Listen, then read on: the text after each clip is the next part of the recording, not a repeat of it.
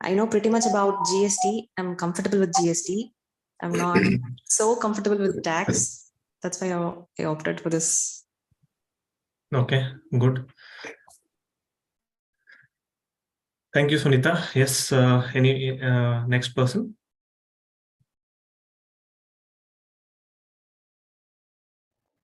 Good morning, sir. I'm Bhargavi. I'm from Chennai. I'm also kind of comfortable with the GST part, but not very comfortable with the direct tax part. And I know some part of customs, but not very thorough with it. Okay. Fine. Thank you, Bhargavi. And next person.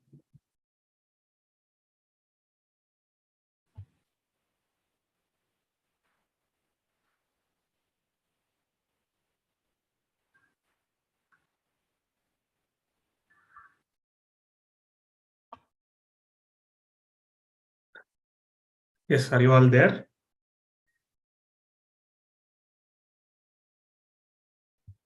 Hello. Yeah. Sir, my name is Ashwati. Yes. So I enrolled for the video lectures as well. Okay. So I was actually watching that also on day-by-day basis. So especially the video you are taking for the direct tax, no, that is actually very helpful. Okay. All that I've been watching. So that is why I also thought of enrolling for this, because the concepts are very clearly understood, and the main highlight is that the videos are taken in English. So that is one of the great advantage. So wherever we see right now, only in Hindi it's available. So which is very difficult, especially for conceptual understanding. It's very difficult, sir. But then when I watch your videos at the last speed, I'm able to understand it.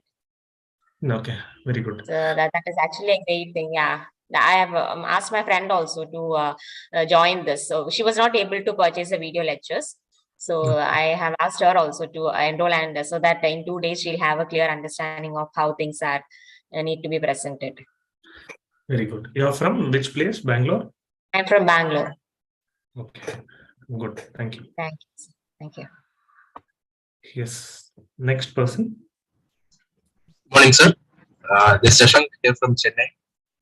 Yes, Shashank. Welcome. Yeah. So my level of understanding in GST is somewhat moderate. So yeah, I want to level up my preparations. That's why. What about income tax, international taxation? Sorry, sir. What about international taxation and income tax? Yeah, income tax. I'm actually yet to read it. So yeah, I want to look at your lectures and I have to start it. That's a level. Okay. You're from Bangalore again. Chennai, sir. Chennai. Okay. Thank you. Thank you, Shashank. Thank you. Next person. Good morning, sir. This is Malarli from Dindigal. Okay. My level of understanding is only at executive level. Okay. To get the overview of a subject, I have joined your session. After this, only I have to start studying for advanced level. Okay. That's it. So, what you have not even studied once? That is what is the understanding? Yes, sir. My attempt is only at June, sir. So to get an overview, I have joined the sessions. Okay. Fine. Next person.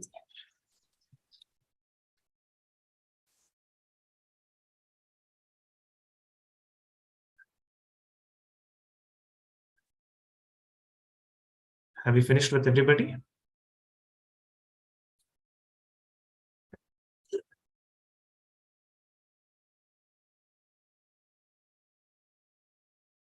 Yes, okay, let me go through the participants list. We have finished Sunita.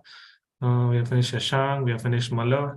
We have not heard Vanita, Alia, and we have finished. We have finished Ashwati, Bhargavi. We have not heard. So there are 3 more people. Once we finish, we'll quickly start on. Quickly, we have 2 to 3 more minutes before we start off. Good morning, sir. Yes. Good morning, sir. Good morning, everyone. I want to clear this December attempt, so please guide us, and I wish we could start the class at the earliest.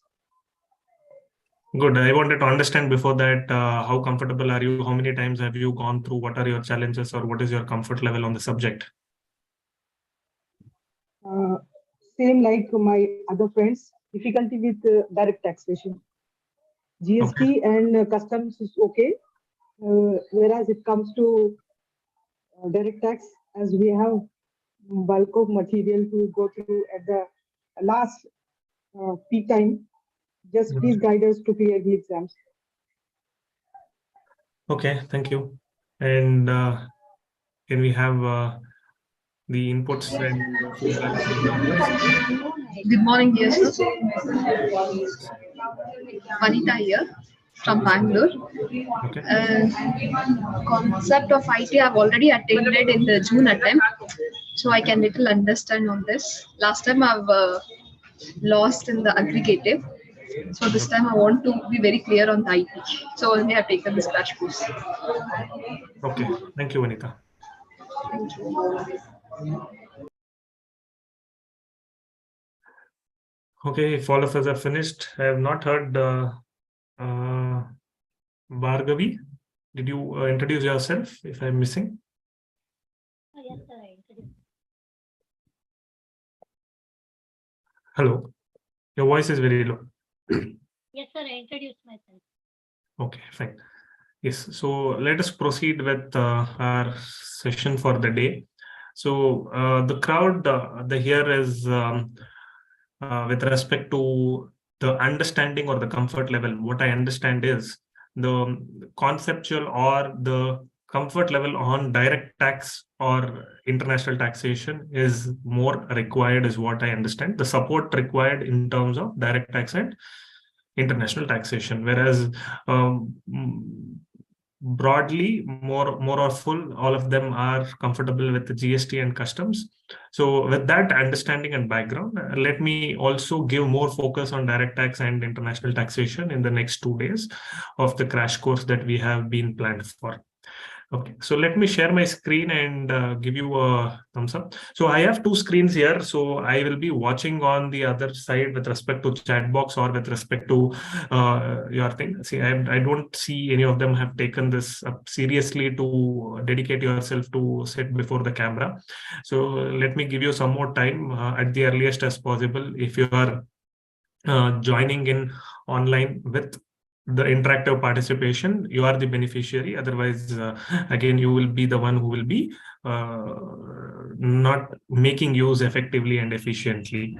Okay, so for better participation and for better attention, see, it is for your attention. When your camera is on, so you will feel that, okay, somebody is seeing me and I can also see your emotions, or you can see your reactions as to say whether you're able to understand, or if you're not able to understand, I would be able to make more sense to it or more an explanation to it. So that is the more advantage. If it is a face-to-face class, all of you will be sitting in front of me and I would be able to see your reactions and apprehensions about the subject and the understanding. So with that intention is what I always suggest, that people join on video so that it gives a comfort level for yourself and a comfort level for the person who is teaching on the other side. So good that I appreciate the efforts taken by Sunita and Bhargavi. I would also welcome others also to take the effort to make yourself comfortable at the earliest and keep yourself participative and interactive so that it will be more helpful for yourself. Thank you, Shashank. And I would also take your time. I'm not asking you to immediately go online, as and when you're comfortable, as and when you are available, making yourself comfortable. I know suddenly if you have not seen my message and you will not be prepared for switching on the videos. So I would leave it to you for next half an hour or so, and accordingly set up your background and sit in a place where you're calm and not disturbing and there is no disturbance. And accordingly, you can switch on your video, and that gives the undivided attention that you are talking to somebody and you are sitting in front of somebody, so that will help you to focus and understand in more faster way. Okay, yes, so let me start sharing my screen. I think we have all the 8 participants now, and we have all the participants now. I think Abhishek joined now. Can we have a quick introduction of you, Abhishek? and the comfort level of yourself about the paper, direct tax, customs, and indirect tax. Hello. Yes, Abhishek. Yeah. Sir, good morning, sir. Yeah. Yeah. Sir, I'm currently pursuing my training in my office. Okay. Yeah, and I'm familiar with GST part, sir, but I'm little stuck with this direct taxation, especially with international taxation and MAT credit and all. I'm little stuck with that part. Okay. I'm okay with GST because I do GST filing in my office. So I'm at 30 marks. I'm Very good. Abhishek, you're from which place?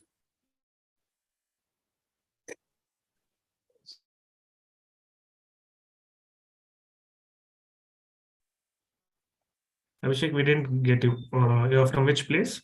Not able to hear you. Sir, Bangalore. Okay, thank you, Abhishek. So I had dedicated 15 minutes for the introduction, and here we have completed all the introductions within 15 minutes. And let me start with the sharing of the screen with respect to the concept that we are going to cover today.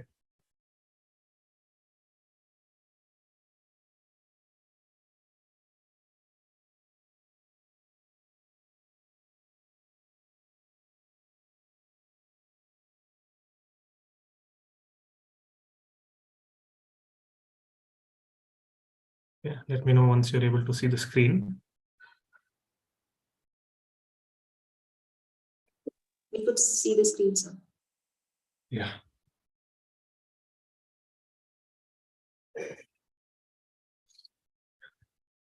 Okay, so let me quickly run through with the introduction for what we are going to cover and how are we going to see it for the next 2 days. And let's have an overview and coverage.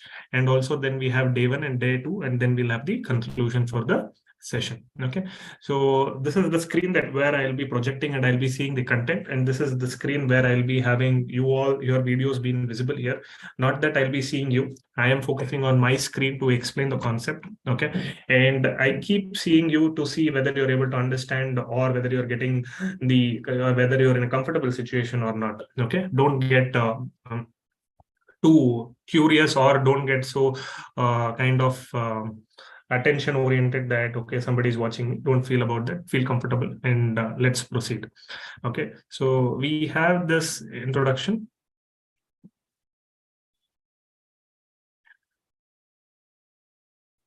So what is about the crash course? We have both practical and theory. So it will be completely the exam-oriented approach, like what type of questions are being asked in the recent past examination and what should be the approach of a student to write the answer. Basically, we are more confident in writing on a concept which we are having control. Okay, either practical or theory. There is nothing called if it is theory I can write or if it is practical I can write. There are a set of people who feel that I'm very strong at practical. Any problem solving question is given, I'm more confident in number game and I will be able to solve. And some set of people feel that in case of theory, I can write literature or I can write the conceptual understanding. I can explain everything theoretically, but I might not be comfortable in solving the practical. Let me give you the precise reason behind the mind feeling about not comfortable or not possible. Okay, so here let me give you a small example. If I have to ask you to say multiples of 2 or multiples of 4 or multiples of 7. If I ask you to tell 7 multiples, 7 multiplied by 1, 7 multiplied by 2, 7 multiplied by 3, 7 multiplied by 7, will you be able to tell it easily or not? at any given point in time. That is because the rigorous training or the rigorous reinforcement that has happened in our brain is much more, and we will be able to, the revision or the conceptual embeddedness that has happened in the brain is very concrete and very confident. And the term confident means that the more confident that I am will make me to be comfortable and either practical or theory. Now, if I ask you a theory question, how the 7 multiple answers are derived, you can write it in theoretical aspect also. Or if I give you a problem telling that there are 49 apples here, and if there are 4 people here, how many apples you need, or if I give you a solution or a problem oriented thing, each of them should get around 4 apples. If there are 7 people here, how many apples are required? So you will be able to easily multiply 7 multiplied by 4, there are 28 apples required, isn't it? So this is application of the knowledge, and the theoretical is simply way of writing the table 7, 1, 7, 2, 7, 3, 7, 4. You'll be writing multiplied by so and so, it will be 7, 14, 21, 28, isn't it? So the confidence that we carry with us, okay, our presentation will become more effective and our answers will be more correct. So with that aspect, I say practical and theory both are important. So let us try to understand each of the answer. So feel yourself which concept is being discussed in a particular question and what concept is required. Whether you are already aware of this concept, then it will be a revision for you. And if it is a new concept altogether for you, then you need to redo your fundamentals on that particular concept. So I'll give you some do's and don'ts. So when we go to the do's and don'ts slide, you will be able to capture all of that.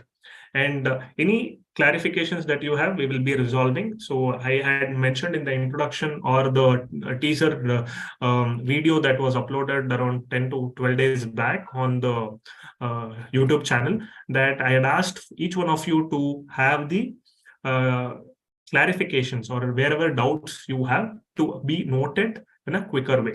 Similarly, if you have noted that, please try to locate that particular problem if it is being covered during the class or not. Or if it is getting covered, well and good. If it is not getting covered, and if there's anything specific more than that we have already seen in the class, by the end of the day, I will give you a specific time and you might text or talk out the queries, and accordingly we will be able to discuss on that.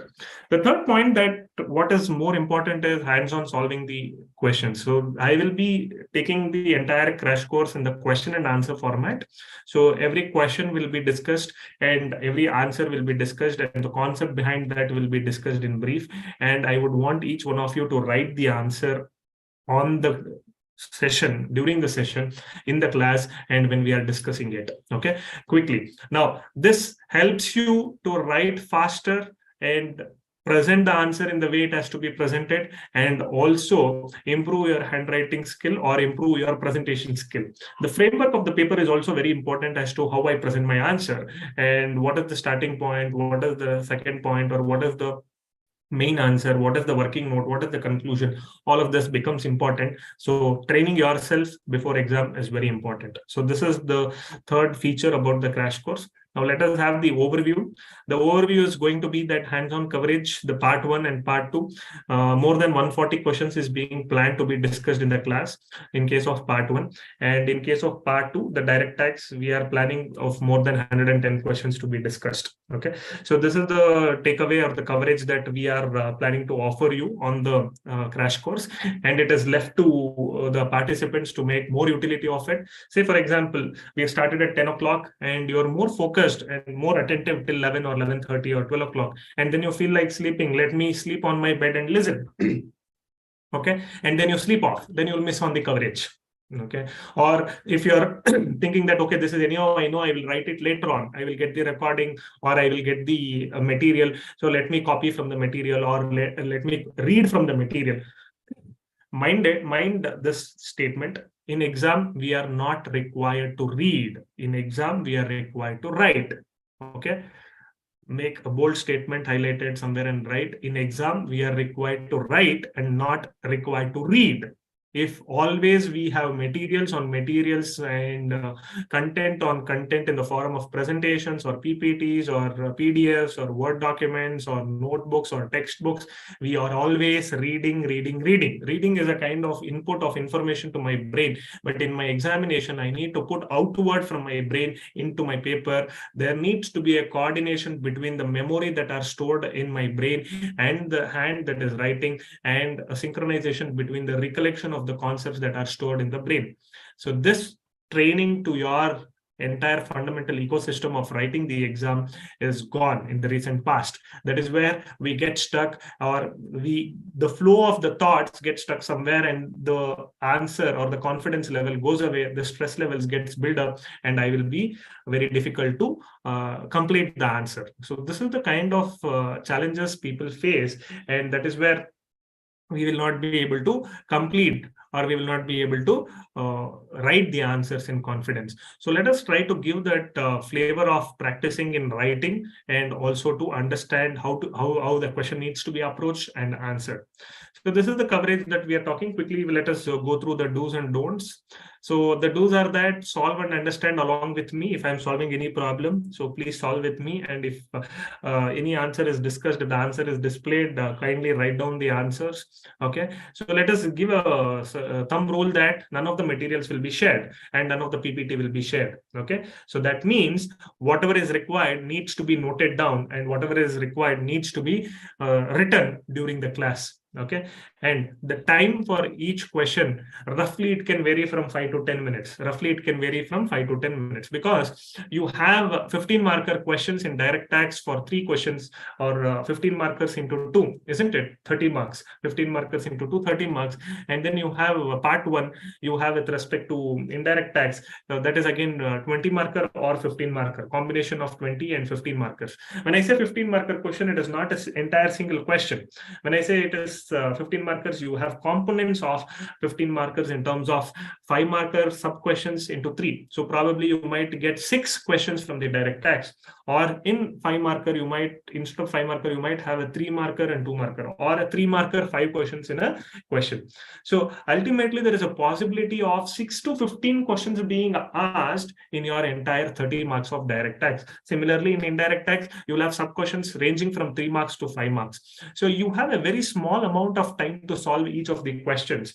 So ideally your 15 mark question should get completed roughly in terms of, probably you need to take 1.5 minutes per question, probably in 20 minutes. So roughly, if I say 15 marker questions, you should be able to complete in 20 to 22 minutes. That is when you will be able to complete the entire question paper. So this is the timing that is required to be performed in your real-time examination. When I say in a real-time examination, you need to perform 20 marks, 20 minutes for 15 marks. That means if there are 6 questions, then you get only 3 minutes for each sub question. So for sub question, 3 minutes, it might be theoretical or a small problem solving question. And accordingly, you need to be very precise, clear, faster, and effective in giving your answers for that 3 marks in 3 minutes. Okay, 3 minutes for each sub question. So roughly you should keep 1.5 minutes for 1 mark. Okay, 1.5 minutes for 1 mark. That means what happens for entire 100 mark question, I am 1.5 minutes means 150 minutes. What is the duration of the exam? You have 3 hours. So 3 hours is equivalent to 180 minutes. So if you are completing 1 mark in 1.5 minutes, then you have utilized 150 minutes, balance left another 30 minutes. So this 30 minutes will be there for your buffer to read the questions, or to revisit the calculations, or re-verify the workings, or to present your paper in a better way, or to write an additional question. This 30 minutes can be bifurcated. Say 10 minutes in the beginning for reading the question paper, and the 20 minutes that will be as a buffer for you to revisit the answers that you've already presented. Do you want to make any corrections, or do you want to make any presentation better? All of that can be made in that 20 minutes. Okay. Most of us will feel that I need to write 6 questions. So 6 questions means half an hour per question. Then I will be able to complete all the 6 questions. Don't keep this half an hour concept for each question. It will never work in the examination, because the mind mind will not work immediately as and when it is required. That is 30 minutes, initial 15-20 minutes, I will be lenient on my mind and I would have completed only 20% of that question. The balance 80% cannot be completed in the next 10 minutes, and then builds up the pressure, and then you forget the content that you've already read or written and practiced. So don't get your mind pushed into that situation or circumstance. So spread out evenly and write. Okay, so for that we'll be practicing today. Write and practice the questions and answers during the class.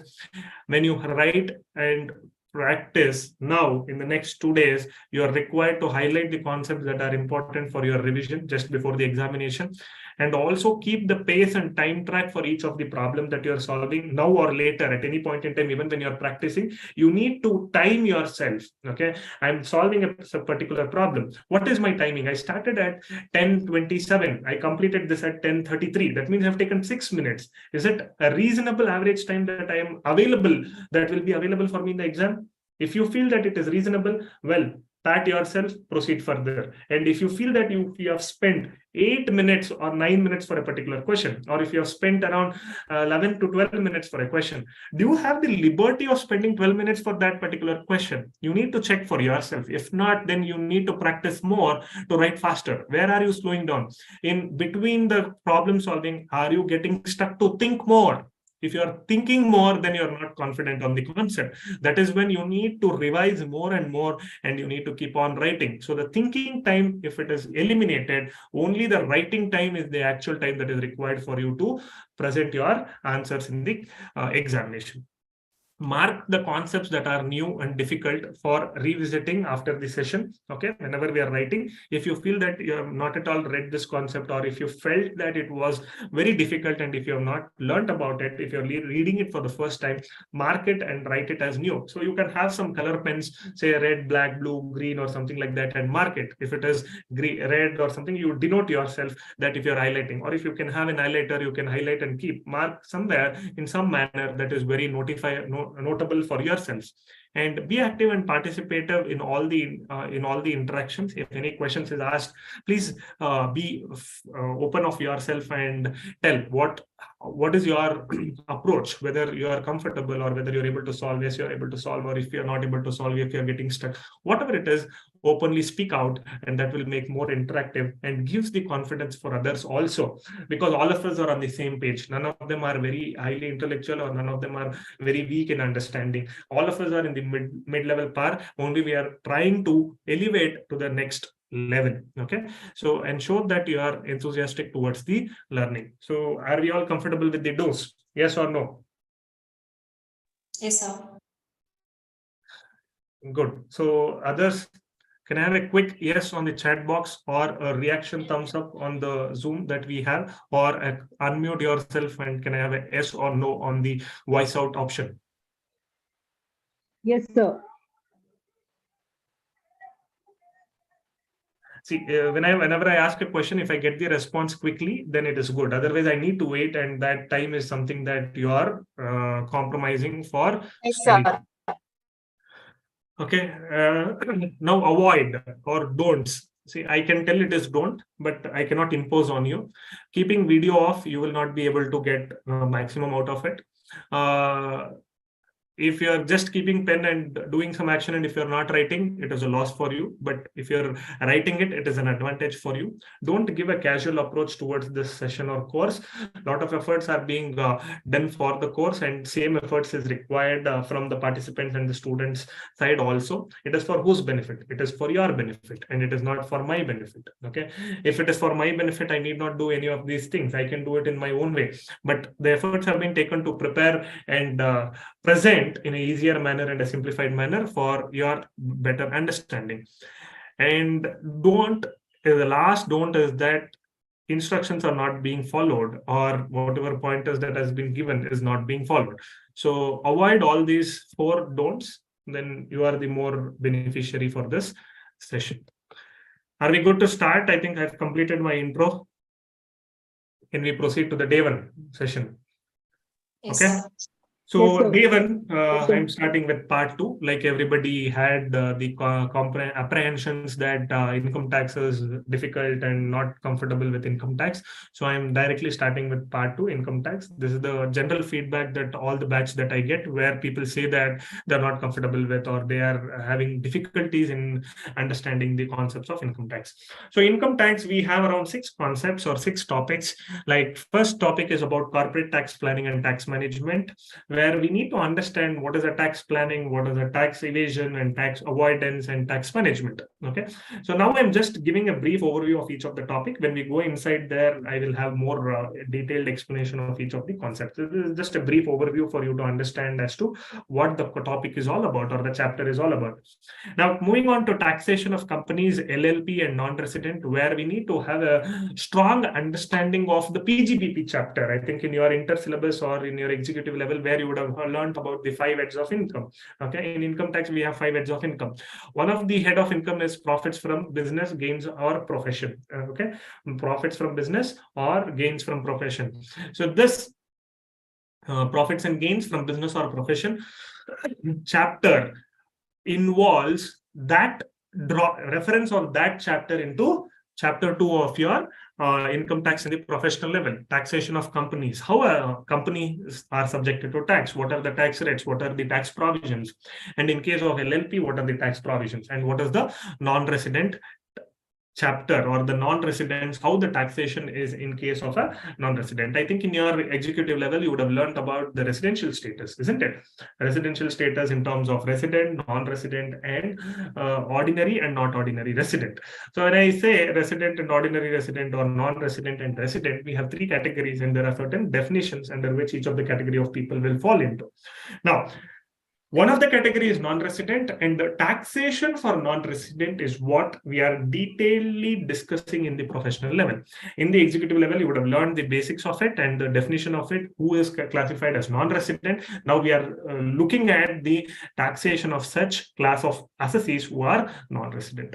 The topic 3 is all about the general anti-avoidance rules, GAR, where we'll be discussing about the rationale behind introducing such general anti-avoidance rules, and what are the provisions and how are the implications once the rules are implied or rules are tested for. Once it is tested for and once it is applicable, what is it going to be for an assessee, and how are the implications is what we are going to read. And when it comes to basics of international taxation, I think we have 2 subtopics under that. One is called as transfer pricing, and then we have the place of effective management principles. So these 2 things we'll be detailedly discussing. In case of transfer pricing, we'll be learning about what are the types of arriving at arm's length price. There are 2 concepts. One is called associated enterprise, and the other thing is called as arm's length price. So associated enterprise definition is very important from this chapter, and arm's length price definition is important. And the methods to find out the arm's length price, there are 5 methods to find out the arm's length price, and that we'll be discussing, and that is what is more focused importance area in internet transfer pricing. Then comes place of effective management. Very simple chapter, very simple concept. Once you know what is place of effective management, and there are certain FAQs and certain guidelines given, once you know that guidelines and FAQ, you'll be more comfortable. Any question asked from that chapter will be very easy for anyone to answer.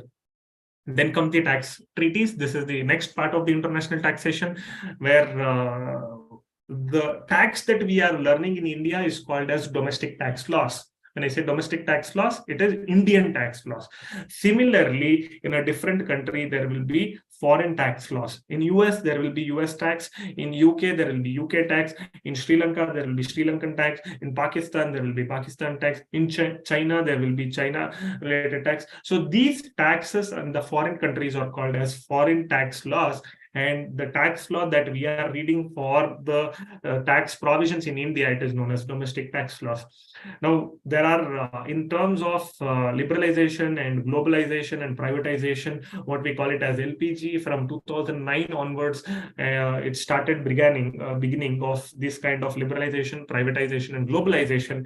In this aspect, in the background, there's a lot of cross-country transactions being happening. So now you understand what is cross-country transactions. The cross-country transactions meaning to say that a person sitting in India can sell to a person sitting in UK, America, Europe, Australia, isn't it? So there is a lot of cross-country transactions happening. If I want any raw material to process a certain manufactured goods, I can import from a different country. I can import machinery from different countries. Now, Japan and Germany are very largely dominant and very strong in technology. When I say very strong in technology, then they will be able to innovate things in terms of aerospace, in terms of research, science, space, all of that. They are very well forward. And in case of innovation, in terms of technology, in terms of equipments and machineries, Japan and Germany leading. So we want to import such machineries for my manufacturing in India. Now, India is being focused on Make in India concept. A lot of manufacturing companies are being coming to India. All having said that, they need machineries to manufacture that, isn't it? So they might purchase, they might take the support from different countries. So there's purchase transactions happening, and once the purchases are made, it is manufactured or it is used, and then there is selling transaction happening, which is known as export of the service or export of the goods. So a lot of cross-country transactions are being performed in the context of increase in cross-country transactions. There began the challenge of what is the taxing element, or how a country should look forward to tax a particular transaction. Now, if a transaction is between US and India, should the transaction be taxed in US or should the transaction be taxed in India? Now, this confusion of where the taxation should form part of, or either in US or in India, then they decided to have a treaty between US and India that is called as US-India Tax Treaty. When I say US-India Tax Treaty, this tax treaty will enable to define the different types of income that can come in between these two countries, and the taxing rights on each of the income in different scenarios is defined in the tax treaties. If it is a capital gain income, and if the source is lying in US, then US has the right to tax it. So they have ifs and conditions. Once this framework falls in a particular condition, there is a clear guideline as to which country is getting the right to tax, or which country has the taxing rights. So based on this, the tax treaties got evolved, and then we need to understand what are these tax treaties, which we'll be dealing in this concept. Then the last chapter that we have in direct tax is income tax implications on specified transactions.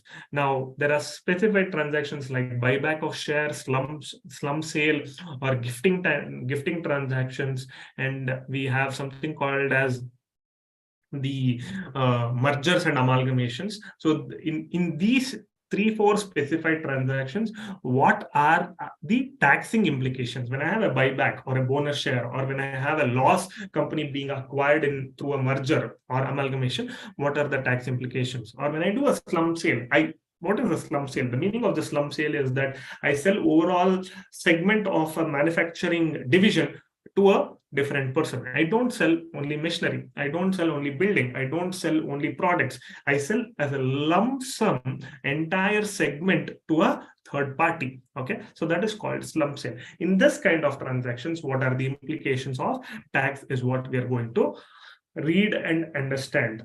Okay, so these are the 6 concepts or the 6 topics broadly divided into the income tax. 30 marks is getting divided into these 6 concepts.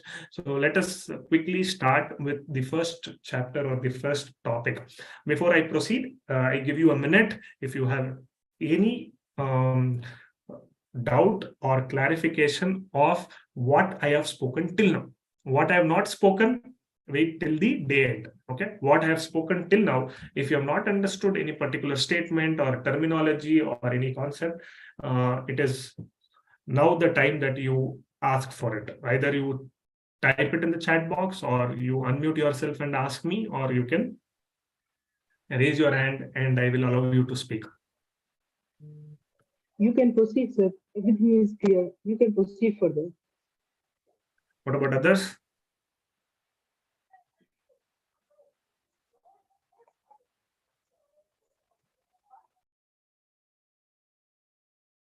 Okay, so let me go to the next.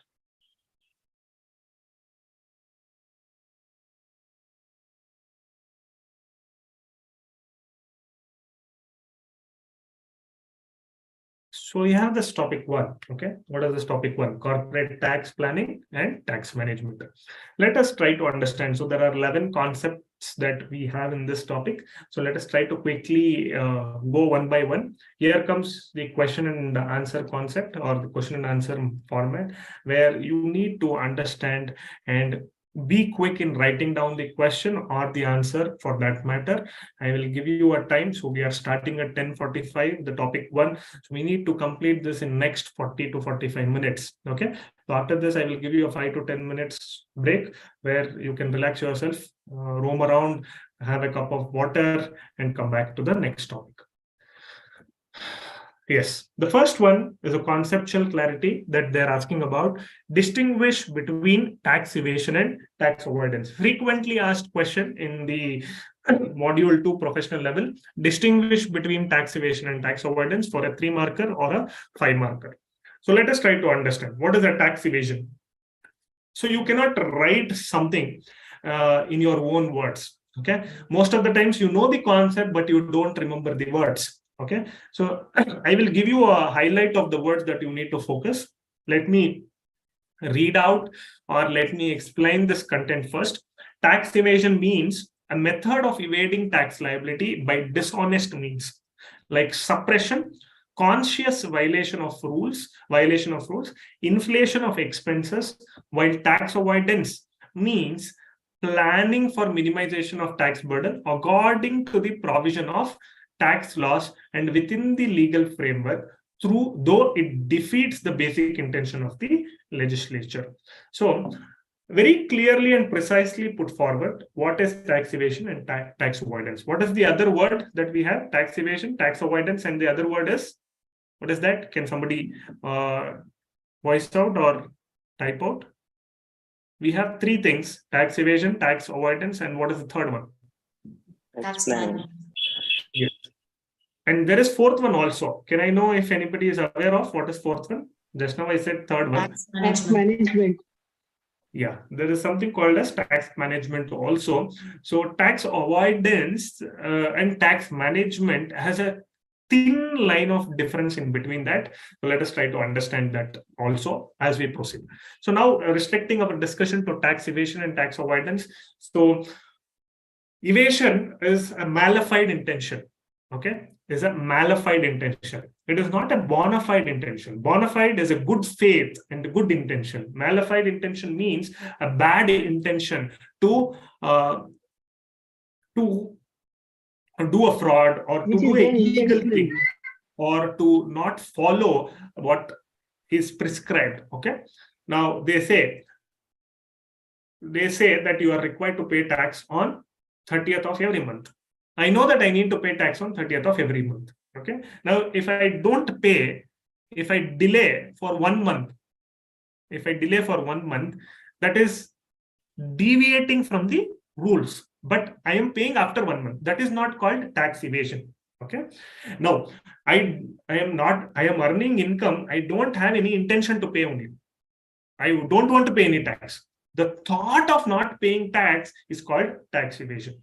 I don't have money today. I need to pay every month 30th, but for 5 to 6 months, I did not have cash, so I did not pay. But all intentions are very good that I want to pay off as and when I have the cash. That is not called tax evasion, because the intention here is to pay, but the resources are not available to pay. So I am postponing my compliance. The postponement of compliance is not called tax evasion. It is the intention of not at all complying is called as tax evasion. So the intention here that we talk is malified intention, which means that dishonest means like suppression or not at all paying or conscious violation of rules. I know that I need to pay every year tax. I'm not at all paying. That is called conscious violation of rules. Okay. There's something called ignorance of law. I didn't know that there exists a tax law. I need to pay tax. That is called ignorance. Now, there is one more concept that we say, ignorance is not an excuse for going away from the law. Okay, I cannot claim ignorance for not complying with the law. Tomorrow somebody comes to my home and say that you have been taking salary of 1 lakh every month, but you're not paying the tax. Okay, I cannot claim ignorance. I cannot tell that I did not know that there was tax that I need to pay. So this is called ignorance. Ignorance cannot be an excuse for law, and all these things will become a violation of rules and can fit into tax evasion. Here, I did not know, though there was no intention of not paying. Okay, I did not know. I did not know of the reason. Not that I knew and I didn't want to pay. Okay, that also can fit into tax evasion because it is violation of rules. Now there is something called like suppression, inflation of expenses. All of this will come under the category of evasion. Now I've explained in general words. Now you will remember these general words and you will write in general words. Now I want a specific highlighting that you need to concentrate here. Dishonest means malified intention, suppression, conscious violation of rules, inflation of expenses. These are the key words that you will use when you are explaining tax evasion. Okay, kindly note down these things. And tax avoidance means planning for minimization of tax burden according to the provisions of the tax laws. Now, how do you plan or how do you reduce the tax law? Now, there is something called tax provision allowing us to reduce the tax. Okay, and there is something called dual interpretation. Okay, there's something called conflict of interpretation. If I read the sentence, the interpretation is ABC. If you read the sentence, the interpretation is PQR. Okay, now I take the benefit of ABC understanding, you impose the benefit of PQR understanding. So this is called conflict of understanding or conflict of the interpretation. Now, making advantage of this dual understanding possible from the reading is called as tax avoidance. Planning for minimization of tax burden according to the provision of the tax law and within the legal framework, though it defeats the basic intention of the legislature. Legislature means tax authorities intended for PQR understanding, but I understood in a ABC manner. So I am taking the advantage of the drafting error or drafting leniency. I could have given more clarity that PQR is the intended understanding, but I have derived the understanding since there is no guided understanding that it means to say as PQR. Now I have derived the understanding based on my reading as ABC, and I have utilized or I've taken the advantage of interpretation to my benefit as ABC. So there becomes the tax avoidance. Okay. Now, if legislature also gives PQR as an understanding, and assessee also takes PQR as an understanding and utilizes the tax provision as a benefit, then it becomes tax planning within the framework of the law without defeating the intention of the legislature. Then it becomes the tax planning. So if it is defeating the intention of the legislature to avoid the tax burden, then it becomes the tax avoidance. So last concluding remarks, tax evasion generally begins after the liability of tax has arisen, whereas tax avoidance begins before the actual liability of tax has arisen. So tax evasion, when it happens, is already I have the liability. I'm earning salary income of 1 lakh. Okay, there already past. The moment I earn the salary of 1 lakh, there is a liability. I have to pay an X amount to government. Say 20,000 I need to pay every 1 lakh that I earn. But I did not pay. I've already earned the income and there is a liability to pay, but I have not paid. So it is a tax evasion. Whereas tax avoidance begins before the actual liability of tax has arisen. Now, what I say now, before the tax liability, that means before earning the salary, I say my employer pay 50,000 to me and pay 50,000 to my wife's account. So I am avoiding the tax by taking only 50,000 into my account. So liability has not arisen. Before that only I am doing the avoidance. I'm avoiding the payment of tax. So this is called before the tax liability has arisen. Tax evasion involves use of unfair means, while tax avoidance takes into account various lacunas of law. Like I said, taking the advantage of the drafting statement or drafting or interpretation. So this is the difference between tax evasion and tax avoidance. Now, if you see, if this is asked for 3 points, now 3 points are there being answered in 3 different pointers and 3 different information is being answered. Is that clear and helpful to understand? If there's nothing much, then we'll go to the next concept. Yes, sir. And then we have concept 2, distinguish between tax planning and tax evasion.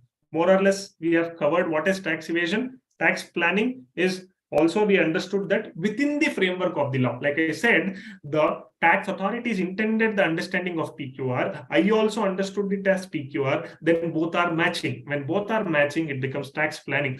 If tax authorities intended for PQR understanding, and if I understand it as ABC, then it is called as tax avoidance.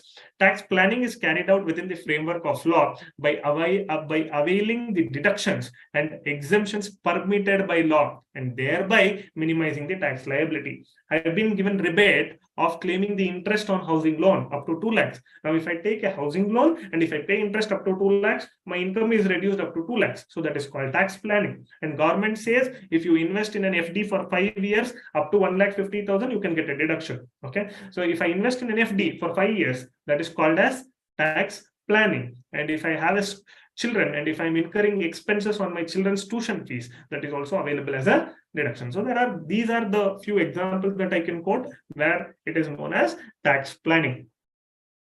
Tax planning is an arrangement by which full advantage is taken of the concessions and benefits conferred by the statute. That means anybody is not able to see the full screen? It is clear, sir. We can see, sir.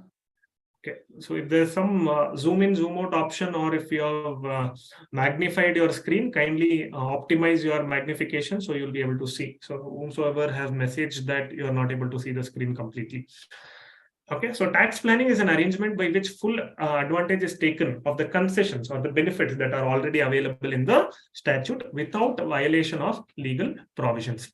Tax evasion, on the other hand, is an attempt to reduce tax liability by dubious or artificial methods or downright fraud. See, these are the other words, dubious or artificial methods.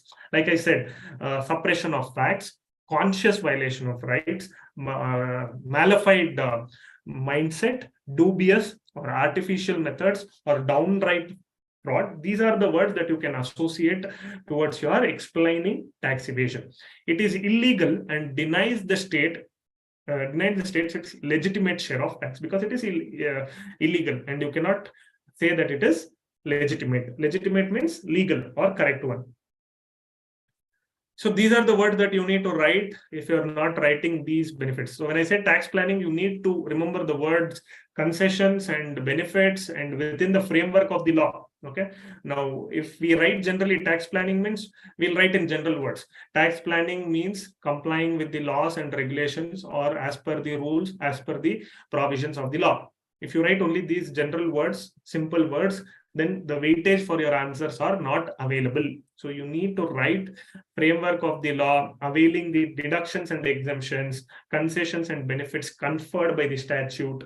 All these things will become key terms for you to focus. Okay, I'll leave it for 15 more seconds. If you want to note down or make note of these things, then I'll proceed to the next concept.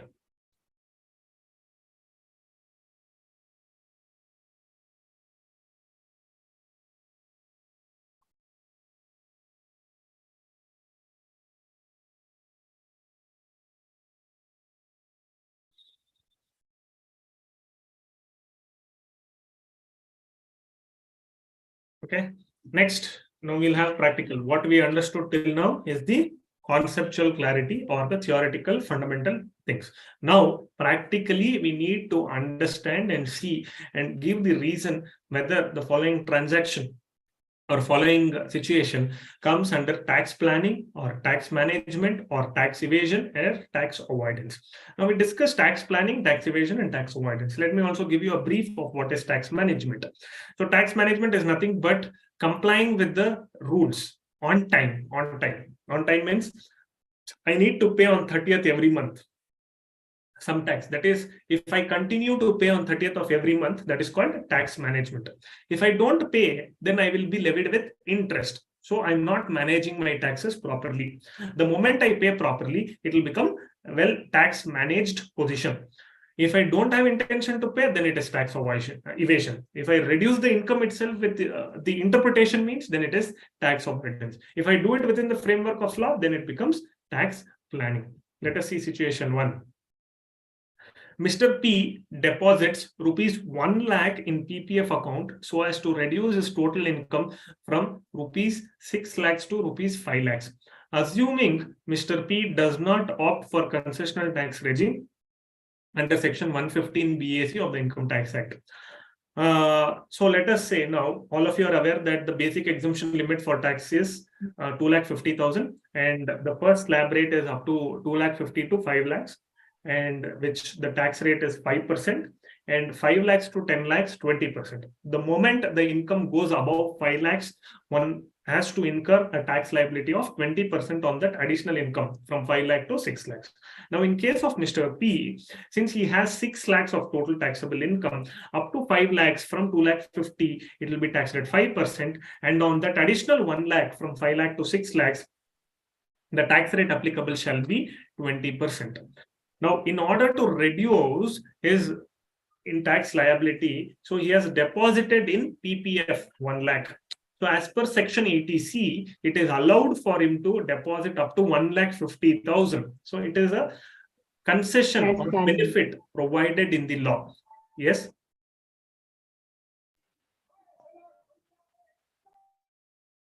You have anything to say? Good. This so is the tax planning. Yeah, the concession or the benefit provided in the law. Okay, so he is utilizing that framework of law and he is reducing his tax liability, or because he is reducing his total income from 6 lakhs to 5 lakhs. Now, what is the significance of this last line? Assuming Mr. P does not opt for concessional tax regime. What does it mean? It means to say that in a couple of years back, we got an additional new tax regime concept, old tax regime and new tax regime, where in old tax regime, I am eligible for deductions and exemptions and all the benefits, and I can go ahead. And I can pay the tax rates prescribed in the old regime. Well, section 115 BAC prescribes the new tax regime, wherein I am not entitled for any exemptions, benefits, or deductions, but I am allowed to pay tax at a reduced rate as compared to old tax regime. If my old tax regime says 5%, 20%, and 30%, my new tax regime says 5%, 7.5%, 10%, 12.5%. 15%, 20%. So I have different reduced tax rate, 5, 10, 15, 20, 25, and 30. Okay. So I have a different reduced tax rate slabs. So they are giving clarity that he is not opting for that new tax regime so that he is eligible for claiming the deduction of 1 lakh. Now, what is the answer here? Let us quickly jump into answer. The investment of rupees 1 lakh in PPF account so as to reduce his total income from rupees 6 lakhs to rupees 5 lakh is considered as tax planning, because the same is carried out. Now, we will write till here only. When we write in exam, we write only till here. The investment of rupees 1 lakh in PPF account is to reduce, is considered as tax planning. We don't give the reason. The reasoning is important at professional level. We need to write because the same is carried out within the framework of law by availing the deductions permitted by the law and thereby minimizing the tax liability. Now, there are two keywords, framework of law and deductions permitted by law. Now, these are the things that you need to give and write in your exams to emphasize your answers. Okay, quickly, if you want to write down this, you can write down so that I can proceed further. Quickly, I'll give you exactly 1 minute, not more than that.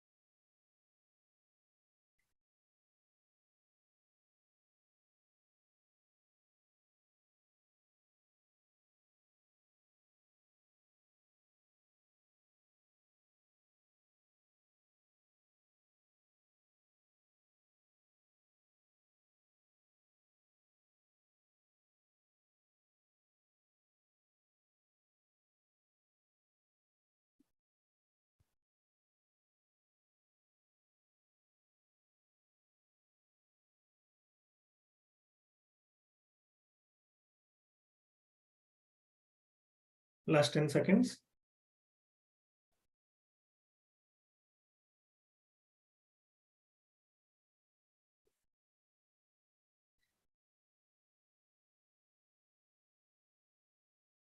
So we'll see the next transaction or the next situation. To reduce the tax payable, Mr. Kunal Sharma, a resident individual, paid rupees 55,000 as life insurance premium on the policy of his minor son.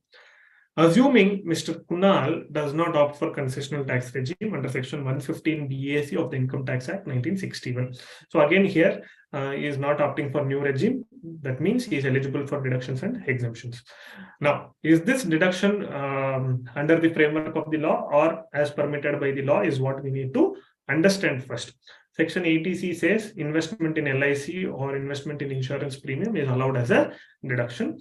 Provided there are certain conditions, assuming that all of these conditions are met. Now, assuming that it is within the framework of the law, what is your conclusion? And I want you to write the answer quickly.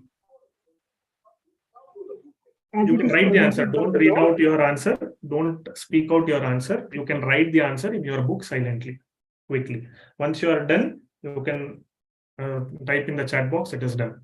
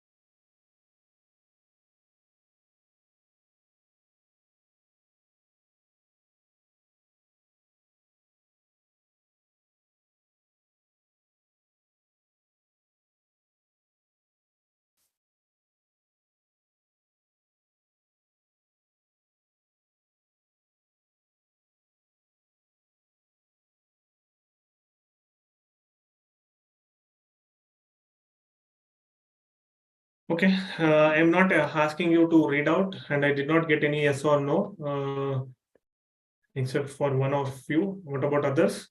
Done, sir.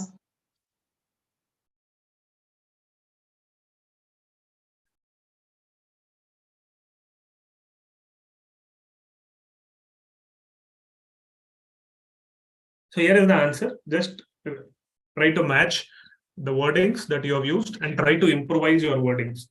Premium paid on life insurance policy of minor son is allowed as deduction under section 80C of the Income Tax Act 1961. Most of the times, if you don't know this section, then you will not be able to write this section. Okay, so you need to keep on revising. And now you know that life insurance is allowed under 80C, PPF is allowed under 80C. Now, two things you have already learned. You will not forget this, even if it is asked in the exam.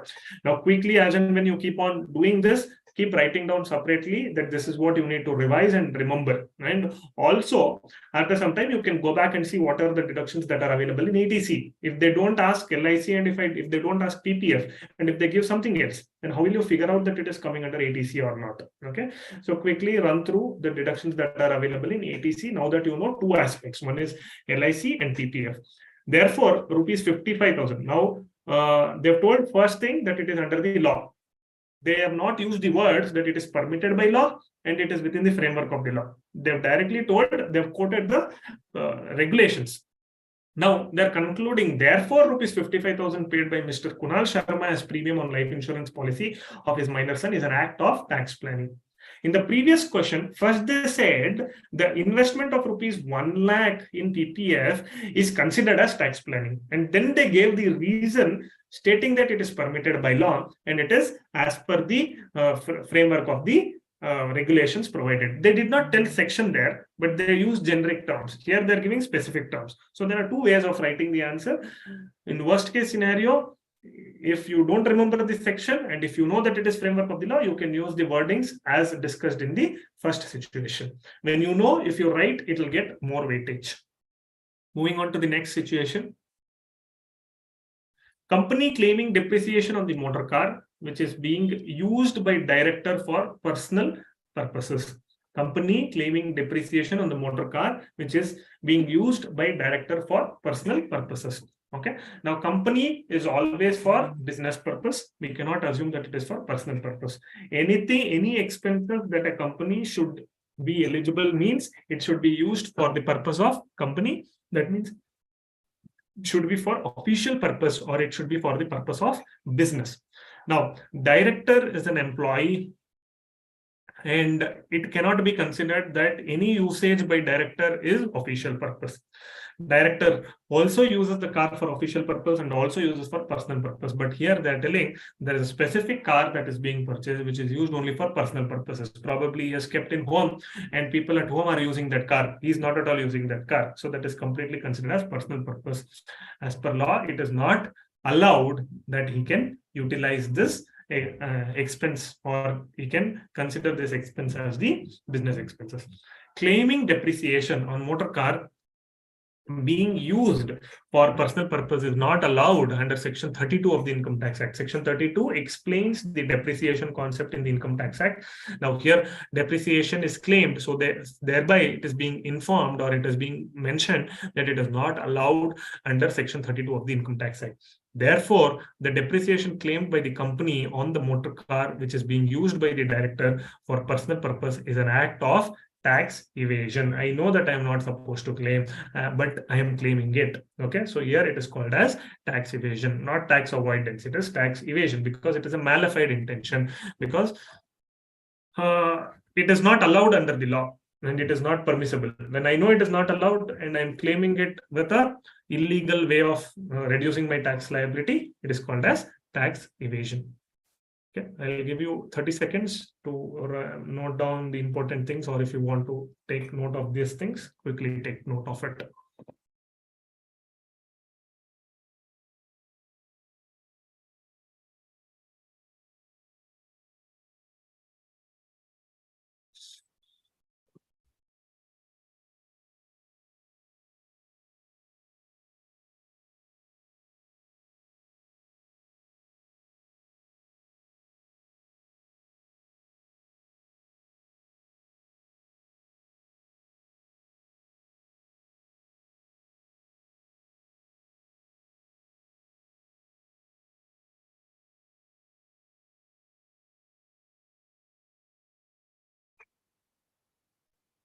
Okay, moving further.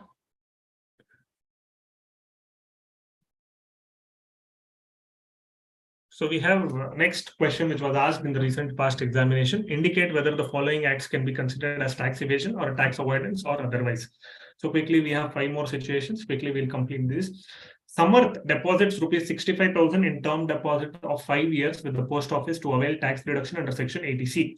Assuming Mr. Samarth does not opt for concessional tax regime under Section 115 PSC of the Income Tax Act 1961. What was the question? The question was tax evasion or tax avoidance or otherwise. Specifically, they've told tax evasion or tax avoidance or otherwise. Or otherwise can be tax planning or tax management. Now, in these kinds of questions, they are focusing you to think or classify yourself either as tax evasion or tax avoidance. If you see all the 5 instances, none of them will be tax evasion or tax avoidance. It will be tax planning or tax management. Now, most of the times we will get confused that we need to classify this only as tax avoidance or tax evasion. Okay, be careful in reading. They've also given or otherwise. Okay, so first one is coming under tax planning because it is allowed under the law that he can deposit for 5 years as a deposit and he is eligible for deduction up to 1,50,000. Now it is within 1,50,000, so he can claim the deduction, and this is called as tax planning. It is neither, see, the answer that we need to start, it is neither a tax avoidance nor tax evasion, because the question asked is classified as tax avoidance or tax evasion. I need to make it very emphasizing, telling that it is not a tax avoidance or a tax evasion. The claiming of deduction from gross total income under Section 80C by depositing rupees 65,000 in term deposit of 5 years with the post office falls under the purview of tax planning. Very precise, very simple, very clear. I need not write paragraphs and paragraphs. I need not spend more time. How much time I will take to write this thing? Though I am getting 3 minutes of time for 3 marks, I will not even take 1 minute to write this entire para. Isn't it? Now you get to know how to save time in your exams. So make maximum use of time by spending less time on thinking and more time on writing specific, precise, and confidently.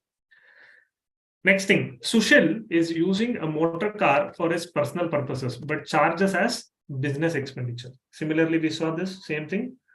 So there we saw a company purchases a car for his director, and director is using for personal purposes. Here, they're not telling whether it is personal or whether it is company or not. But we clearly understand that he's having a business. It can be a proprietorship business, but he's not using for business, but claiming it as a business expenditure. So here it is clearly tax evasion.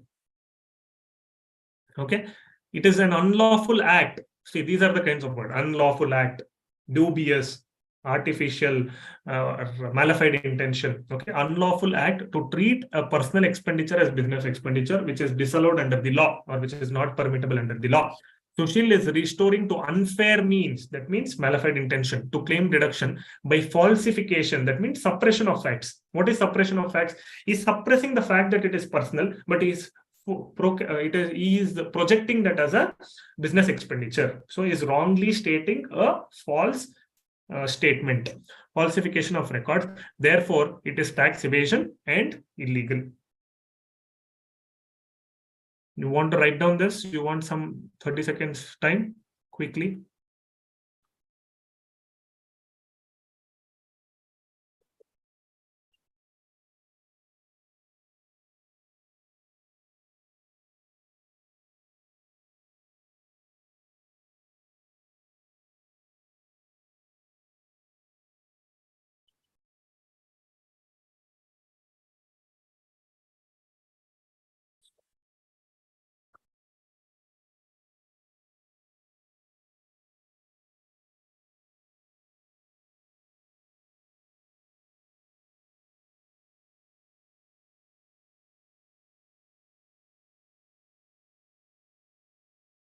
Yes, quickly, let's go to the next situation. PQR Industries Limited installed an air conditioner costing rupees 75,000 at the residence of a director as per the terms of his appointment, but treats it as fitted in quality control section in the factory. This is with the objective to treat it as planned for the purpose of computing depreciation. Can you quickly analyze and write your answer? I'll give you a 1 minute time to write your answer. Then we will see what is the suggested answer.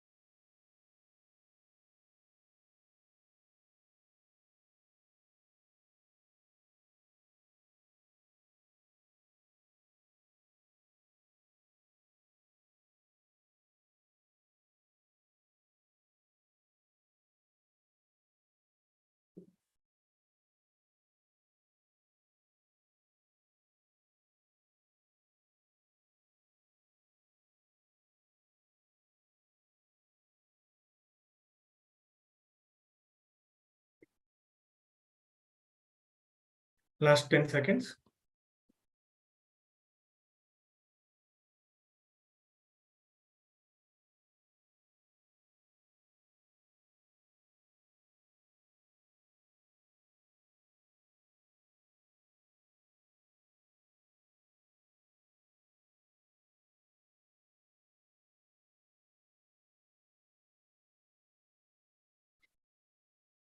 let's see the answer, suggested one. What are the answer?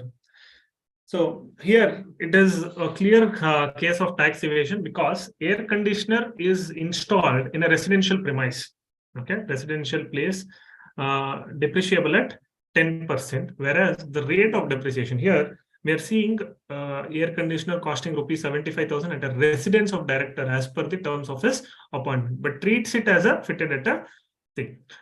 Whereas the rate of depreciation applicable for plant and machinery fitted at quality control section in the factory is 15%. Okay. Now, the tax rate or the depreciation rate is getting differentiated. If it is considered as plant and machinery, then it is 15%. Now, what am I trying to project? I am telling it is installed in a factory. That means it is considered as plant and machinery. Thereby, I am claiming 15% of depreciation. In the real case, it is not actually installed in a factory, but it is installed in the house of a director, that is a residential accommodation. Let us say it is a factory accommodation, or it is, let us say, company guest house. Now, if it is installed in a guest house, it is considered as furniture. And in case of furniture, the depreciation rate is 10%. It cannot be 15%. Now, I am falsifying the fact and claiming a higher depreciation in order to reduce the tax liability. Thereby, it is called as tax evasion. The wrong treatment unjustifiably increases the amount of depreciation and consequently reduces profit unlawfully, which is called as tax evasion. So this is the kind of reasoning that one is required to provide. Quickly take note as a reference point to understand what are the depreciation rates. In case of land, it is 0. If it is a land, depreciation rate is 0. In case of building, it is 10%. In case of furniture and fittings, it is 10%. In case of office equipments, it is 15%. In case of plant and machinery, it is 15%. In case of vehicles, it is 15%. In case of goodwill, it is 25%. In case of intangible assets, it is 25%. All these are income tax rates. Land, I repeat, land 0%, building 10%, office equipments 15%, furniture and fittings 10%, plant and machinery 15%, vehicles 15%, intangibles and goodwill 25%.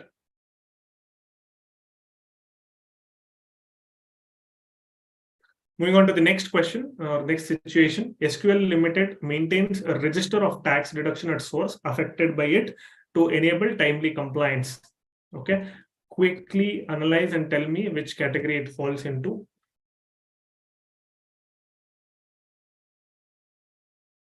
And your reasons thereof. Tax management, I guess. Okay.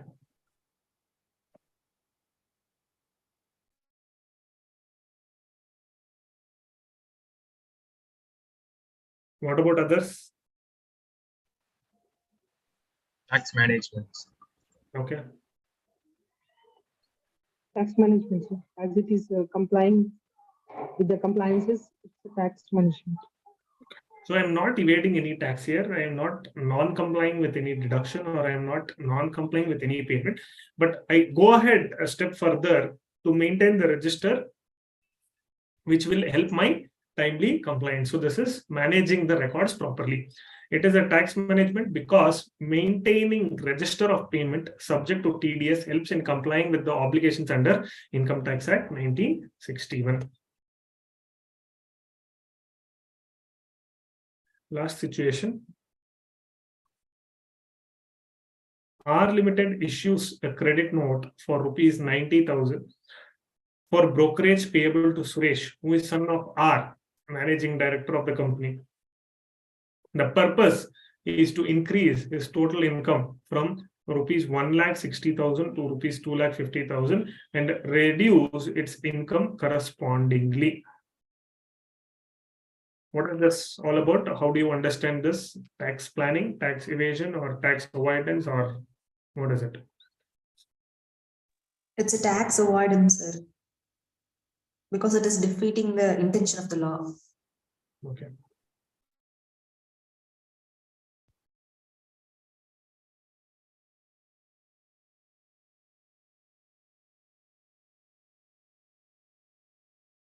Now, whose income is getting reduced? we read the purpose is to increase his total income from rupees 1,60,000 to rupees 2,50,000 and reduce its income correspondingly. That means whose income is getting reduced? Companies. Whose income is getting increased? Arts income is getting increased. Mr. Suresh, that is. Mr. Suresh's income is getting increased, company's income is getting reduced, thereby the tax liability on the company is getting reduced. So let us try to understand. The net effect of transaction is a reduction of tax liability of the company by improper means. The company is liable to tax at the flat rate of 30%, whereas Suresh would not be liable to pay tax since income does not exceed the basic exemption limit of 2,50,000. Thereby, the issue of credit note to reduce the liability of the company amounts to tax evasion. This is the flow of reasoning that needs to be there. All of you can conclude easily that it is tax evasion, unfair means, but the reasoning that they're expecting, if company would have paid tax on that 60,000 or whatever commission, it would have paid 30% tax. But if it is being paid in the hands of the Suresh, it is coming down or it is not at all there. Let us assume if Suresh was having income of 5,60,000, if another 60,000 or another 1,10,000 would have added, it would have taxed at 20%.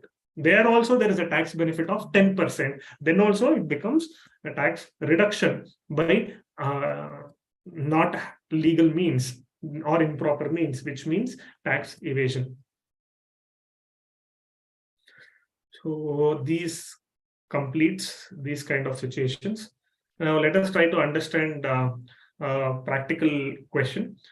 Suresh is employed in Delhi and is drawing rupees 80,000 per month as salary, okay, or 60,000 per month salary. Let me get this question right. Besides, he got 1 month salary as bonus. He is given an option by the employer either to accept HRA or a rent-free accommodation, which is owned by the employer. HRA is payable at rupees 10,000 per month, while the rent-free accommodation in Delhi is rupees 12,000 per month. Advise Suresh whether it would be beneficial for him to avail HRA or rent-free accommodation provided by the employer. Assuming Mr. Suresh has not opted for Section 115 BAC of the Income Tax Act 1961. So here we need to analyze and understand whether it is which option is beneficial. He has been given two options, whether his deduction under HRA is higher or deduction under rent-free accommodation is higher. Whichever is higher, he need to opt for it. Now, for you to do this, you need to know what is the deduction calculation mechanism in terms of rent-free accommodation and deduction mechanism in case of HRA, that is under section 10 subsection 13 for HRA, and as per section 2 and perquisite rules in terms of the RFA, rent-free accommodation. Okay, so let me quickly ask you the question. Yeah.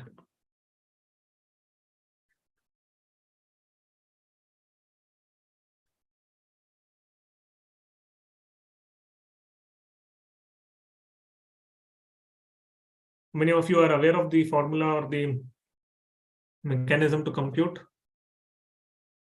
RFA and HRA deduction?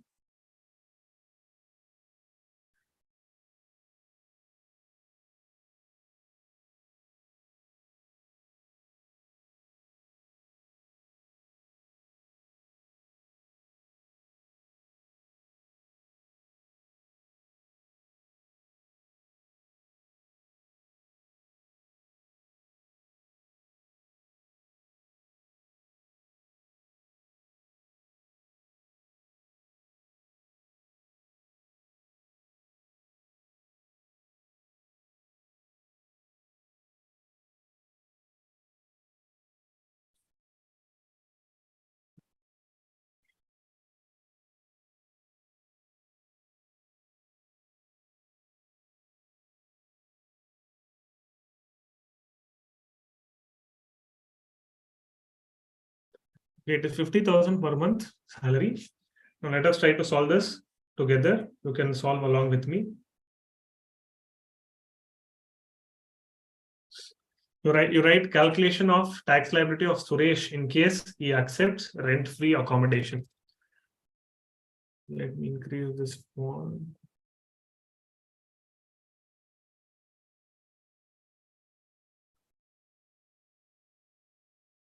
Hope this is visible now.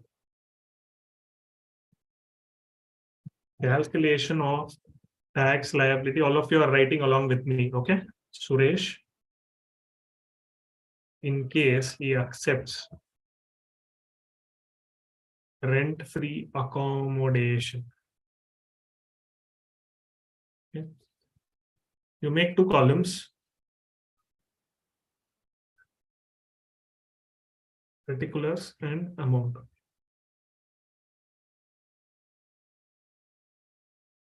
In rupees. Salary, he gets 50,000 into 12 months. Okay, that is 50,000 into 12, 6 lakhs. Bonus, he is getting 1 month salary. As per the reading of the question, he says he gets 1 month salary. That is 50,000. Value of rent-free accommodation, 12,000. Rent-free accommodation. Okay, let us go back to question. Rent-free accommodation in Delhi is rupees 12,000 per month. Okay. So as per the definition, we get 15% of 6 lakhs plus 50,000. Okay, this is the RFA allowed. Okay, that is 6,50,000 into 15%, 97,500. So what are the gross salary? Gross salary is 6 lakhs plus 50,000 plus 97,500 is getting 7,47,500 as gross salary.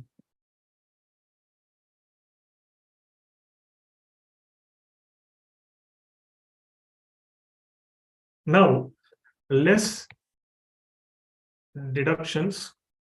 He will get a general deduction of 50,000. Then he has taxable salary or net salary. That will be 6,97,500. Now, tax liability. You are liable to calculate the tax liability.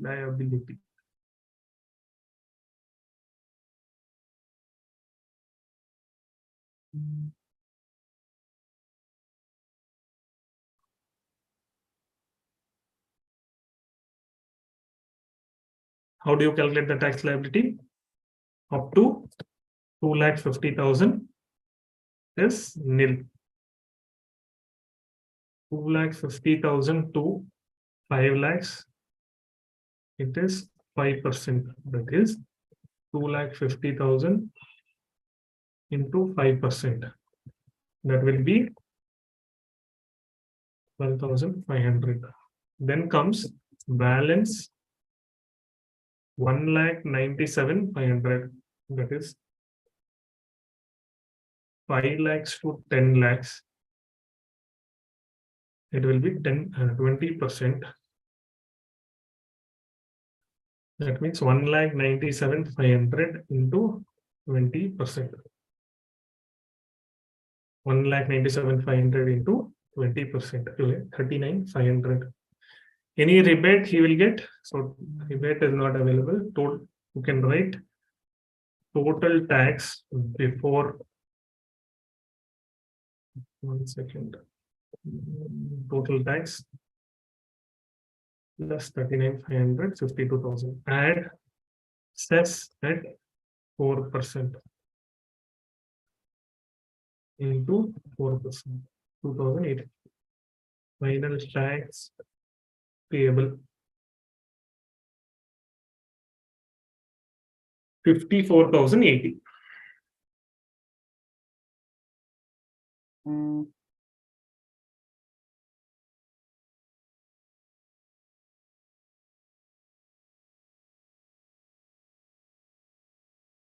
Now, this is in case of where he gets a RFA, in case of rent-free accommodation. If you've understood this, we'll calculate tax liability if he accepts HRA. Accepts HRA. Same thing again, particular amount, salary, bonus, gross salary, deductions, tax liability, everything will change the particulars. How will we get? We will not get value of rent-free accommodation. 6 lakhs you will get, 50,000 you will get. We need to do a different computation here. We need to check what is taxable HRA instead of taxable requisite. Taxable HRA. There we included value of rent-free accommodation. Here we need to include HRA. Now here, let me give you a working note. Working note. What is working note? I need to derive what is taxable. Working note. Actual HRA received, rent paid minus 10% of salary. Okay, what is actual HRA? Actual HRA will be usually the 40% of or 50% of the salary. Now, where is this location? It is in Delhi. If it is Delhi, Kolkata, Mumbai, Chennai, it will be 50%. So I'll tell actual rent received. What is actual HRA? HRA payable is 10,000 per month. Okay, actual HRA received is 10,000 into 12. 10,000 into 12, 1,20,000. What is rent paid? 12,000 into actual rent paid is 12,000 into 12, 1,44,000. Rent paid minus 10% of salary. What is salary? 6,50,000. Correct. 6,50,000 is my salary. Rent paid minus 10% of salary. Rent paid. So let me do rent paid is 1,44,000. 10% of salary is 6,50,000 into 10%, that is 65,000. So rent paid 1,44,000 minus 65,000 is 79,000. So least of the following is my exemption. Least of the three is exempt under section 10 subsection 13. That is minimum of these three, 79,000. So taxable HRA is equal to actual HRA minus exempt HRA. What is my actual HRA? 1,20,000. What is my exempt HRA? 79,000.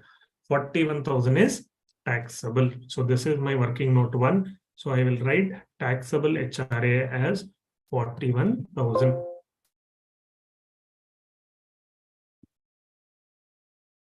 Equal to 41,000. When I write 41,000, it becomes 6,91,000. All of this will become same. Now here I will write only 1,41,000 because the additional income is not 1,97,000, 1,41,000.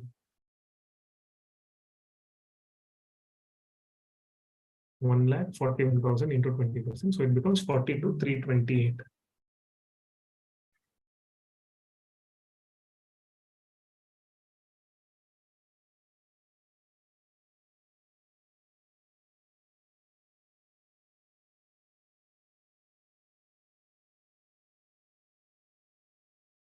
Okay, so which option is beneficial? Tax payable if he accepts, rent-free accommodation is 54,000. If he accepts HRA, it is 42,328. HRA is more. So thus option 2 of accepting HRA is better. Extra tax paid by Suresh if rent-free accommodation is opted is 11,750. Thus option 2 of accepting HRA is better. I'll put this on screen for a minute. You can quickly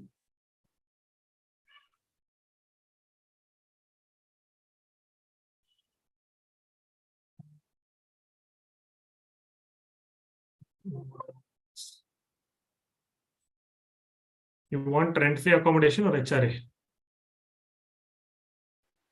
HRA, sir. HRA, sir. Okay.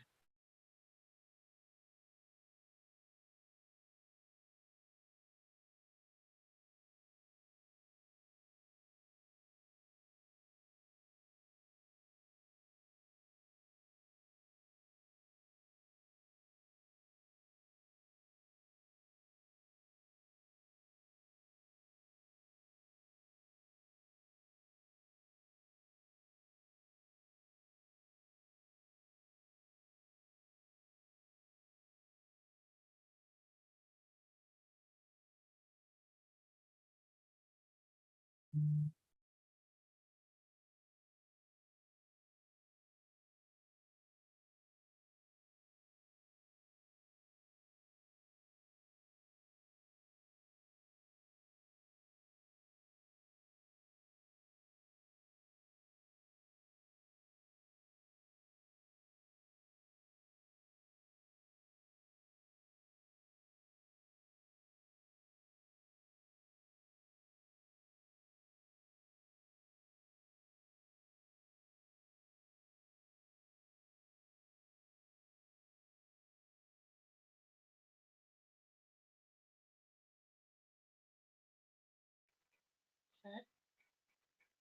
Yes. sir, can you share the question for 1 minute?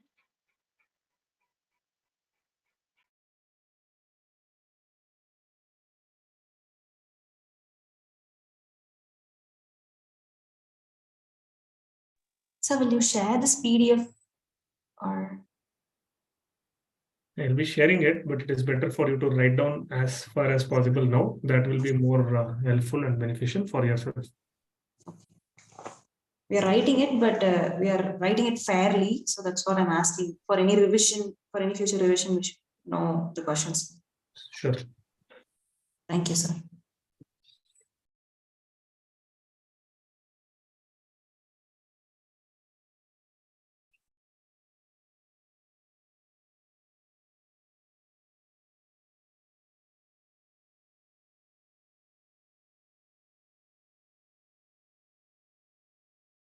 Can you proceed to next one? If you're done, quickly type yes or done on the chat box.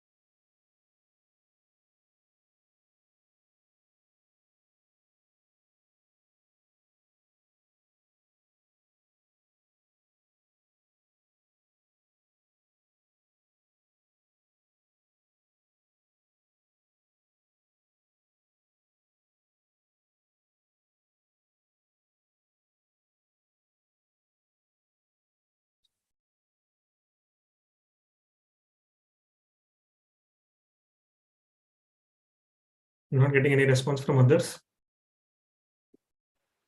Sir, taxable HRA taken is 45, 100 in calculations, whereas in the table we have used 41,000.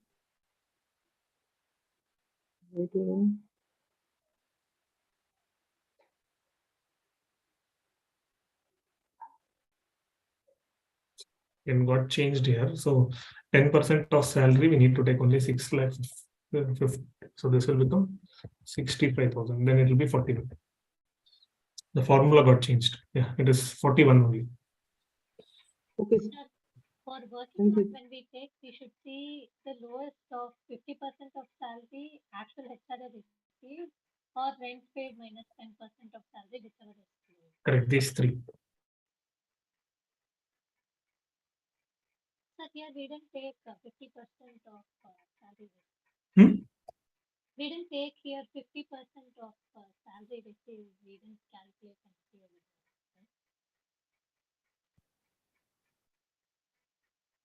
Right? 1 second.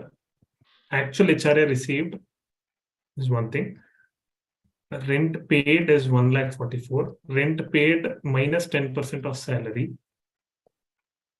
Right. And rent paid 40% of the rent, 50% of the rent. We have taken here, no? Rent paid minus 10% of the salary.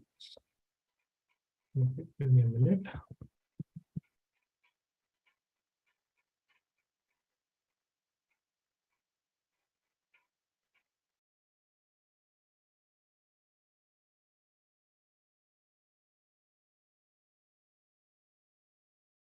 Yeah, we have not taken that. Okay, 1 second. Let me write here. 50% of the salary.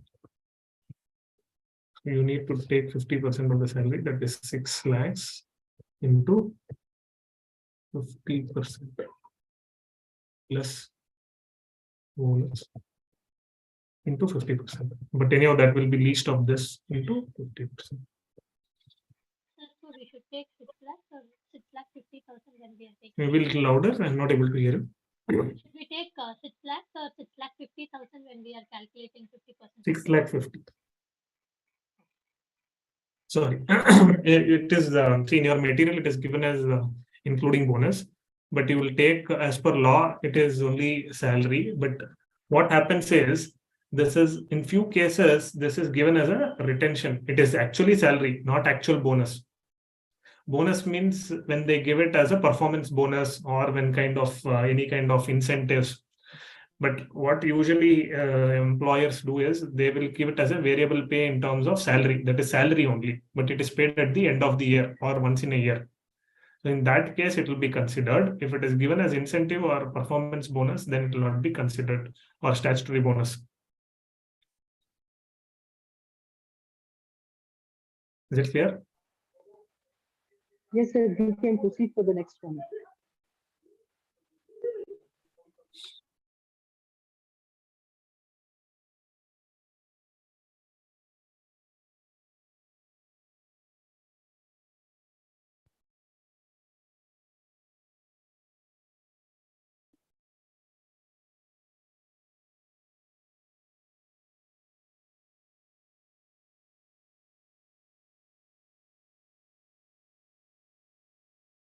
So you will take minimum of these three. You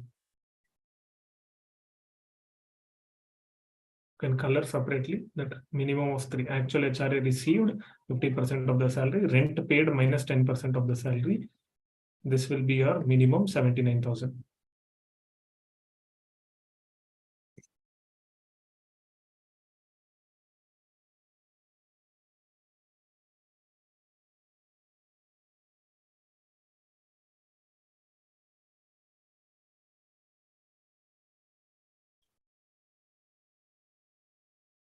Okay, we'll proceed to the next one quickly.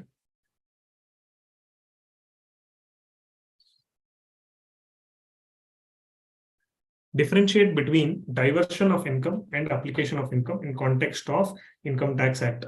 Now, what is diversion of income? This is a concept in your chapter 1 or application of income and diversion of income. So it is very theoretical. Now we need to understand before the income is earned, if I divert, I gave you an example of 1 lakh salary that I am earning. I told my employer, give me only 50,000 and transfer 50,000 to my wife account. So that is called diversion of income. I am not diverting. In other case, if I got the entire 1 lakh and if I transferred 50,000 to my wife's account, that is called application of income. I am spending my income. That is called application.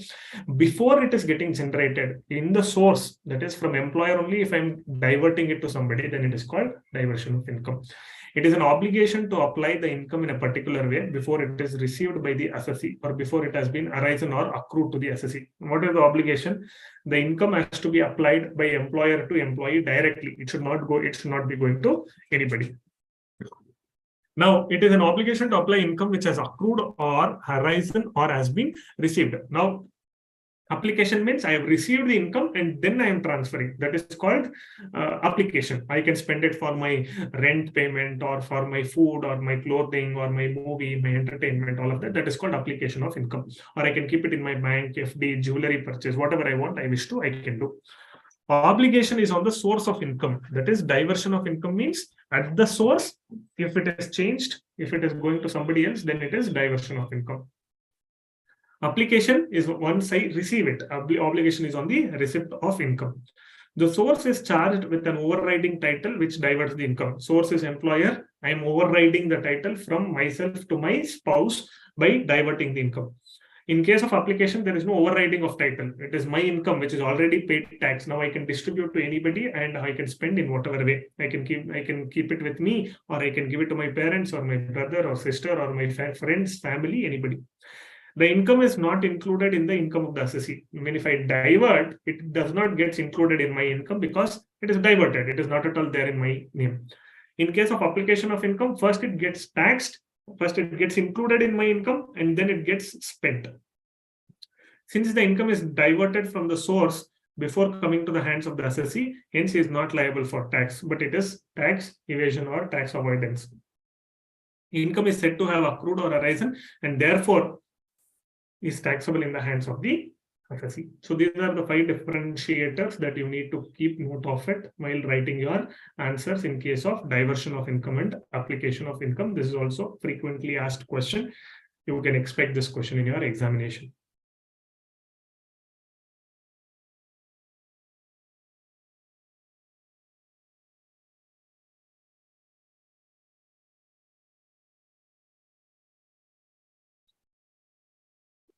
Quickly, can you write? I'll give you a minute. And if you have any doubt, you can ask me meanwhile, others or anybody.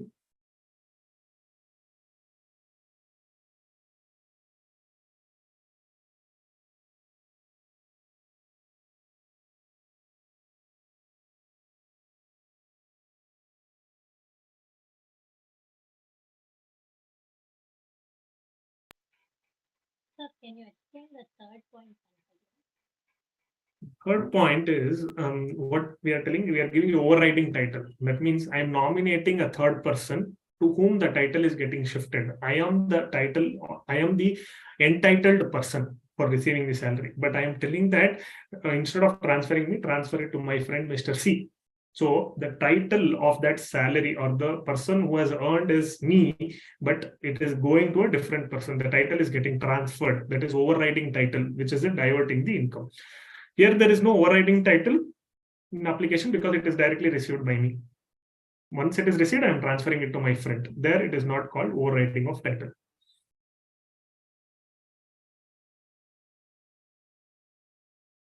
So once you finish writing, give me a heads up, then accordingly I'll proceed.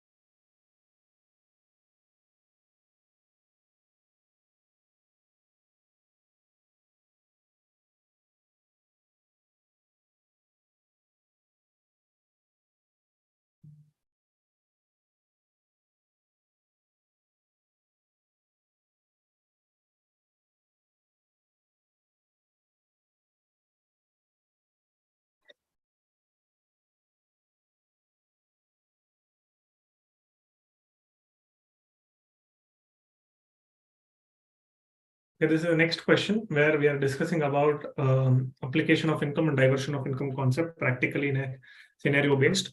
Peer Limited took over the running business of a Ramu, a sole proprietor, by a sale deed.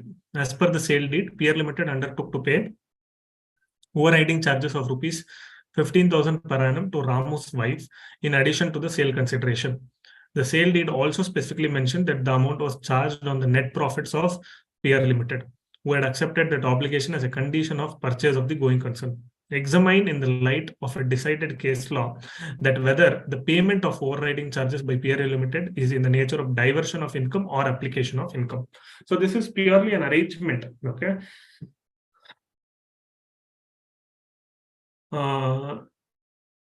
Whether the overriding charges is diversion or application is one analysis that we need to do.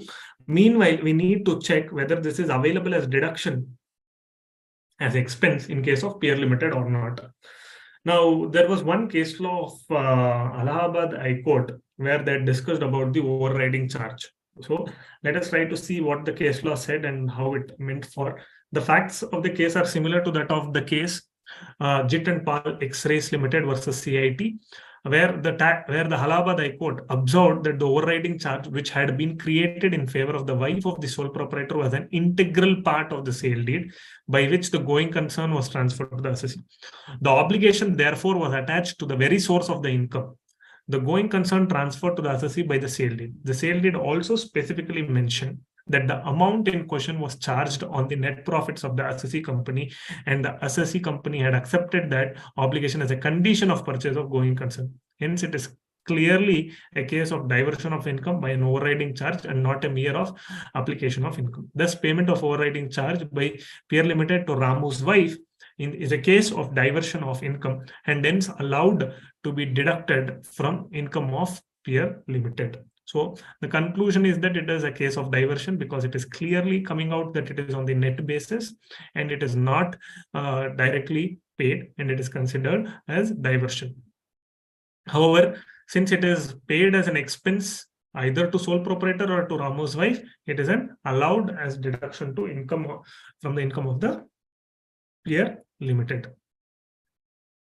Moving on to the next one, we have a quick practical question. Tirth Limited is a widely held company. It is currently considering a major expansion of its production facilities, and the following alternatives are available. These are the kinds of questions that you could expect for 5 marks, where it has an alternative 1, alternative 2, alternative 3. Basically, it is in requirement of 50 lakhs. It is requiring to see which option is more beneficial. Share capital 10 lakhs, 14% debentures 15 lakhs, 18% loan from bank 25 lakhs. Alternative 2, 20 lakhs as share capital, 14% debentures of 20 lakhs, 18% loan from bank as 10 lakhs. Alternative 3, 50 lakhs. Expected rate of return before tax is 30%. Rate of dividend of the income since 2000 has not been less than 22%, and date of dividend declaration is 30th June every year. Corporate tax rate is 30%. Which alternative should the company opt with reference to tax planning? That means which is within the framework of the law. Okay, so let us see quickly. I think, hope you have got the question. Let us solve it here.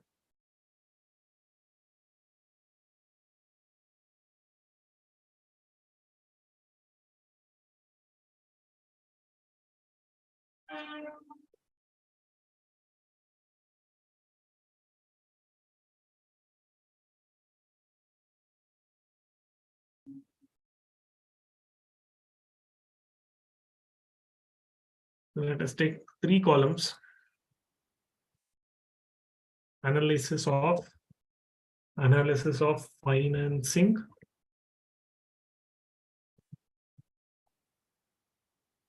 expansion of Tirth Limited,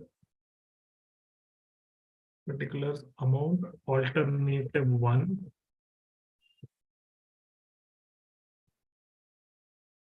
alternative 2, then comes alternative 3. What are those alternatives? Share capital, 14% debentures, 18% loan from bank. Okay, I have share capital of 10 lakhs, 15 lakhs, 25 lakhs, totaling to 55 lakhs. Here I have 20 lakhs, 20 lakhs, 10 lakhs. Here I go 50 lakhs by share capital. Okay, let us do the math here. Total capital in all 3 cases will be 50 lakhs. Then comes profit before interest and tax, that is expected return. In the question, it is given 30% on total capital into 30%. So this will be my profit. 15 lakhs in each case. less interest. What is the interest that I need to pay? In this case, it is 14% of this, less interest. Interest on debt, interest on loan. What is my debt interest? 15 lakhs into 14%. It will be 2,10,000. Here it will be 20 lakhs into 14%. Here it will become 25 lakhs into 18%. Here it will become 10 lakhs into 18%. So total interest that I need to pay is 4,10,000 and 4,50,000 and 2,10,000. So profit before tax, PBT, 15 lakhs minus 2,10,000 minus 4,50,000. Here it is 10,40,000. Here it is entire 15 lakhs. Tax rate they have given 30%. So I will take 31.2%. So what is the tax that I need to pay here? Into 31.2%. Here I need to pay more tax because I don't have interest here. So I'll pay more tax. So profit after tax, what will be left out is 5 lakhs, 7 lakhs, and 10 lakhs. So now I need to check rate of return. Rate of return. 5,77,000 divided by share capital of 10 lakhs. I have 21.64, 21% return. Which option is better? 57% is the rate of return, 35% is the rate of return, 20% is the rate of return. Now, if you don't do this, okay, don't do this, you will select alternative 3, thinking that 10 lakhs is higher profit. This is higher. Higher in absolute terms. Okay, but if you do a percentage, my rate of return available for share capital is, when you do this,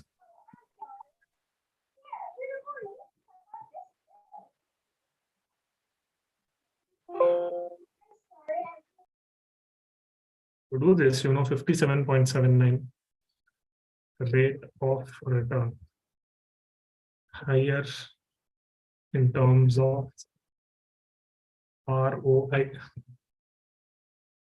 return on investments. So then I select alternative 1 is the best option. Is it clear?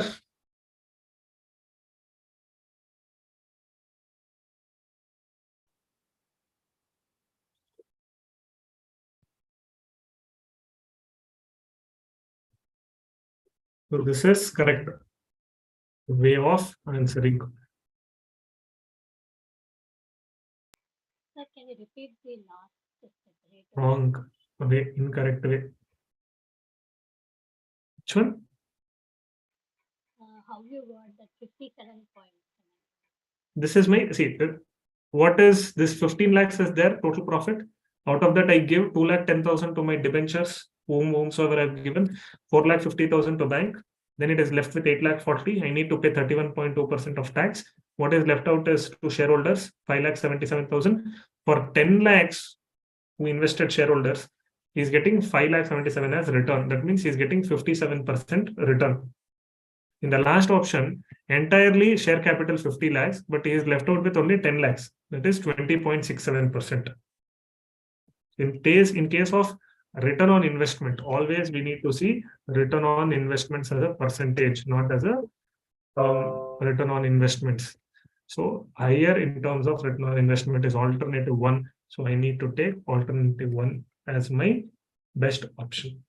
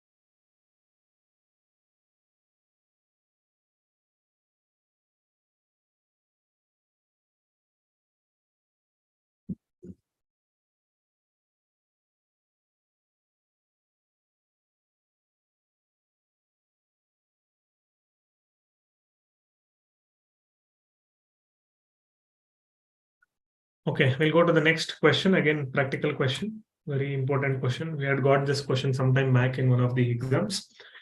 Beaker Limited wants to acquire a machine on 1st April 2022. If he purchases the same, it will cost rupees 60 lakhs. Having the expected useful life of 5 years, and the scrap value will be rupees 10,000. The company could either purchase the machinery with its own funds or borrowed funds. If the machine is purchased through borrowed funds, rate of interest will be 11.5% per annum, and the loan will be repayable at the end of 5 years. If the machine is acquired through lease rent, lease rent would be 16 lakhs per annum. Profit before depreciation and tax is expected to be rupees 4.5 crore every year. Depreciation is charged at 15% on written down value basis. Besides, additional depreciation is available in the first year. Investment allowance is, however, not available. Average rate of tax may be taken at 32.445%. Advise Beaker Limited whether it should acquire the machine through own funds or borrowed funds. Take it on lease. Present value factor shall be taken at 10%. At this rate, present value factors of 1 rupee are so for year 1, year 2, year 3, year 4, year 5. So let us do this quickly on an Excel.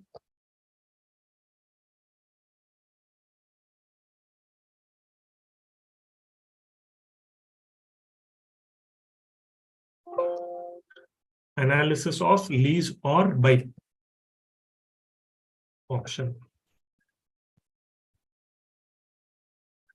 Okay, first let us evaluate buy option. Okay, buy option, what will I do?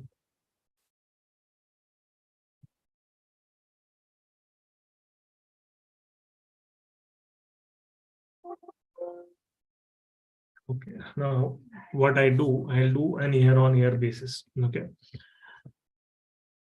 year 0, year 1, 3, 4, 5. Okay, year 5. What will be my profit before? What have they given? 4.5 crore. Profit before depreciation and tax. Every year I will have 4 crore 50 lakhs. 4 crore 50 lakhs for all the 5 years. Okay. Less depreciation. What will be my depreciation? Let me do a depreciation calculation for every year. Now I know the cost of the machinery is 60 lakhs. Cost of the machinery is 60 lakhs. Depreciation rate is 15%. So first year I will get 15%.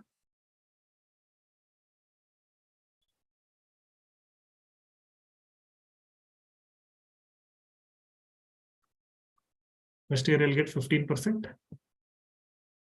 Next year I will get written down value minus this into 15%. So I'll get 7,65,000. Now before that, I'm entitled for additional depreciation. I'm entitled for additional depreciation. 15% plus additional depreciation of 20%. Okay. Additional depreciation of 60 lakhs into 20%. So this I'll get 21 lakhs. So in year 2, written down value. What is the written down value? 60 lakhs minus 21 lakhs. So I'll give you a clear calculation here in separate way so that it will be easy for you. Let us do like this. Okay. Cost or WDV, depreciation, additional depreciation, then WDV. First year cost is 0. For year 1, it will be 60 lakhs. Depreciation is 15%. Additional depreciation is 20%. So WDV will be 60 minus 9 minus 12 lakhs. So my WDV will be for year 2 39 lakhs. On this, I will get 15%.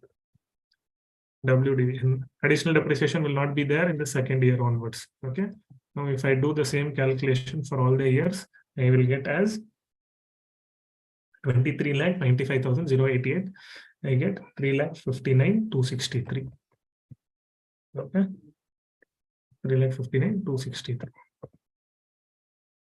20,35.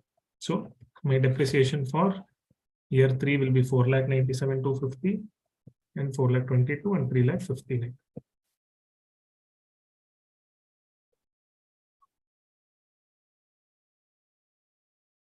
This will be my depreciation.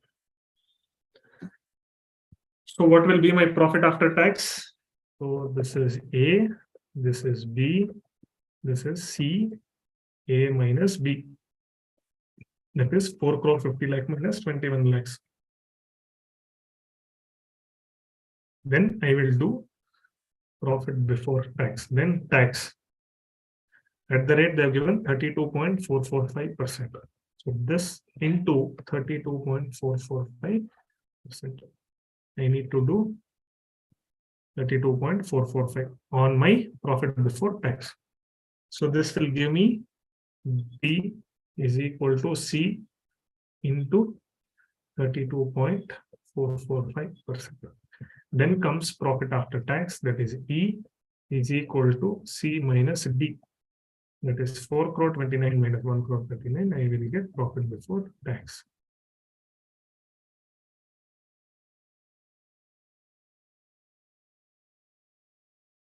Okay, so I get profit after tax. So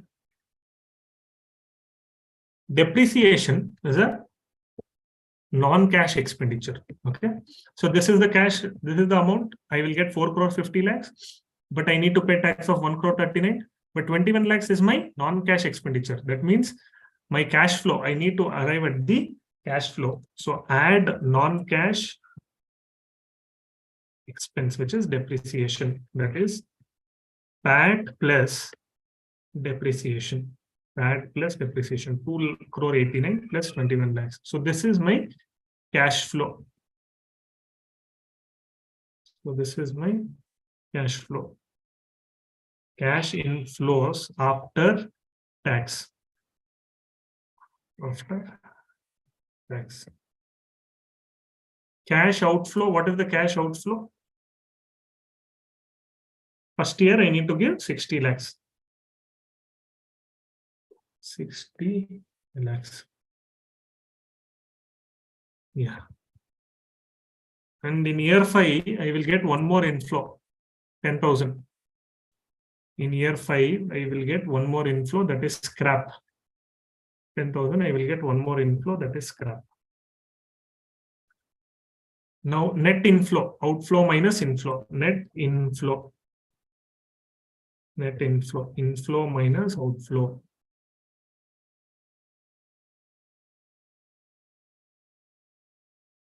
Net inflow is this much. Okay. If you see like this, I am having almost 15 crores. Correct. 15 crores and 60 lakhs. Now let me see what is the present value factor. Present value factor of cash. Present PV of 10%. Present value of 10%. This will be 1. This will be 1 divided by 1 plus 10% to the power of, let me give this, okay, 1, 2, 3, 4, 5, and again 5. This is what is given in your question paper also, or answer paper, or question. Now I will do present value of cash flows. Okay, this into this. H is equal to F minus G I J K. K is equal to I into H.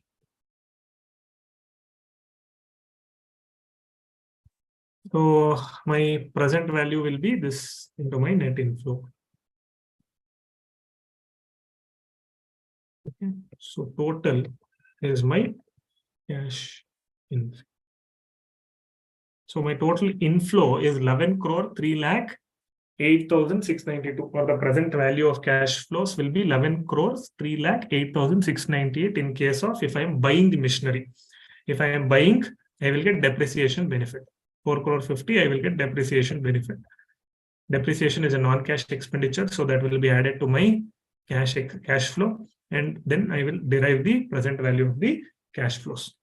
Now, if I do a lease out option, let us see what will be the option in case of lease out.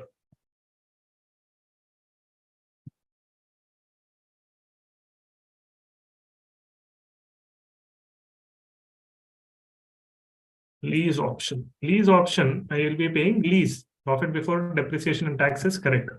But I need to do my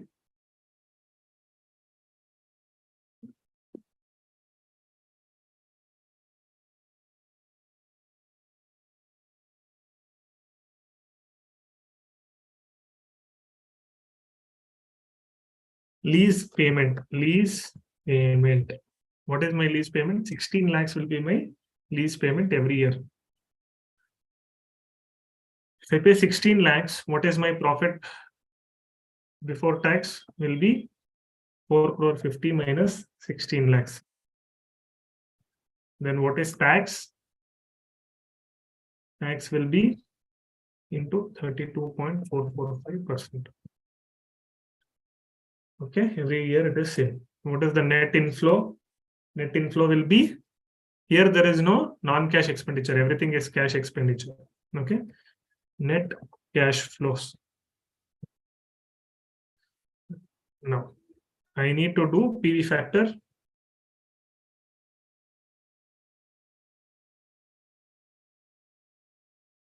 One divided by 1 plus 10% to the power of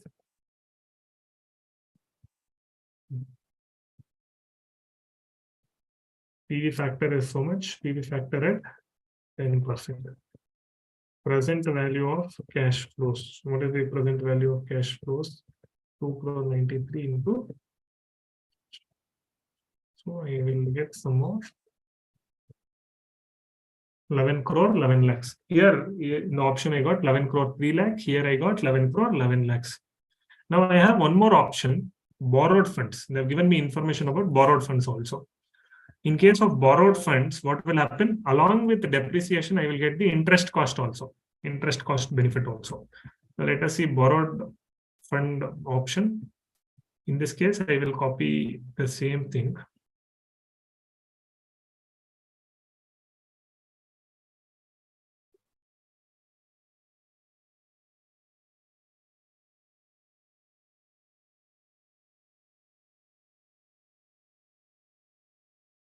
Analysis of by using borrowed funds. What we did here was by option using own funds. Assuming that I have my own funds. Here I have my borrowed funds. Here I will get additionally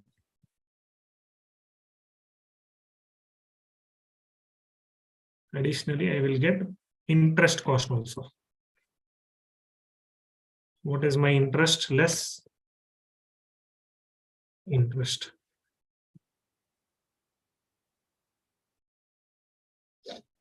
$60 lakhs into 15% is my borrowing cost. Every year, 9 lakhs will be my 60 lakhs into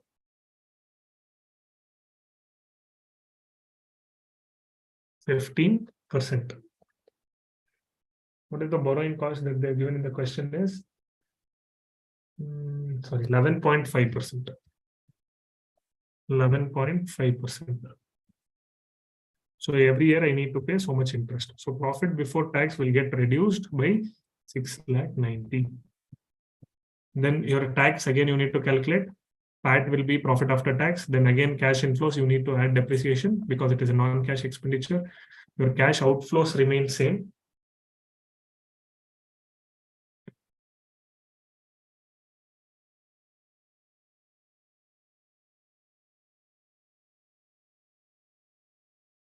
Okay, your cash outflows.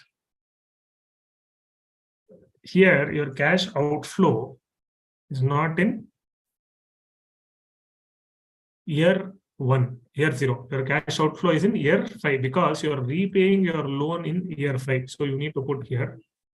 That is the difference between first and the last one.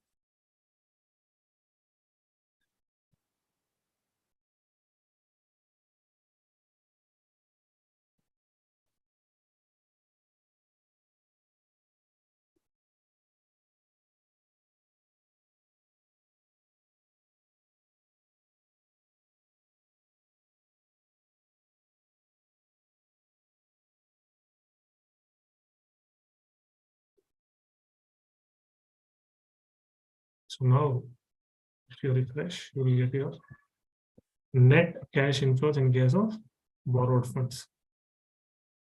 Now you have 3 answers: 11 crore 8 lakhs, 11 crore 11 lakh, 11 crore 3 lakh, which is the best option. Okay, so you have, let us summarize here. By using own funds, by borrowed funds, lease option. Own funds means you're getting 11 crore 3 lakhs. Borrowed funds, you're getting 11 crore 8 lakh. Lease option, you're getting 11 crore 11 lakhs. Which one you will prefer? It should be higher or lower?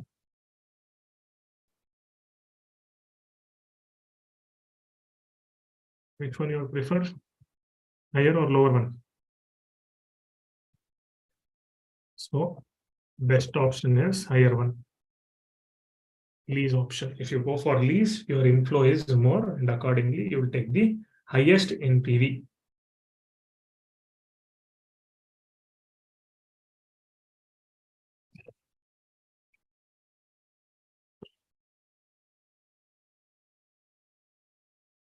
Just hope you have written down.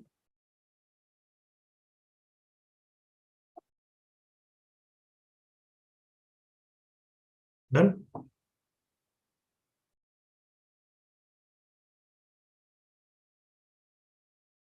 So we have 2 more questions quickly before we go on a break.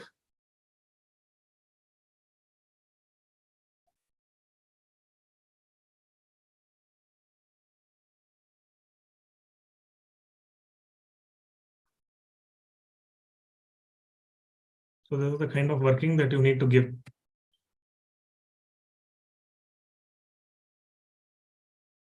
See, in examination, your paper will not be so lengthy, so you can present in this manner.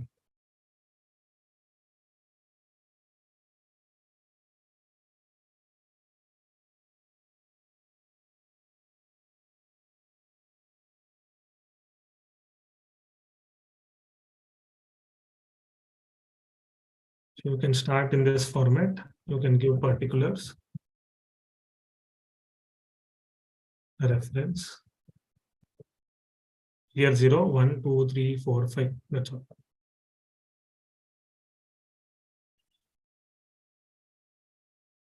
And this will give you a clear presentation.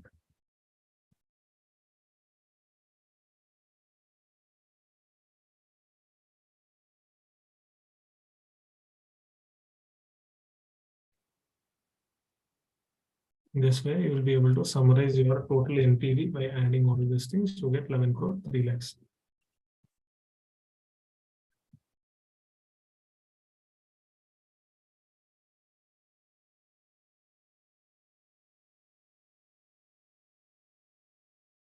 I will give you a minute, then we'll proceed to the next last 2 things.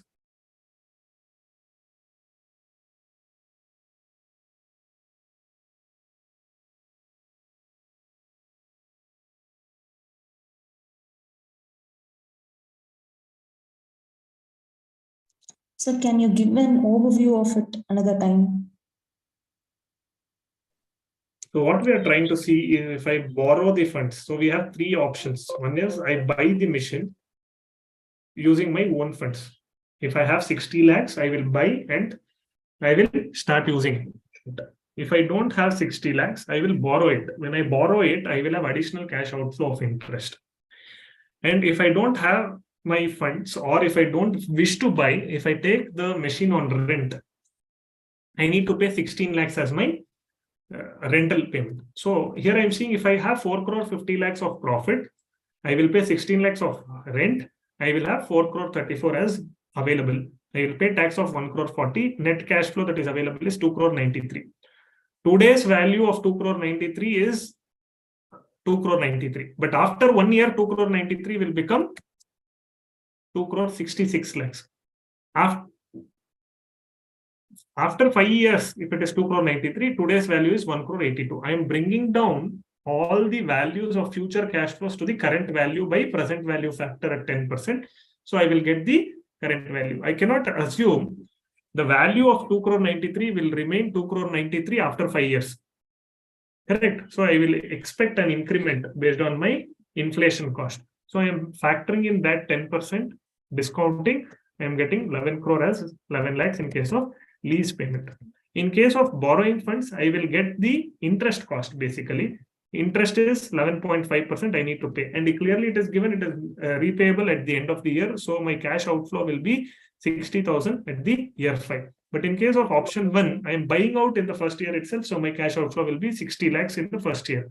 So all my cash outflow and cash inflow, net cash inflow is on an year-on-year basis, discounted will be in this fashion. And I need to see what is the current value of all the 3 options as of today. Whichever is maximum, that will be my suitable and feasible option to select and go ahead.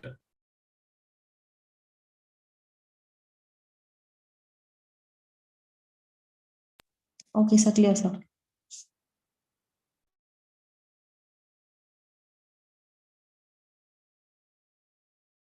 So next we have, with respect to next question. Next is again with respect to specify as tax planning or tax evasion or tax management. Quickly we'll run through.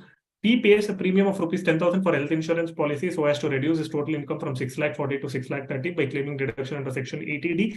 Assuming Mr. P has not opted, this is again permitted under law and as per the framework. So it is tax planning, paying premium for health insurance policy in order to reduce the total income by claiming deduction under section 80D, and hence reducing tax liability is an act of tax planning. Is that clear? Any doubts in that? If not, I'll proceed further. SQL Limited pays advance tax by estimating his total income in previous year to ensure timely compliance. This is again tax management where we have timely compliance. Payment of advance tax by estimation of tax in total income to enable timely compliance is an act of tax management. Therefore, such act of an SQL Limited to enable timely compliance is an act of tax management. So simple one we have already discussed. Situation 3, an individual taxpayer making tax saver fixed deposit of rupees 1 lakh in a nationalized bank. So what is the thing? Investment in tax saver fixed deposit is allowed as deduction under section 80C of the Income Tax Act 1961 and is an act of tax planning. Therefore, depositing rupees 1 lakh in tax saver fixed deposit by an individual taxpayer is an act of tax planning. This also we have discussed, 80C fixed deposit option. Then comes 4th situation, a bank obtaining declaration from depositors in form number 15G and 15H and forwarding the same to income tax authority. This is again a procedural complaint. This will become tax management. Obtaining declaration from depositors by a bank in form 15G or 15H and forwarding the same to the income tax authorities is an act of tax management. Then comes Z debits his household expenses as business expenses in the books. So household expenses means it is a personal expenses, not permissible, or it is basically it is your not proper way of claiming the expenses. Claiming the household expenses as business expenses in the books of account is not allowed as deduction under section 37 of the Income Tax Act 1961 and is an act of tax evasion. Therefore, the act of Z debiting his household expenses as business expenses is an act of tax evasion. So more or less, I think you are now comfortable to identify tax planning, tax evasion, and tax avoidance or tax management. So quickly, we'll go to last concept of form. Explain the doctrine of form and substance. Substance over form. We say what is there on the paper is not the intention behind the words. Okay. So that is called, what is depicted is called as form, but what is the intention, that is called the substance. The difference between the substance and form, what we say as substance over form. When I say substance over form, the intention of the law is more important than the wordings that is given in the act. So substance is important over the form in the context of tax planning. So the following are certain principles enunciated by courts on the question as to whether it is the form of substance of a transaction which will prevail in the income tax methods. What they say, form of transaction is to be considered in case of genuine transactions. It is well settled that when a transaction is arranged in one form known to law, it will attract tax liability. Whereas it is entered into in another form which is equally lawful, it may not attract the tax. That is what I said. If tax authorities have told PQR and if assessee says it as ABC, both are possible. But in one case it is taxable, in the other case it is not taxable. In that case, in considering whether a transaction attracts tax or not, the form of the transaction put through is to be considered and not the substance. However, this rule applies only to genuine transaction. True legal relation is crucial element for tax liability. It is open for the authorities to pierce the corporate veil and look behind the legal facade at the reality of the transaction. The taxing authority is entitled as well as bound to determine the true legal relation resulting form of transaction. That is, in one of the example we saw, Suresh, the company paid a credit note of commission expenses. So now it could have been left in the company itself because it is a director's son. Now, here it is a tax evasion, or this is called as what is substance. The intention is important. Here the intention is to reduce the tax liability. Okay, but if it was for anybody else, if not our son, if it was anybody else, it was the form of the transaction would have prevailed rather than substance. There I cannot tell if that person would have given commission to me. Okay, if that company would have commissioned to me, even my income is 1,50,000. Another 60,000 would have been less than 2,50,000, not paying any tax for that 60,000. Okay, but is that to be considered as tax evasion by giving 60,000 commission to me? No, it is a general transaction. Here the form is important, not the substance. But in the example that we discussed, the substance is important, not the form. Though the form is legal enough to pay the commission, but in substance, it is reduction of tax liability. So pierce the corporate veil and look behind the legal facade at reality of the transaction is important.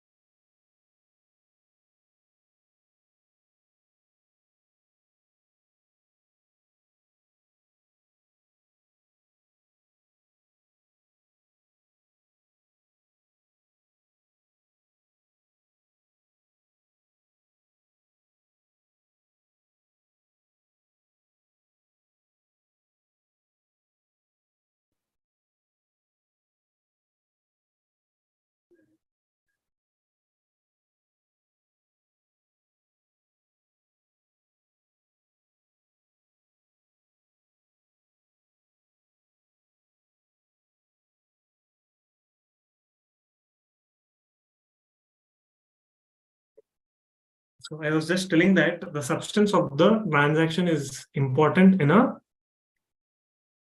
the transactions, but in a genuine transactions, form will prevail over the substance. So substance, that is actual nature of expense, is relevant and not the forum. In order to determine whether a particular item of expenditure is of revenue or capital nature, the substance and not merely the forum should be looked into. What is the intention? Now, for somebody, 100 rupees is very big. And for some big company, 100 rupees might be very less. And for somebody, say for example, if I am buying furniture for my office, furniture is my capital expenditure because it is my office is into chartered accountant services. So I am not dealing in furnitures. So it will become my capital expenditure. If somebody who is purchasing furniture for buying and selling the furniture, if he is trading furniture, then it becomes a revenue expenditure, purchase of raw materials and goods. So substance is important. That is, what is my intention? My intention is to use it as capital asset, or my intention is to buy and sell will become important in order to determine whether it is capital in nature or revenue in nature. So forum of the transaction, substance of the transaction, and this is how the relation is going on to be there. So when they ask for doctrine of substance over forum, you need to write very clearly, elaborately in this manner for a 5-mark question. Now, there won't be any leniency to give marks if you write 10 pages without making any sense. Even if you write 1 page with all this information, you will get your 5 marks. So focus on keywords, focus on words is very important. So here we complete topic 1. Any doubts on topic 1, corporate tax planning and tax management?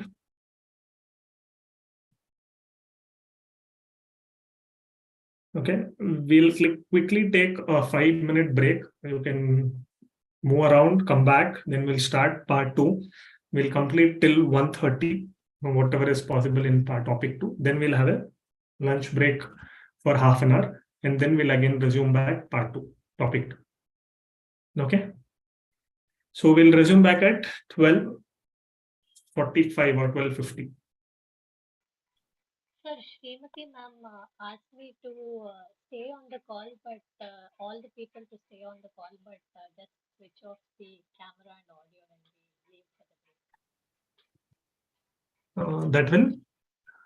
Ma'am, actually, Srimati ma'am wanted me to inform everyone to stay on the call, but just cut the audio and video when we leave for the break and not leave the call. Yeah. Whenever there is a break, you can just stay on the call and just you can put your video and audio on mute and then go on a break and come back and unmute.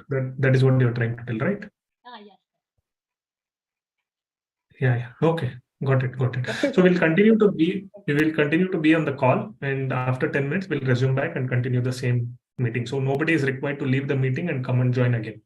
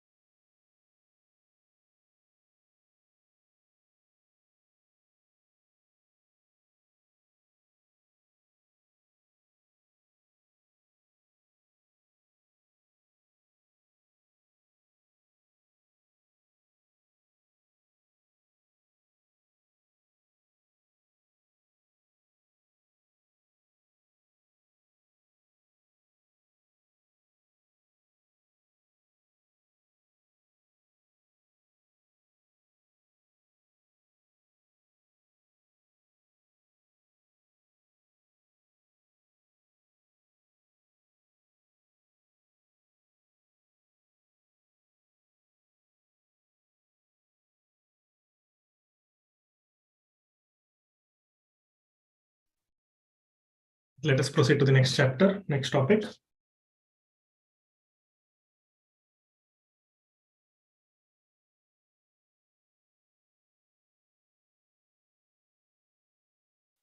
The next concept or the next topic that we'll be starting off with is taxation of companies, LLP, and non-resident. So let us try to see what are the concepts here that we need to focus and try to understand.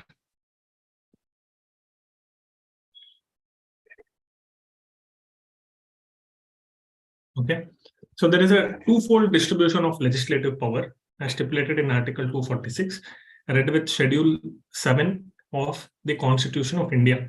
Comment. So what is the twofold legislative powers?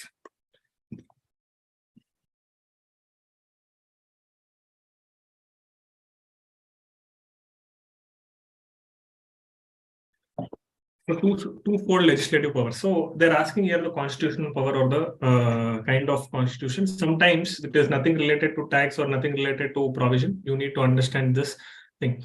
The statement that there is twofold distribution of legislative powers as stipulated in Article 246 read with Schedule 7 of the Constitution of India is incorrect, as there is a threefold distribution. One is the union list, state list, and concurrent list. Okay, so we have threefold distribution of legislative powers as stipulated in Article 246 read with Schedule 7. List 1 is union list, which comprises of 97 entries containing various subjects over which the parliament shall have the exclusive powers of legislation.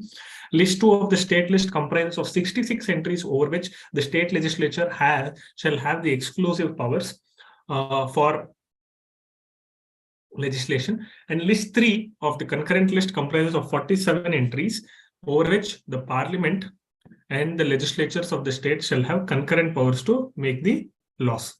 So we have 3 lists. So basically twofold distribution is incorrect. So threefold distribution is what we are trying to understand here. Then we have with respect to a non-Indian company is treated as resident only in the place if the place of effective management is situated only in India during the previous year. Comment. So here we are talking about the place of effective management. So concept of place of effective management is again detailedly covered in the basics of international taxation. But however, since this is taxation of companies, there can be a question about place of effective management from this chapter per se as well. All Indian companies within the meaning of Section 2, subsection 26 of the Act are always resident in India, regardless of the place of effective management of its affairs. Finance Act 2015 has brought in an amendment to state that a non-Indian company can also become a resident if its place of effective management is situated in India. That is what is given here. As amended, the test of residence for foreign companies to provide that a company would be treated as resident in India if its place of effective management at any time during the previous year is in India. Place of effective management to mean a place where key management and commercial decisions that are necessary for the conduct of business of an entity as a whole are in substance made in India. That means the effective management, the key and commercial decisions are taken in India for the conduct of the business. Though the company is situated outside India, since the effective decisions are taken in India, it will be considered as place of effective management is said to be in India. Once the place of effective management is said to be in India, a non-Indian company shall be deemed to be resident in India for the purpose of taxation. So that is one of the question that had recently come in. Okay, now this is again with respect to the place of effective management. Theoretical question. XYZ Limited, a foreign company, has its head office at UK. The board of directors meetings are held in UK. However, the board of directors has delegated major powers to a committee in Delhi, and the members of this committee are based in Delhi. Okay, the board of directors ratified the decision of the said committee. Now, in the light of the above, discuss the place of effective management of XYZ Limited. What we need to do is we need to discuss the place of effective management. The location where company's board of directors regularly meets and make decisions may be the company's place of effective management, provided the board retain and exercises its authority to govern the company and does in substance make the key management and commercial decisions necessary for the conduct of the companies. Two conditions is, one is where board meets regularly, that is also considered as the place of effective management, and also provided that that place will be considered as place of effective management only when the key substance and key decisions are taken in that board meeting for a business as a whole. In the given case, board meetings are held in UK, but the same formalize the decision taken by the committee at Delhi. Hence, the place of board meeting held at UK cannot be place of effective management, as power is delegated to committee which is based at Delhi. Since the people at Delhi or the committee at Delhi takes the substantial decision or commercial decision necessary for a business as a whole to be functioning, so that will be considered as place of effective management. Now let us see what is the second question. We had two questions in this. In light of the above, discuss the place of effective management of XYZ Limited, and then comes discuss the guiding factors of place of effective management for board of directors delegating authorities to committee. If at all, if the board of directors have delegated the powers to its committee, then guiding factors when board are as under. If board of director had delegated some or all of its majority authorities to one or more committees consisting senior management, then place of effective management shall be at the place where members of executive committee are based. In our case, where is it is based? It is in Delhi, where committee develops and formulates key decisions for formal approval by the board. So where the committee is developing and formulating key decisions, it is in Delhi. Hence, in the given case, place of effective management of XYZ Limited will be Delhi as discussed above. So we have completed three things. The first thing that we discussed about the Constitution, Article 246, whether it was two-fold distribution or three-fold distribution. It is three-fold distribution because we have state list, concurrent list, and central list. So central list will be based on legislative parliament decisions. State list will be based on state legislation decisions, and concurrent list will be based on both state and central. Concept. Then we discussed about the third question with respect to place of effective management, and then we also solved a situation in terms of board delegating the power to its committee. Moving on to next one. A Limited incurred an expenditure of rupees 50 lakhs on glow sign boards displayed at dealer outlets. Examine whether the help of a decided case law, whether the above expenditure is revenue or capital in nature. Now, we need to see in substance or form whether A Limited incurred an expenditure of rupees 50 lakhs on glow sign boards displayed at dealer outlets. Now, dealer outlets means it is whether it is a fixed asset, or whether it is capital in nature or a revenue in nature. Let us see. The facts are the similar with that of the CIT versus Orient Ceramics and Industries Limited. Now, whatever we are discussing, we have discussed a couple of case laws. Highlight that, revisit, and this is the third case law that we are discussing, and the first case law in this chapter.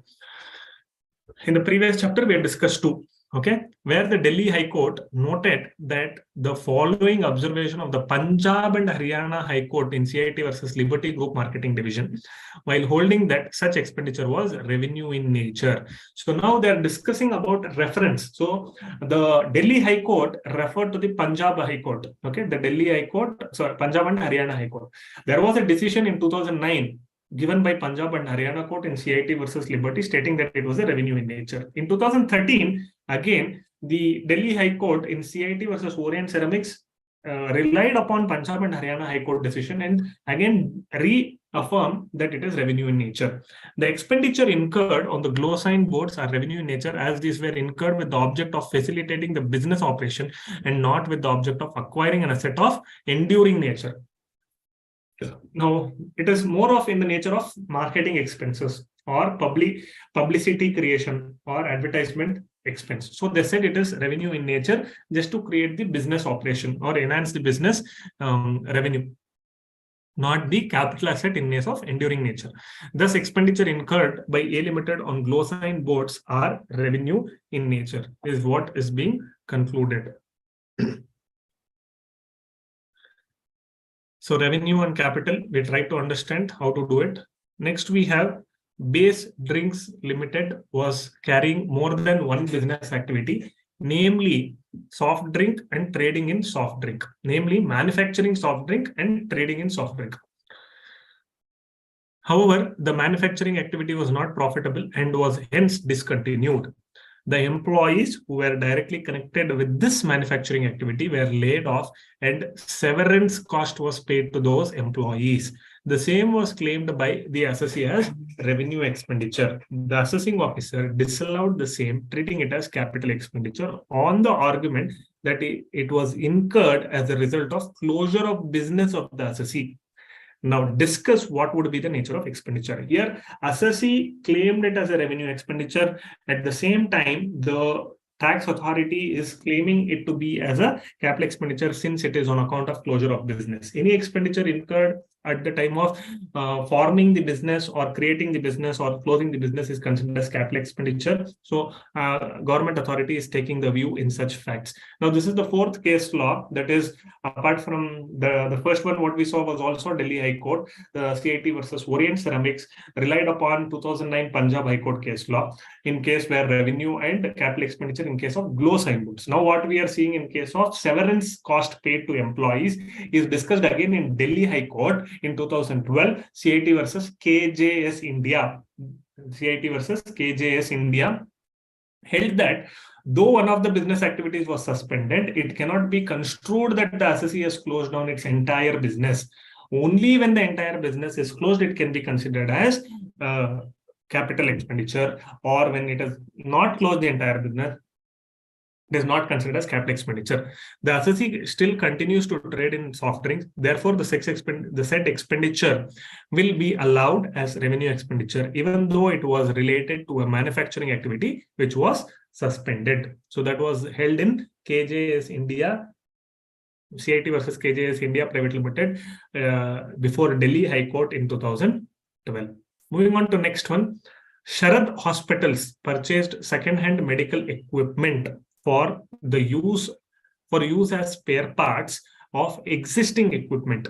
Examine with the help of a decided case law that whether the above expenditure is revenue or capital in nature. Now, what are we trying to understand? Sharad Hospitals purchased the second-hand medical equipment for the use as a spare part of existing equipment. Now, they purchased the entire machinery, okay, but they're using certain components of that second-hand machinery as a spare part to the current existing machinery.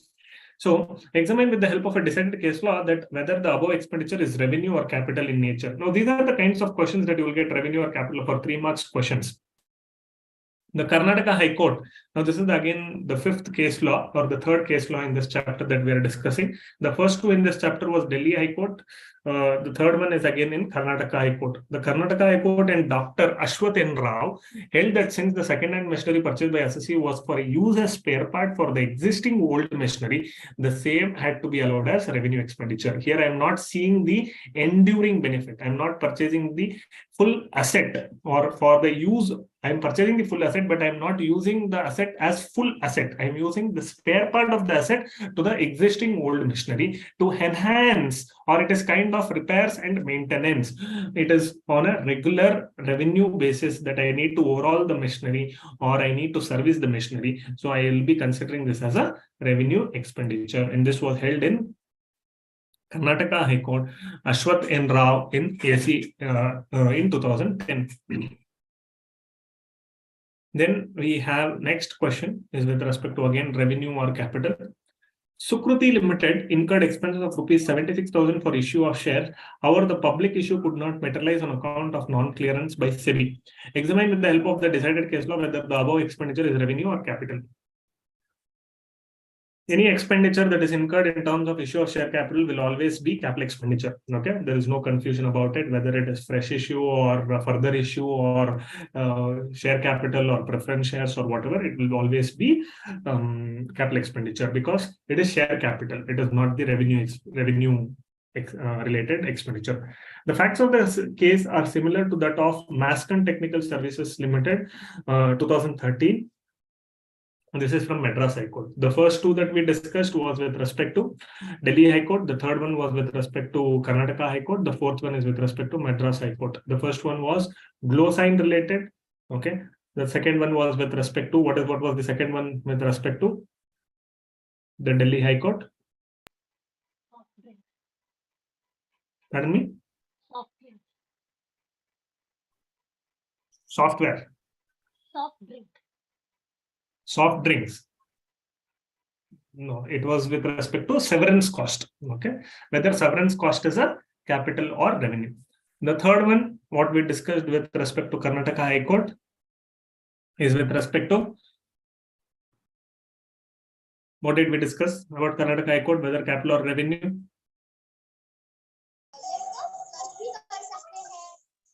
Machinery revenue, repairs. Machinery equipment purchased for the use Repair of as in. For the use of as a spare part. The intended Yes, use is focused here, not the other spare parts. Very good. The fourth one that we are discussing is Madras High Court in Mascon Technical Services Limited, that the assessee had taken steps to go in for a public issue and incurred share issue expenses. However, it could not go in for public issue by reason of the orders issued by the SEBI just before the proposed issue. The High Court observed that though the efforts were aborted, the fact remains that the expenditure incurred only for the purpose of expansion of the capital base. The capital nature of the expenditure would not be lost on account of the aborting efforts. Thus, the capital expenditure by Sukriti Limited constitutes capital expenditure. So let's move to next one. Now we have further seeing whether the receipt is a trading receipt, to consider this as a trading receipt or not. Yes Limited, a subsidiary of H Limited, has been incurring losses year after year. The holding company H Limited paid an amount of rupees 1 crore to S Limited as a grant to recoup the losses. The assessing officer contends to consider this receipt as a trading receipt and includes it in the assessable income.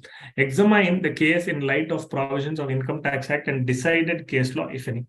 Now, whenever I get any income, it is whether it is, if it is revenue income, then it will be taxable. If it is a capital in nature, it will not be taxable. Now, the grant that is being received from holding company to subsidiary company, which is amounting to 1 crore, whether it is revenue or capital is what we need to see. Let us try to understand. The facts of the case are similar to CIT versus Handicrafts and Handlooms Export Corporation of India Limited. This is from Delhi again. So the first two Delhi, second one Karnataka, third one Karnataka, fourth one was Madras High Court. The fifth case law in this chapter that we are discussing in terms of whether trading or revenue receipt. Earlier we were seeing capital or revenue in nature. This is trading receipt or revenue receipt. Trading means it is revenue. Trading receipt means it is a revenue receipt and it will become taxable or not. We are seeing in that in case of Delhi High Court, where the assessee was a government company operating a channelizing agency for sale of handicrafts and handlooms abroad. In the relevant previous year, it received a grant of rupees 25 lakh from its holding company, the State Trading Corporation of India, to recoup the losses. The assessing officer opined that the said amount was the revenue receipt and therefore chargeable to tax. Tribunal, okay, this case law went to tribunal. The appellate tribunal held that the grant received was not taxable as revenue receipt since the said grant was given to recoup the losses incurred by the assessee and was hence in the nature of capital contribution. High Court observation. The High Court examined the judgment of Supreme Court in the case of Sahane Steels and Pressworks Limited, which laid down the test for determining whether subsidy received by an assessee is taxable as capital or revenue receipt. Okay, as per the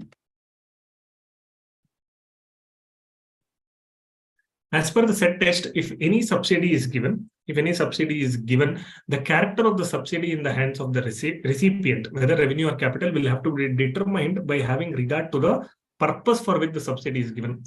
The point of time. So the test is that the intended use, again, whether the amount is utilized for revenue or capital by the recipient is important here. The point of time, the source and the form of subsidy are immaterial.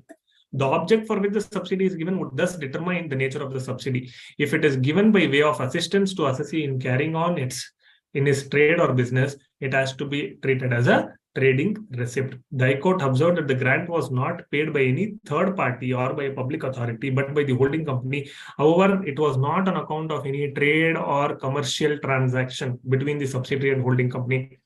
Further, the intention and the purpose behind the said payment was to secure and protect the capital investment made by STC Limited.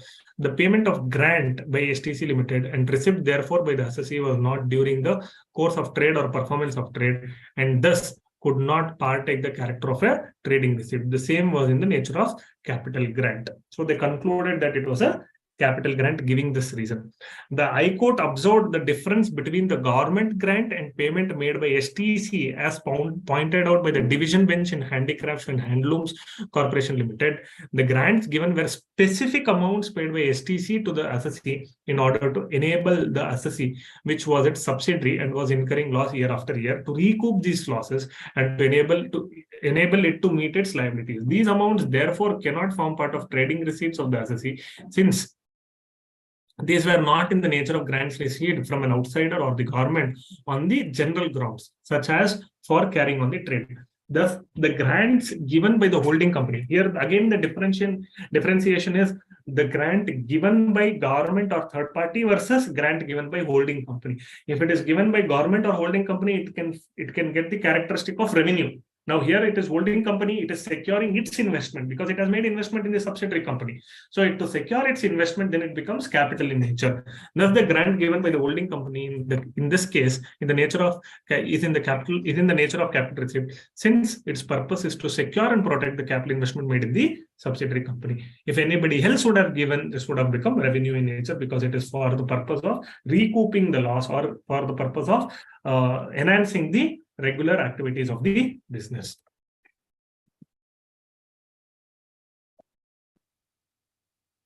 So that is with respect to your fifth case law.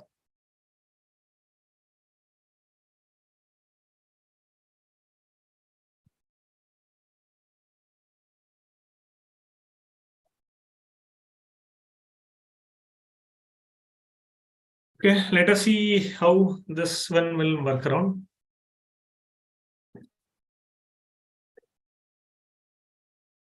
So what happened here is X Limited owns a barren land of rupees 9,000 square meters adjacent to the factory premises.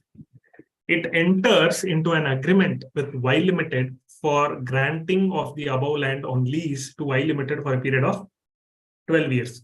Under the terms of agreement, Y Limited had to build a factory building, pay an annual rent at rupees 100 per square meter of the leased land of 9,000 square meters and surrender the building to X Limited at the end of the lease without any consideration.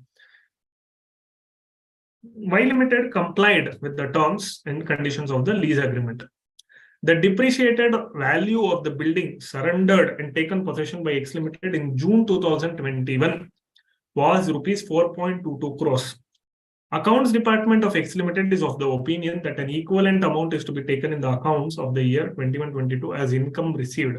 Critically examine the matter in light of the decision or any case law, if any.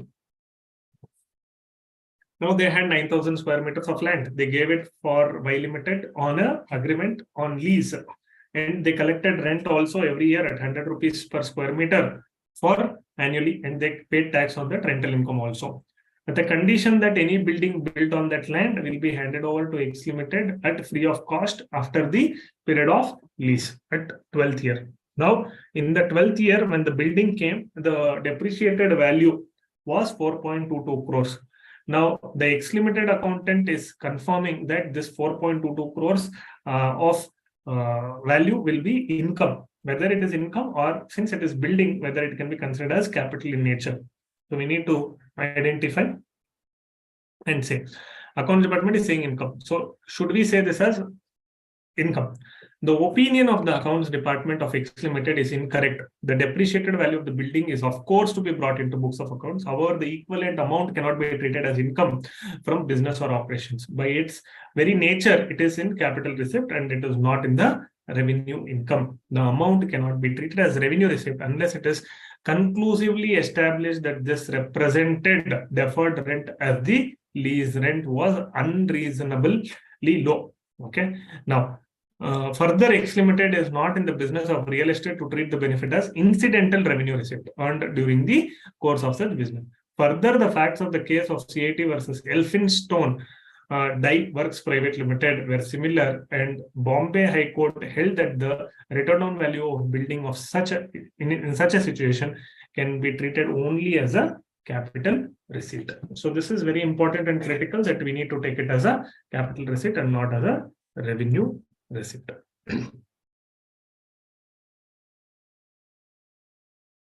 Examine the taxability of the following receipts with reference to Income Tax Act 1961. Bonus shares received by the equity shareholder. Is it taxable or not taxable? So bonus shares that I get is income or not?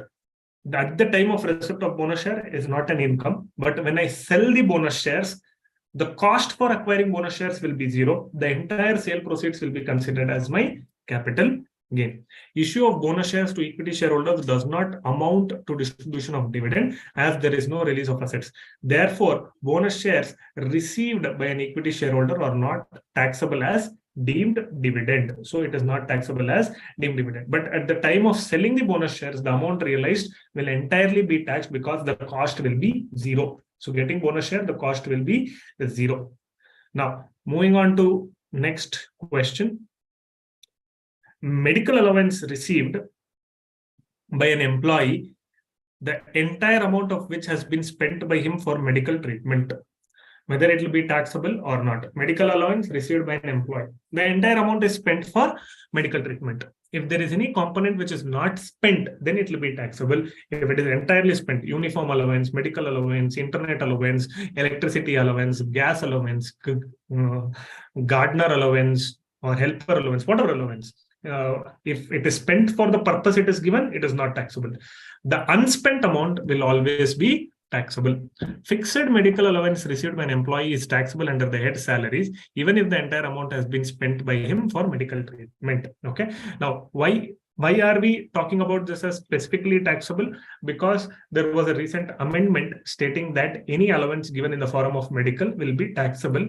Earlier, we had 1,600 rupees per month as, or 19,200 rupees as the entire year as the medical allowance. Even though if he is spent or not spent, it was completely available for tax-free. Now, the medical allowance is completely taxable because they have introduced a standard deduction of 50,000 rupees in place of the medical allowance and transport allowance. So both put together, we are getting 50,000 basically as an allowance. Then comes gift of a plot of land given to a company secretary by one of his clients. Okay, gift of a plot of land given to a company secretary by one of his clients. The company secretary has been fully compensated for his services, and this gift has been given in appreciation of his personal qualities. This is not against the fees. Say, for example, I am giving services. Instead of giving fees, they are giving me land. Not like that. Okay, it is over and above my fees. My fees is completely received, but I am also receiving a plot of land as a gift. What will this be considered? This will be considered as taxable under section 56(2) subsection 10. What is section 56(2) subsection 10? 56(2) subsection 10 says any gift received in kind or otherwise in excess of 50,000 from any unrelated party will be taxable as gift. Section 56(2) subsection 2 clause 10 says that any person receiving any gift in aggregate of 50,000 and above shall be completely taxable. Up to 50,000, I can receive the gift either in cash or kind. So what is kind? Kind can be in case of movable property or immovable property. Movable property means any jewelry, archaeological collections, paintings, drawings, or any car, phone, mobile, all of that. In case of immovable property, it will be plot and building or apartment. So anyways, any place will we get any plot or land less than 50,000? Definitely no. Always it will be more than 50,000. Even if you go to smallest of the village, it will be more than 50,000, unless if you are buying very small piece of land, which is very sizable, very small piece. Even if you are taking 1 acre of land in any village, nowadays it will be more than 1 lakh or 50,000 or 70,000 or 80,000. It will not be less than that. The value of any benefit or perquisite arising from exercise of profession is taxable as income under the head profits and gains of business or profession, irrespective of whether the benefits or perquisites are contractual or graciousness. Therefore, the value of plot of land would be taxable in the hands of company secretary under the head profits and gains of business or profession.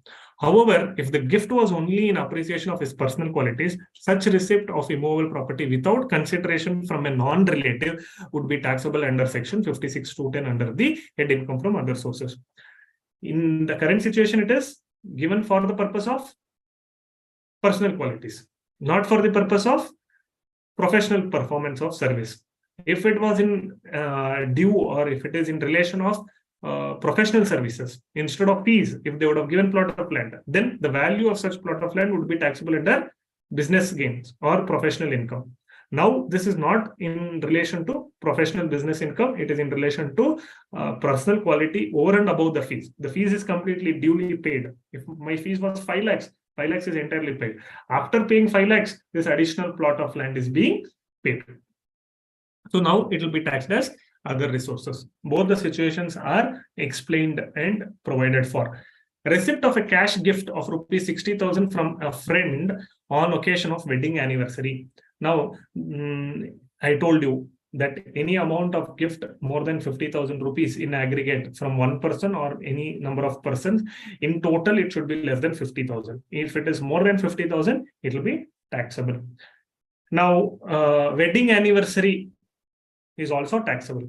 Now, there is an exclusion which says it is not taxable if it is received as gift at the time of wedding, not wedding anniversary. The first time when the wedding happens, at the time of marriage, if any gift is received, it is completely exempt. Anybody can give.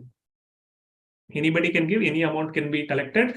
The marriage gift is not taxable. At the time of marriage, any gift received. Here it is being told wedding anniversary. Most of our friends will get confused wedding and wedding anniversary. They'll consider that wedding anniversary as wedding and they will allow it as a exempted. But it is not exempted, it is taxable. Also, now I said during wedding, anybody can give. Okay. Apart from wedding, if relatives give, it is exempt, not taxable. Relatives means it can be immediate family members, father, mother, father's brother, sister, or mother, brother, sister, and their spouses, and children, children's spouses, or parents and parents' spouses, or their brothers and sisters. So that is the family definition. And if any of them gives any money as gift or any property or any kind gift, it will be exempt. Even if it is at the time of wedding anniversary, it will be taxable. Now they have given it is from a friend during wedding anniversary. It is taxable. If it was a friend during wedding, then it is not taxable. Or if it is relative during wedding anniversary, not taxable. So though here it is a cross-conflicting both the issues, it will be taxable. Cash gift of rupees 60,000 received from a friend on the occasion of wedding anniversary is taxable under the head income from other sources, since it represents an amount exceeding rupees 50,000 received from non-relative on occasion other than marriage. So it is during relative, anybody, not taxable. Other than marriage occasion, relative, not taxable. Okay. Now here it is both negative. Other than relative. Sir, one doubt, sir. It is up to 50,000 exempted. More than 50, it is taxable, right? Once it exceeds 50, entire thing is taxable. Okay. Okay. Now here the cash gift received is 60,000. Okay. Yes, sir. The taxable amount is 60,000, not 10,000. Yes, sir. The entire 60,000 is taxable. Okay. You cannot get the deduction of 50,000 of limit. Here, the condition is that non-relative on occasion of other than marriage, so it will be completely taxable. So I got a doubt. Yeah. So if it is relatives, then the entire amount is not taxable. If it is below 50,000, or is there any range limit? No range limit. Even 1 crore if you get, if from relative, not taxable. Okay. Whether marriage or non-marriage, any occasion, relative, not taxable. During marriage, any kind of relative or non-relative, not taxable. Apart from these two, all other conditions, all other situations, it will be taxable. Okay, sir.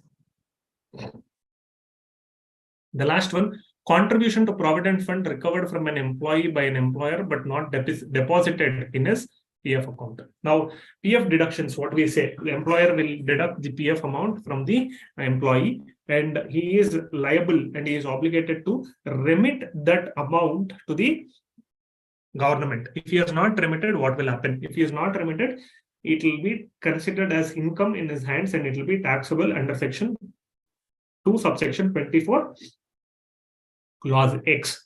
If he has contributed, then it will be he is eligible for deduction under section 36(1)(5)(a). Contribution of provident fund recovered from an employee but not deposited in his provident fund account on or before the due date specified under relevant Provident Fund Act is treated as income by virtue of section 2 subsection 24 clause 10 and is taxable in the hands of employer under the head profit and gains of business or profession or income from other source. However, the employer can claim deduction under section 36(1)(5)(a) or under section 57(1)(a) as the case may be, if the same is deposited on or before the due date specified under the relevant Provident Fund Act.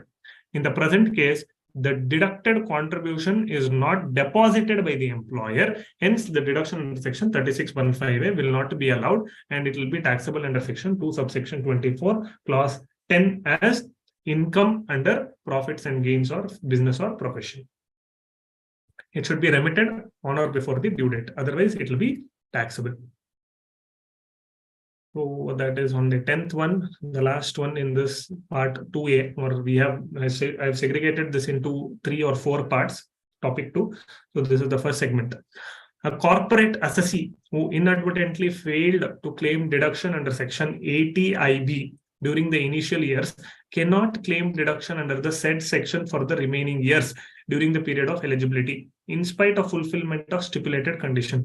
Examine the above statement in light of the judicial decision. So there is section 80 IB is called income-based deduction, where it says if for the first 5 years or first 10 years or first 15 years, the tax will be not levied or it will be 0. If he has not claimed in the first year, the balance 4 years can he claim or not? So that is the condition. Now, the provision contained in section 80B of the Income Tax Act nowhere stipulates any condition that such a claim has to be made in the first year, failing which there would be forfeiture of such claim in the remaining years. Now, if I don't claim in year 1, I am entitled to claim for the balance 4 years of the balance 9 years.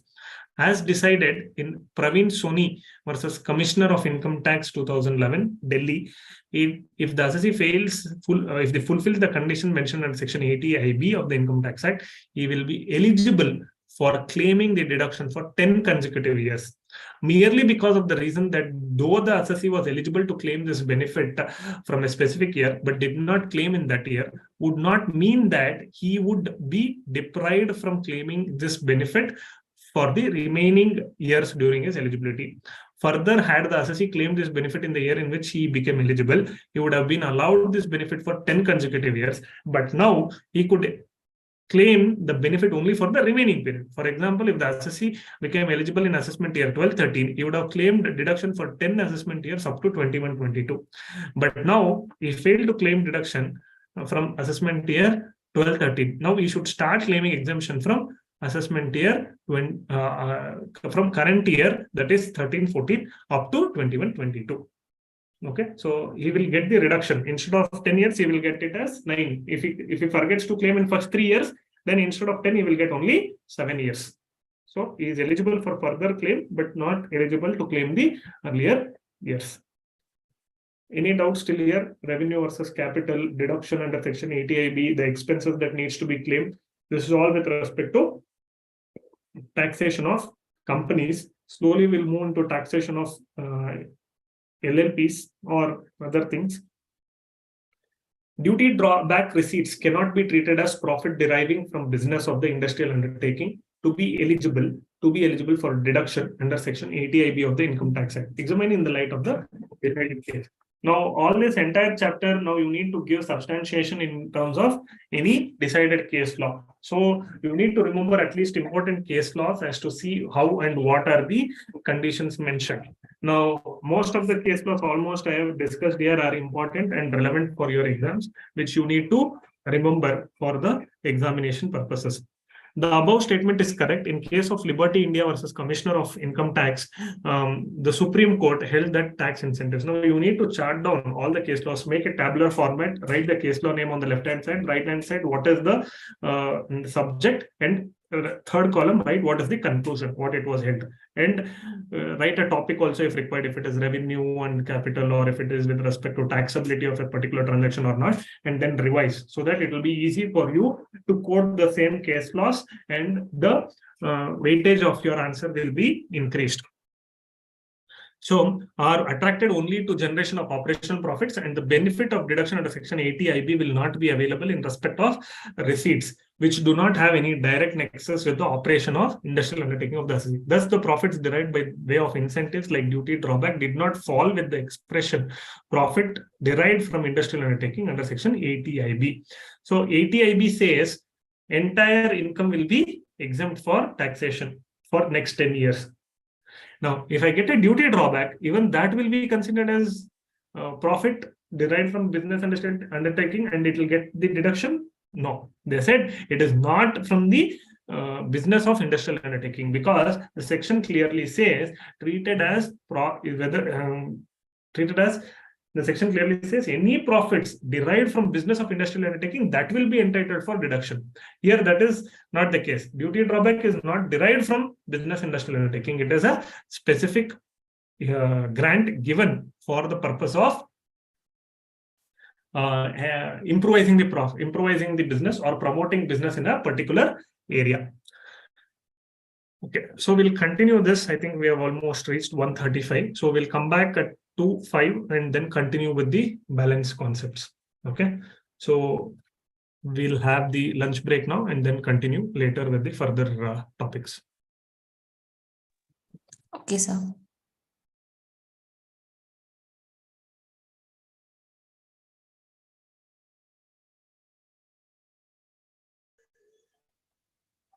Hello. Yes, tell me. So when will we back? By 2? 2:05. Half an hour break it is? 2:05, half an Is hour this a break, half? yes. Okay then. Okay, thank you, sir.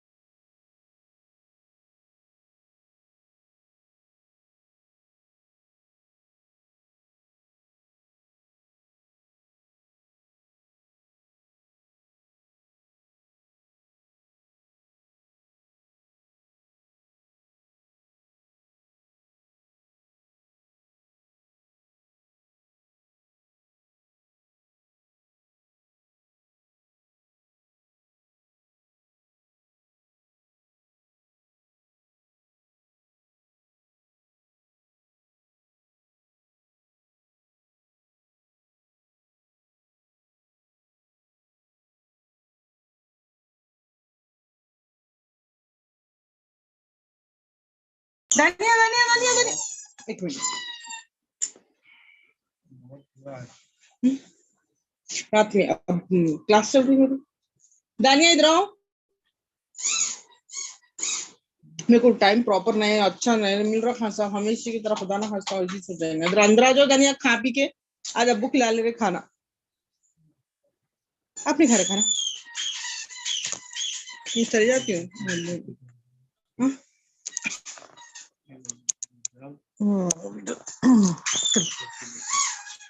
उधर जाती उधर से तो पकड़ लेते आप इसलिए साकिब कहाँ है साकिब इधर आओ तुम क्या करे जी जी जी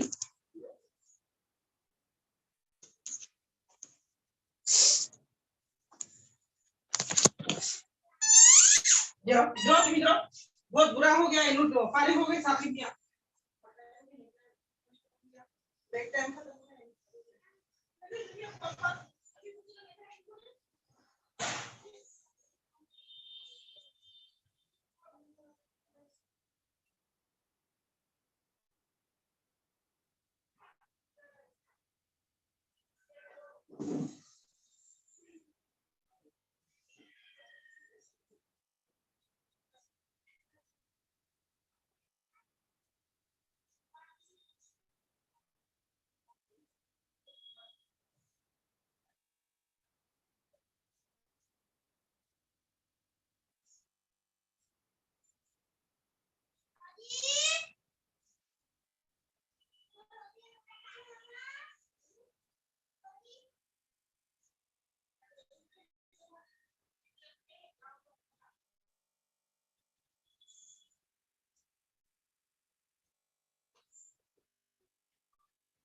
नहीं ये खाएंगे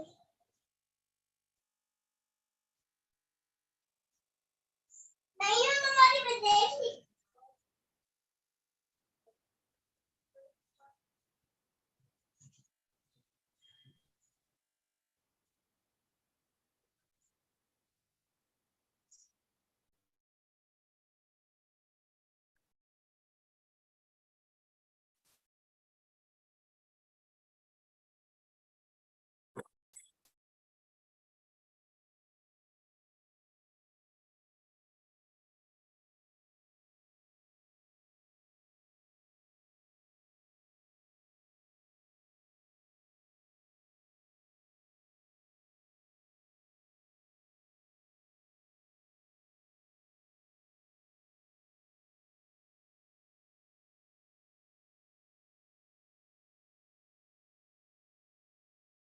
You're back.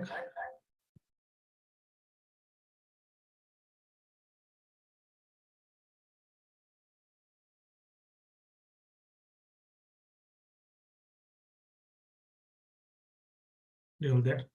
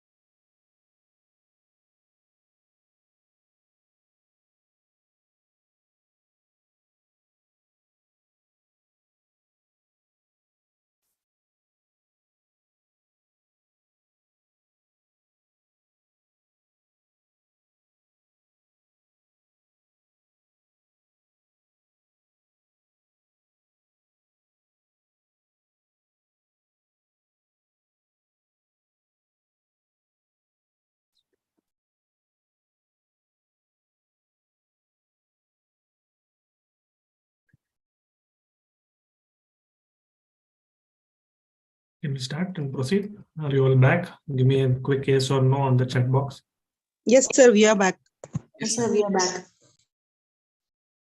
Okay.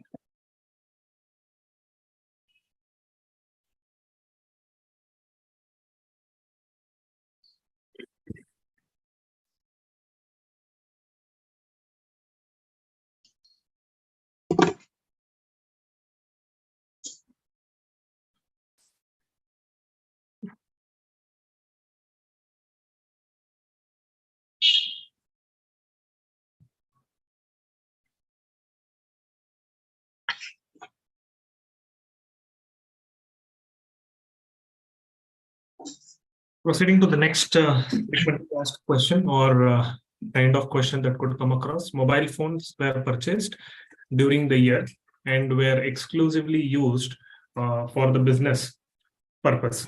The assessee wants to claim depreciation amounting to rupees 20 lakhs at higher rate of 40%, treating them at par with computer. Examine with the help of a decided case law. Like I said again, depreciation is one of the majorly focused point where it is being asked, and business purpose versus the personal purpose is being regularly asked. So which you need to understand quickly, and you need to appreciate the actual provision in complete. Otherwise, you'll be not be able to answer in clarity.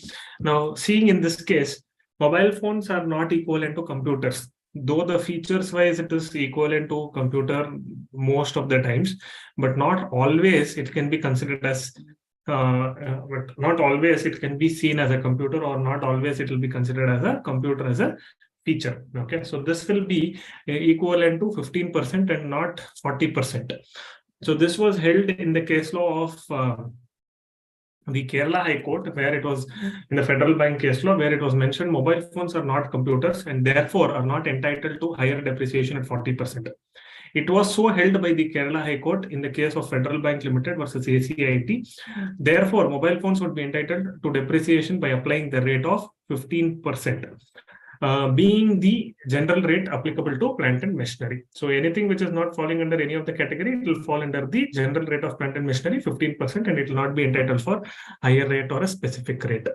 So here we cannot claim 20 lakhs depreciation at the rate of 40%. It should be at 15% only.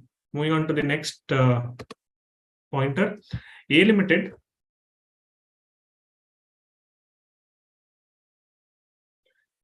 purchased a new bus for rupees 12 lakhs.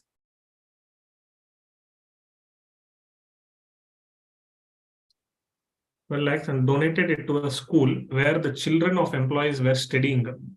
A Limited purchased a new bus for rupees 12 lakhs and donated it to a school where the children of employees were studying. Examine whether A Limited could claim deduction under Section 37(1) of the Income Tax Act.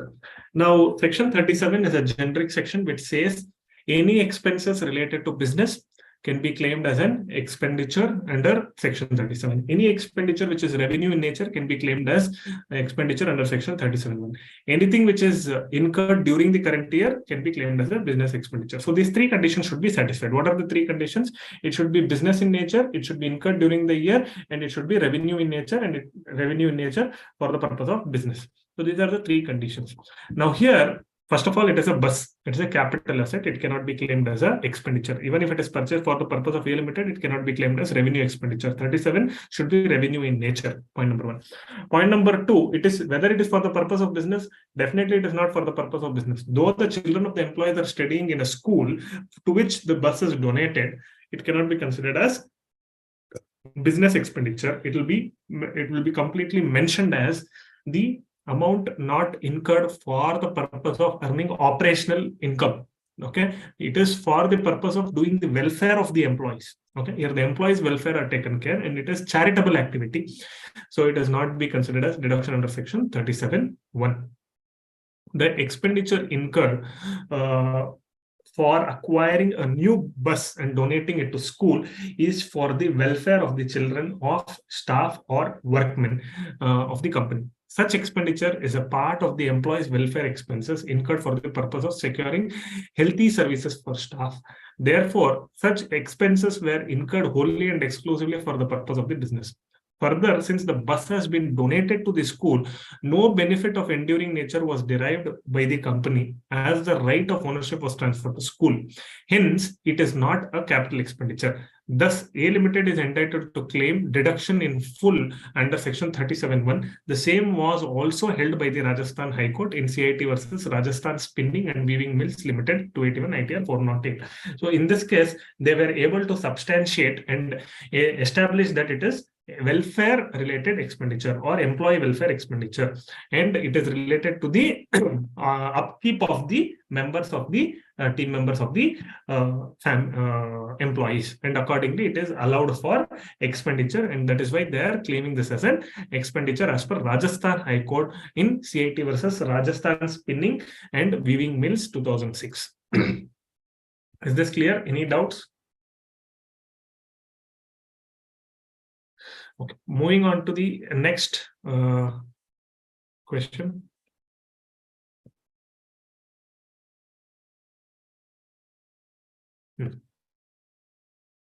The assessee business from measures R, G, K at the time of acquiring the business. The assessee had paid certain amount in respect of trade name, that is goodwill, and for all other business and commercial rights, and claimed depreciation on said amount. The assessing officer rejected the claim, holding that goodwill could not be treated as intangible asset and therefore not depreciable. Decide. So we need to determine the depreciation on goodwill. Is it available or not? Okay. Now, what is that we need to discuss here is we need to evaluate the provisions of depreciation in terms of goodwill. Now, goodwill until 2016 or 2017, it was available for depreciation. After there was a case law and the Judicial Supreme Court held that, or the tax laws made amendment stating that depreciation of goodwill is not allowed. Let us see how is this case coming across and which case are they referring to. As per section 32(1)(3) of the Income Tax Act, depreciation is allowable in respect of know-how, patent, copyright, trademarks, licenses, franchises, or any other business or commercial rights of similar nature being of intangible asset. So this is the definition section 32(1) clause 2 says. Nowhere here the word goodwill is being used. This was the litigated point of view where the courts have started examining whether goodwill can come under this definition or not. Most of them went on to claim goodwill means any other business or commercial right of similar nature. So they said know-how, patent, copyright, trademark, licenses, franchises, all these 6 are specific in nature, and they continue to say any other business or commercial rights of similar nature. Now, people went on to conclude goodwill is falling under this residual category, under the definition of any other business or commercial rights of similar nature being intangible asset. Now, this is where certain courts said goodwill is included under this last category and it is allowed as depreciation. Now we'll see what happened further. Scanning the anatomy of this section, it can be safely stated that the provision allows depreciation on both tangible and intangible assets, and clause 2 enumerates the intangible assets on which depreciation is allowable. The asset which are included in the definition of intangible assets under section 32(1)(2) includes, along with other things, any other business or commercial right of similar nature. So what we explained or what we discussed was that, and the residual category, along with specific 6 categories of item, franchisee, patent, know-how, copyright, there is any other business or commercial rights. Now, goodwill, they're classifying or they're attributing that it is a business or commercial right of similar nature. Now, let us see what further it goes on to say. To effectively understand what would constitute an intangible asset, certain aspects like the nature of the goodwill, the nature of the goodwill involved, and how the goodwill has been generated, how it has been valued, agreement under which it has been acquired, what intangible asset it represents, namely trademark, right, patent, etc., and further whether it would come within the clause, namely any other business or commercial right which are of similar nature are to be borne in mind. If my goodwill that I have paid is for the purpose of trademark, right, patent, copyright, then it is considered as goodwill. If it is for any other purpose, then we need to check whether it is coming under the definition. Yet, allowability of depreciation on goodwill has been a matter of debate before various courts or tribunal. In various cases, it has been held that depreciation is not allowable on goodwill because it is not of similar nature to that of intangible asset. Know-how, patent, trademark, license, franchise, etc., as specified under Section 32 of the Act. The Supreme Court, in the case of Smith Securities Limited, has put the above controversy at rest and held that goodwill, being a difference between amount paid and the cost of shares in case of amalgamation scheme, is an asset eligible for depreciation under Section 32. So Smith Securities is the case law here where they have said that it is eligible for depreciation. The Supreme Court has applied the principle of adjustum generis and held that the expression any other business or commercial rights of a similar nature includes goodwill for the purpose of allowability of depreciation. Okay, this is the contention from the judicial way. Judicial way, when I say judicial way, it is in terms of Smith Securities Supreme Court case law. Okay, recently, couple of years back, the income tax authority itself override this judgment and said that it is not allowable for depreciation. It is not eligible for depreciation. As of today, this case law has no validity in practical sense because it is overridden by the amendment made by the Finance Act, where they have concluded that depreciation is not available on goodwill. Goodwill, self-generated goodwill, depreciation is not allowable. Purchased goodwill, depreciation is allowable. So this is the kind of situation that is available as of now. So you can write this entire analogy and write a concluding remark based on the amendment. Currently, there is a goodwill availability, depreciation on goodwill is reversed based on the case law.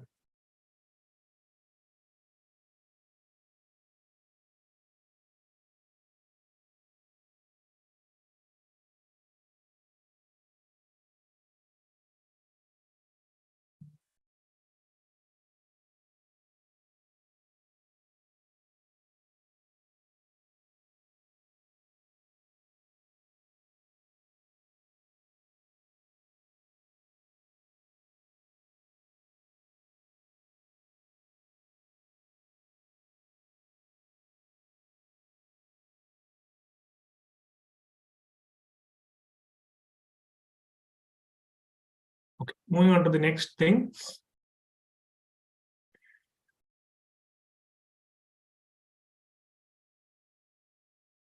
Mr. Buddhadev is carrying on a business as sole proprietor. He died on 31st March 2022, and on his death, the same business was continued by his legal heirs by forming a firm as on 31st March 22.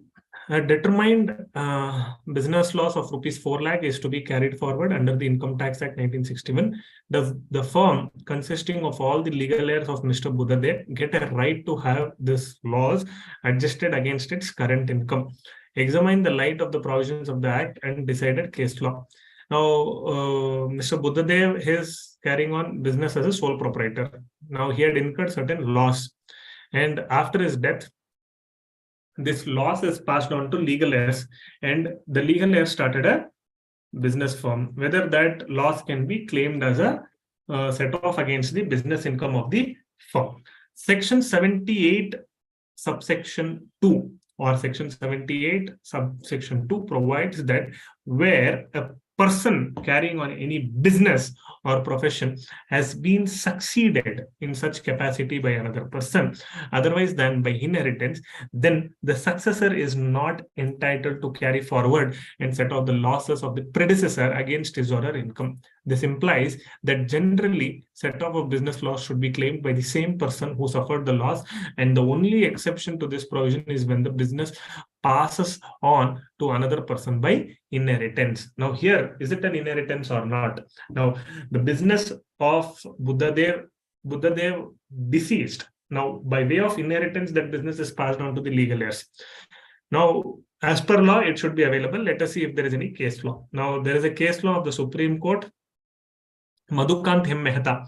The facts of the case given in the question are similar to the case of CIT versus Madhukant M. Mehta, where the Supreme Court has held that if the business is succeeded by inheritance, the legal heirs are entitled to the benefit of the carry forward of losses of the predecessor. Even if the legal heirs constitute themselves as a partnership firm, the benefit of carry forward and set off of the losses of the predecessor would be available to the firm. So they have concluded not only in case of inheritance, they will get the benefit, but also in case of constituted as a partnership firm, they will be eligible to claim the set off of losses against the profits of the partnership firm is also considered. In the given case, the business of Mr. Buddhadev was continued by his legal heirs after his death by constituting a firm. Hence, the exception contained in section 78(2), along with the decision of the apex court discussed above, would apply in this case. Therefore, the firm is entitled to carry forward the business loss of 4 lakhs of Mr. Buddhadev. Is that clear?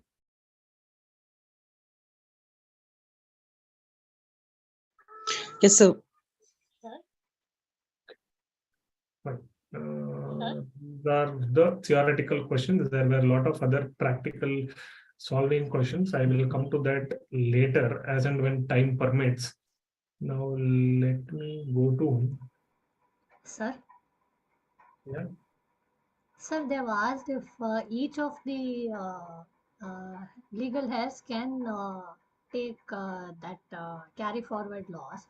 Now, even though if they are in a partnership firm, both the firm's property and their personal property will be does not have any distinguishing corporate veil, no, sir. So, how will this carry forward loss be treated in a partnership firm? Now, this is by way of inheritance. Each of the partners, now here, the question is all about get a right to have consisting, does the firm consisting of all legal heirs? Legal heirs, say, for example, he had 4 children. Now, all the 4 children constituted a partnership firm. When all the 4 children constituted a partnership firm, if it was not a legal partnership firm, each of them got this business running separately, divided the business into 4 different pieces. Now, if they've done into 4 different pieces, then they would have got it in terms of 1 lakh each. Now, this entire business is constituted as a partnership firm amongst the 4 partners or 4 children. Now, entire 4 lakhs will be available to partnership firm. Otherwise, it would have been allowed as equal portion to each of the legal heirs. Since all the legal heirs have come together, it will be allowed to the partnership firm in totality. Okay, sir.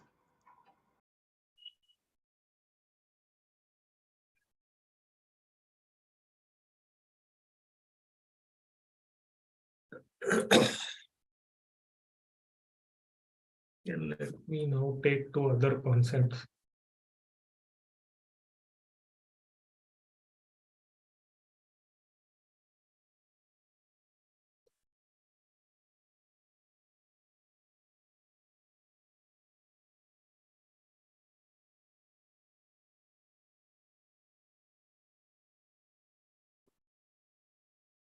Let us solve some problems in this chapter before we proceed to the next chapter. Next 1 hour, we will be concentrating on the problems. Hope you're able to see the Excel. Yes, sir. So I will display the question here itself. Topic to concept 18.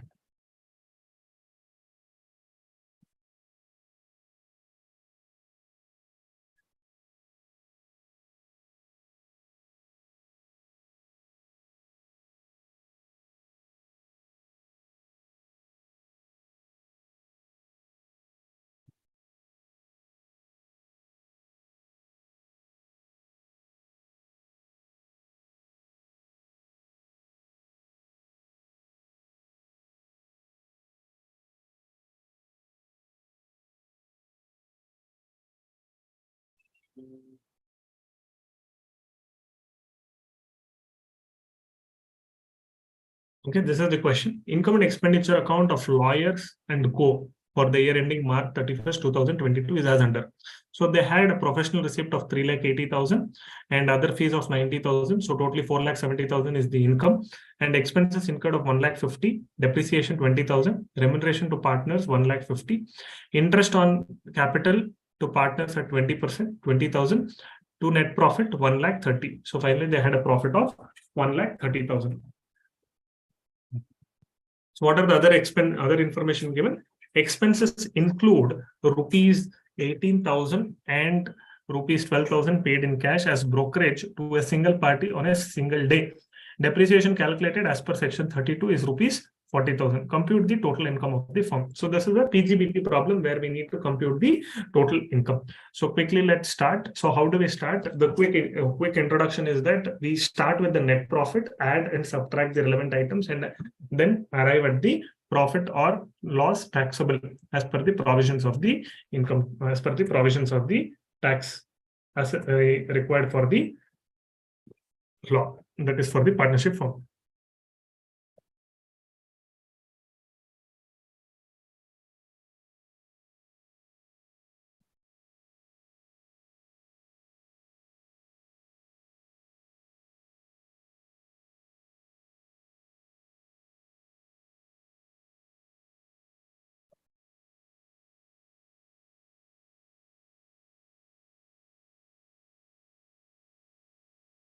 Okay, so let us do a computation of total income.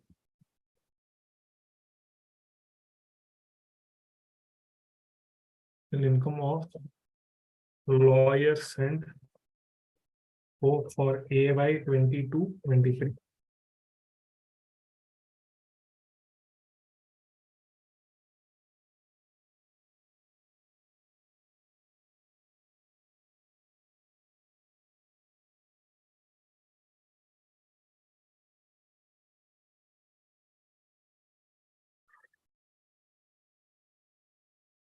Particulars amount, and let us have one more number. So net profit as per P&L account will be the starting point. Net profit as per P&L account. What is the net profit as per P&L account?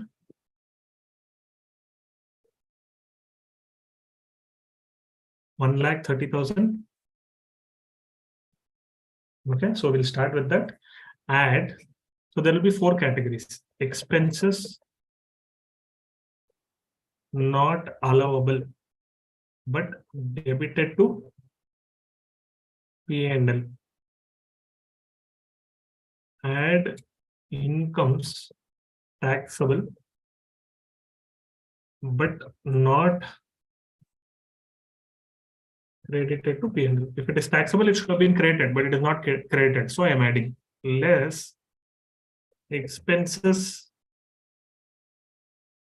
allowable but not debited to P&L,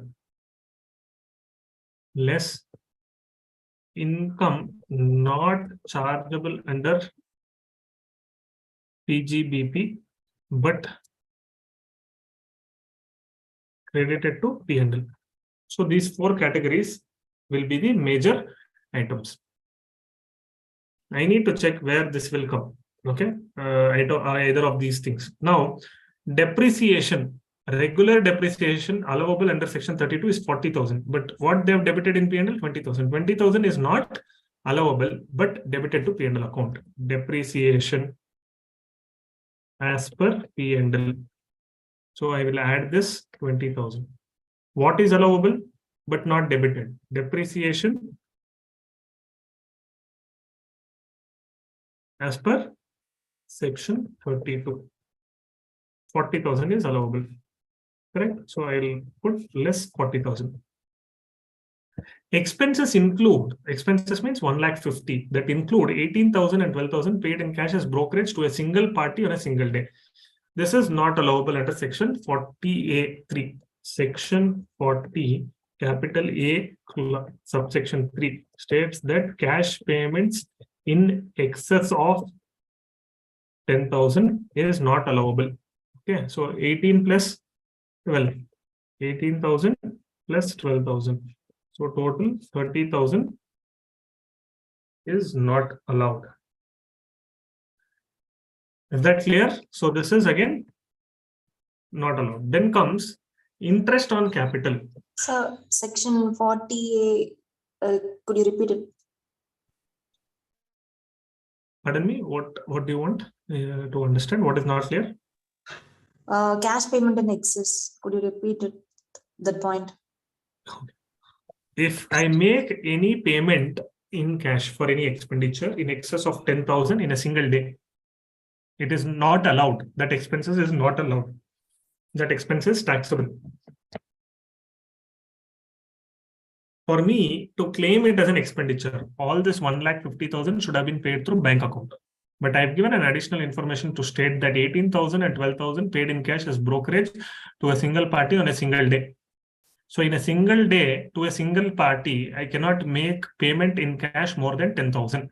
If I make any payment in a single day to a single party on account of a single invoice excess of 10,000, that entire amount will be taxable. Okay, so okay. Similarly, So why are we adding depreciation also? Depreciation allowable is as per section 32, 40,000. So this is allowable. Allowable I've given here, reduce. Expenses allowable but not debited to P&L. This is allowable but not debited. Here, 40,000 is allowable means 20,000 is not allowable. I'm claiming for 40,000. 20,000 I will add back. Or otherwise, you can do the other thing also. 40,000 is allowable. Already 20,000 is debited. Balance 20,000 you can reduce here. Then you need not do 20,000 adding back. Ideally, I should get total 40,000 depreciation. I have already debited 20,000. I need to reduce only balance 20. But I've reduced entire 40, so I've added back 20. Either ways is correct. I add back entire 20 and reduce 40, or I reduce only the balancing figure. I don't add back anything. Is that clear? Yes, sir.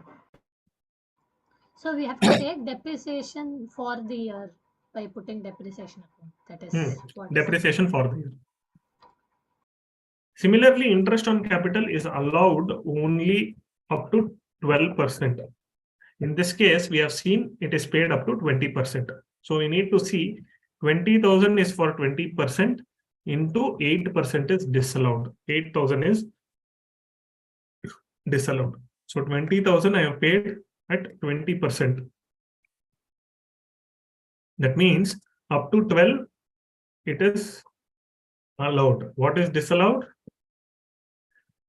8% is disallowed. How do you calculate 8%? So you need to do 20,000 is equal to 20%.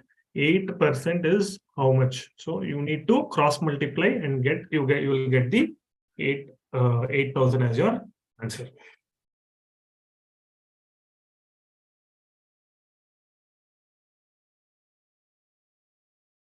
That clear?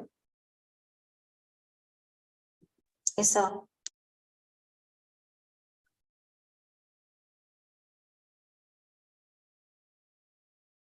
Remuneration to partners.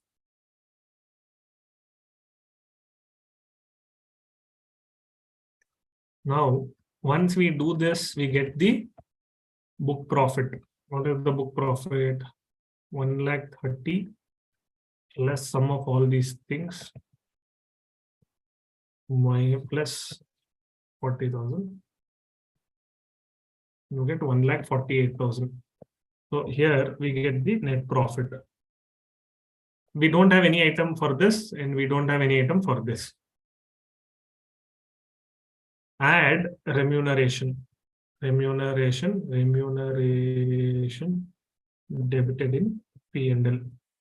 How much is the remuneration debited in the P&L? 1,50,000. So this is called book profit. What is book profit? 1,48,000 plus 1,50,000, 2,98,000 is the book profit. Now, allowable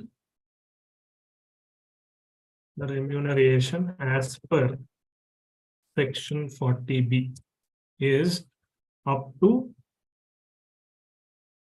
3 lakhs of book profit. Up to 3 lakhs, I get 90%. Above 3 lakhs, 60% of the book profit. So in my case, is it above 3 lakhs? No, up to 3 lakhs. So I will be getting only 90%. That is 2,70,000. 3 lakhs into 90%. So this is 2,70,000. Now this is allowable remuneration, but what I have claimed is only 1,50,000. So up to 2,70,000 I can claim, but I have claimed only 1,50,000. So it is within the limits. So I need not disallow anything, or I need not add back anything. Okay, that means my net profit will continue to remain 1,40,000. My net profit will continue to remain 1,40,000. Or ideally, you can do like this. You can add back without any confusion. Add remuneration debited to P&L account. That is 1,50,000. Okay. Then come less expenses allowable but not debited to P&L account. Remuneration allowable as per section 40B. Up to 2,70,000 it is allowable. Since my actual remuneration is less than 2,70,000, entire 1,50,000 is allowed. Okay, so I will write minus 1,50,000. So then I will get taxable income for partnership firm is equal to 1,48,000. Now tax liability will be tax at the rate of 31.2%. That is effective rate. I am taking 30 plus 4% of cess. You get 46,176. Is it clear?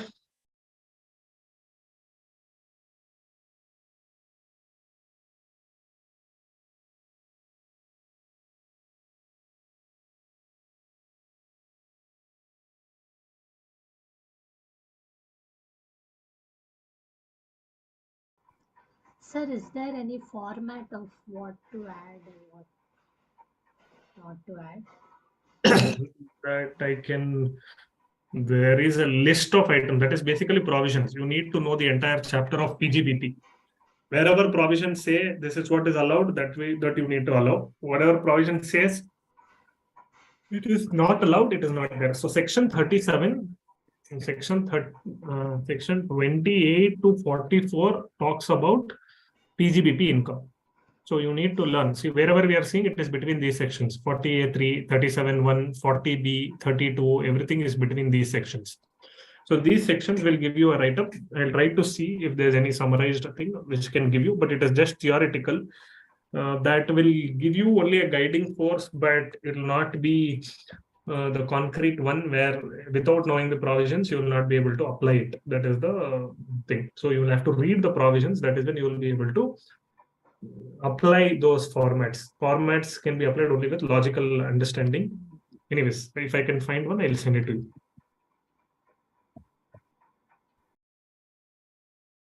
So With this, I can take it to the next one.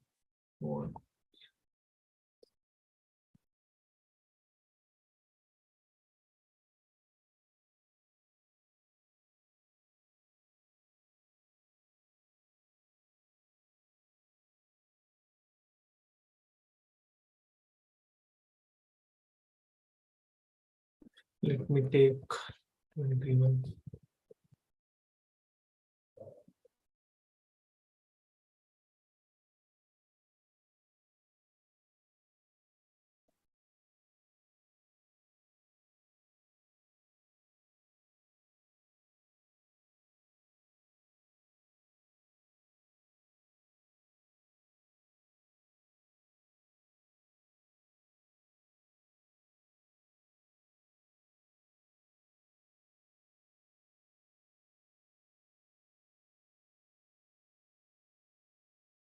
XYZ LLP as an income of rupees 72 lakhs under the head profits and gains of business or profession.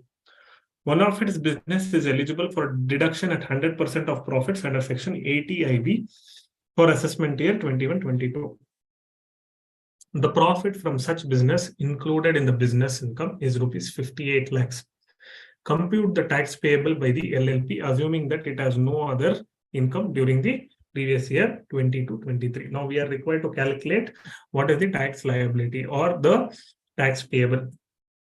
How do you calculate? It is very simple. What is the total income?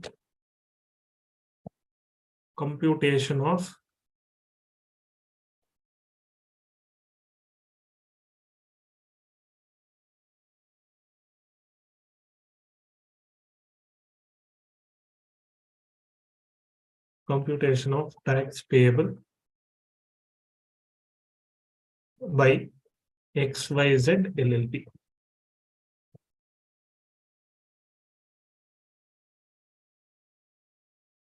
Particulars, amount, total income 72 lakhs, less it is eligible for deduction under section 80 IB. How much of it? 58 lakhs. Taxable income 72 minus 58. Tax at the rate of 30% because it is an LLP into 30%, add cess at the rate of 4% into 4%. Total tax payable. Now, how much is the tax that I'm paying? I'm paying 4,36,800. Now, this is when government said, since you are eligible for deduction and you are paying tax, how much is the effective tax? For 72 lakhs, they are paying only 6.07% of tax. Government said minimum government wanted 18.5% of tax. Okay, 18.5% of tax. So they introduced provisions called as alternate minimum tax. Minimum tax under section 115.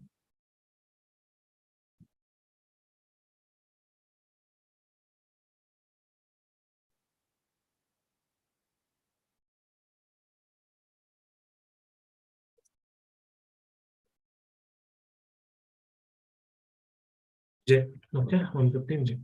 Now here what they say, before claiming particulars amount, total income before claiming any deductions, 72 lakhs.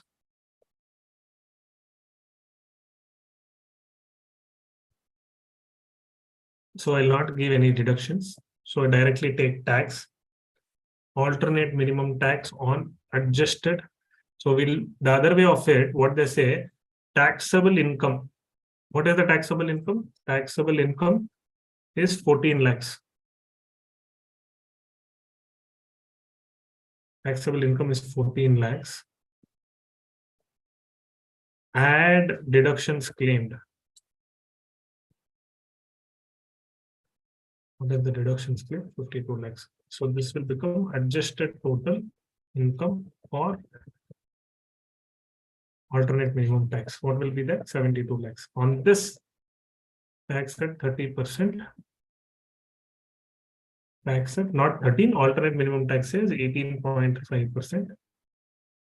Take 18.5%. Okay. So what is the effective tax rate on my income? It will be 18.5%. That is 18.5 plus 4% of sales, it will become 19.24. Government says your minimum required to pay 13,85,280. Now, what is the use of deductions then? If I'm paying 18.5%, government says you are actually required to pay only 4,36,800, but you are paying 13,85,000. That means you are paying additionally 9,48,480. So this additional tax that you are paying today, that is being paid today, will be eligible for credit in future. So now you need to pay, but in future, when the situation becomes reverse, you can take the credit. You need not pay. Only thing government wanted the recurring income instead of, say, for 10 years, if the company is not required to pay tax, then government will not get any tax on 58 lakhs. So government is taking now a minimum tax of 18.5%. Instead of 30%, government is taking 18.5%. Though I am not required to pay 18.5, I am paying, but the amount of 9,48,000 will be adjusted in the future as AMT credit. So AMT credit is available for future, available for future benefit up to 15 years from the year in which the credit is availed. So credit is availed as this year, from this year. Next 15 years, anytime the situation becomes reverse, if my tax payable under regular provisions is higher than the tax payable under alternative minimum tax, I will be paying. Say, for example, next year.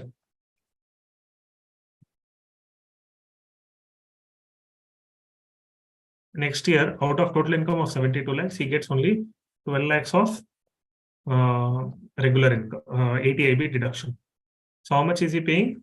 He is required to pay 18 lakhs 72. Okay. That means 60 lakhs on 60 lakhs he need to pay. Now taxable income, same. Taxable income was 60 lakhs, 12 lakhs. So how much minimum tax he is required to pay? 13 lakh 85. Now here he is 4 lakh 86. He is required to pay only 13 lakh 85 as per alternative minimum tax. But his in actual normal tax, he is required to pay 18 lakh 72. Now, since the situation got reversed, he is not required to pay this 4 lakh 86, which is additional. He can take the credit because in the earlier year, he has already paid 9 lakh 48. So now up to this credit is available, he can set off this. 4 lakh 61 is still carried forward. So he will utilize this. And he will pay in cash only 13 lakh 85 280. 13 lakh 85 280 he will pay, and 4 lakh 86 720. In net, it is equivalent that 18 lakh 72 is paid. Understood? Sir, how to know whether he is supposed to pay under AMT or he's supposed to pay under normal? Any deductions, any kind of deductions he is claiming, then he is required to pay AMT. But he's supposed to pay under AMT only if the tax payable under the normal regime is less than the correct. Correct. So we have to do both and see if he is having any deduction. Correct. So here you will apply 18.5%. Here you will apply 30%, and you will check under which provision it is higher. If under normal provisions it is higher, he need not pay this because he's paying already higher. If he's paying lesser, then he need to pay at AMT. Then the balance difference amount that which he has paid in excess will be available as credit. So that credit will be available in future when the situation becomes reverse. But AMT is always at 18.5%, no, sir? Correct.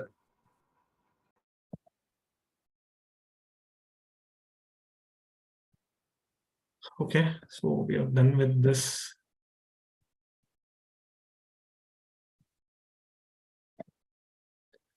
So I will give you a quick question now for you to solve. Exactly 3 minutes.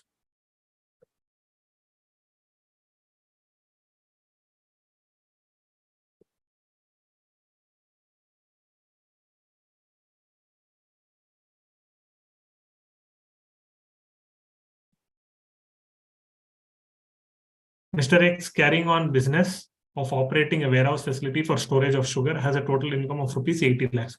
In computing the total income, he had claimed deduction under section 35 AD to the tune of 70 lakhs on investment in building on 1st April 2020 for operating the warehouse facility for storage of sugar. Compute his tax liability for assessment year 22-23. Show the calculation of alternate minimum tax also. So now let me know here how much is his tax payable in terms of alternate minimum tax.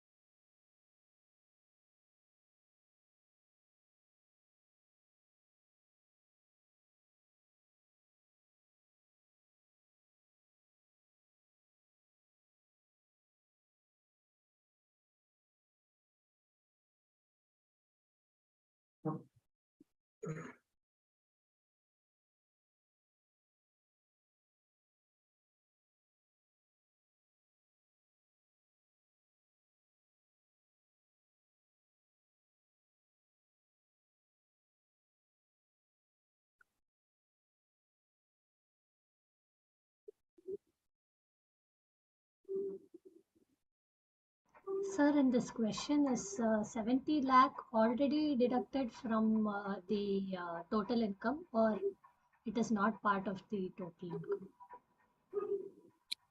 He had claimed deduction under section 35 AD to the tune of 70 lakh on investment in building. That means current year. He is claiming current year.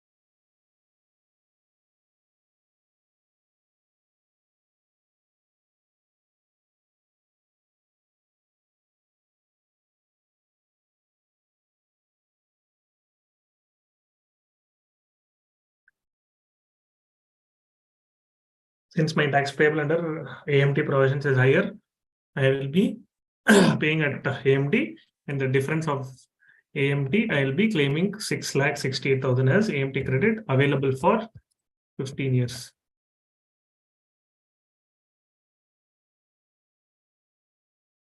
Available for 15 years.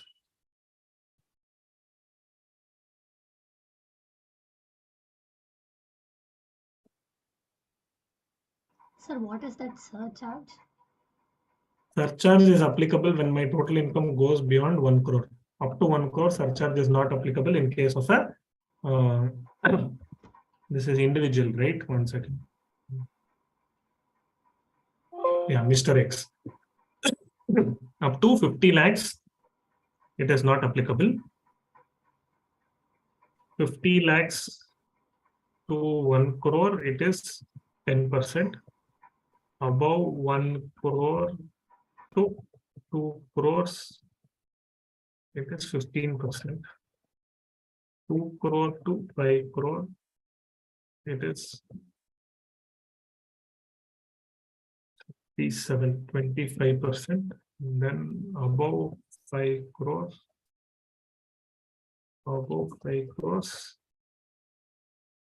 it is 37%. Since this is above 1 crore, I'll have to add surcharge at 4%, 15% of my tax liability. So this will be calculated 4% on both of this, tax and surcharge.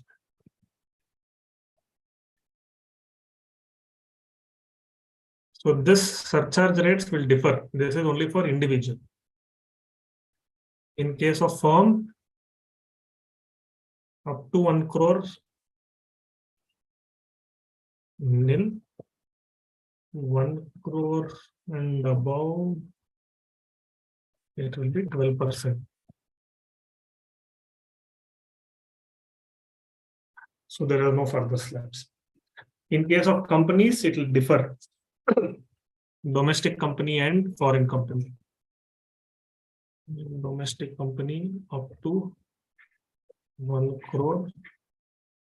This whatever limits we are seeing, total income, not income, not the sales or nothing. So taxable income, basically. Taxable income should be so up to 1 crore, nil. 1 crore to 10 crores. It is, in case of domestic company, it is 7%. Above 10 crores, it is 12%. For foreign company, it is different.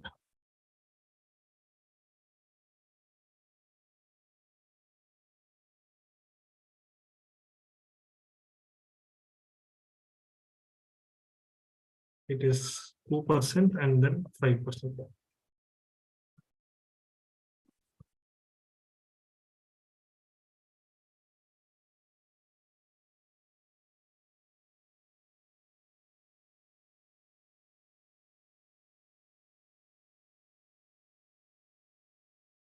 So there is different concept of called MAT and AMT. MAT is different, AMT is different.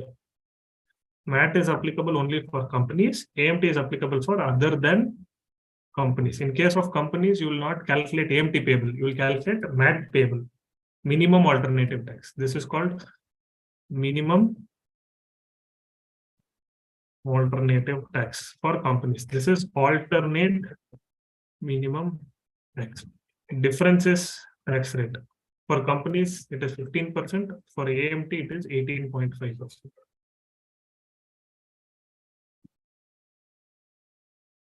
Okay, next is, let us see which question is good for, which is important.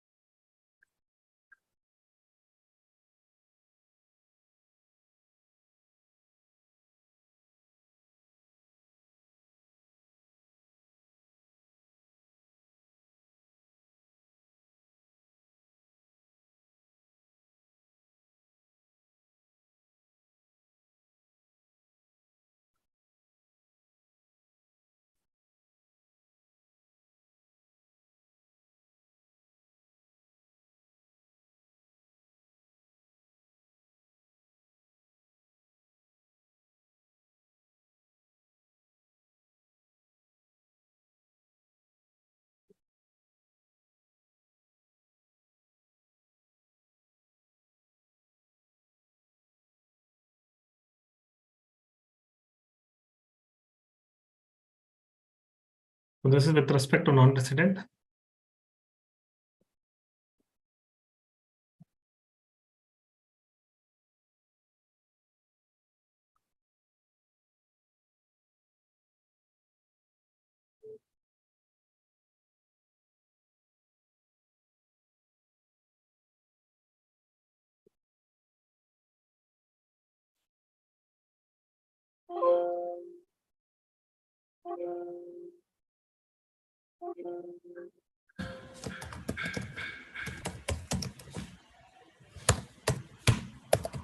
A non-resident Indian acquired shares of on 1st February 2009 for rupees 2 lakh in foreign currency. These shares are sold by him on 1st February 21 for rupees 6 lakhs. He invests rupees 6 lakh in shares on 31st March 21 and these shares are sold by him on 30th June 21 for rupees 7 lakhs. Discuss the tax implication. Ignore the effect of first provision to section 48.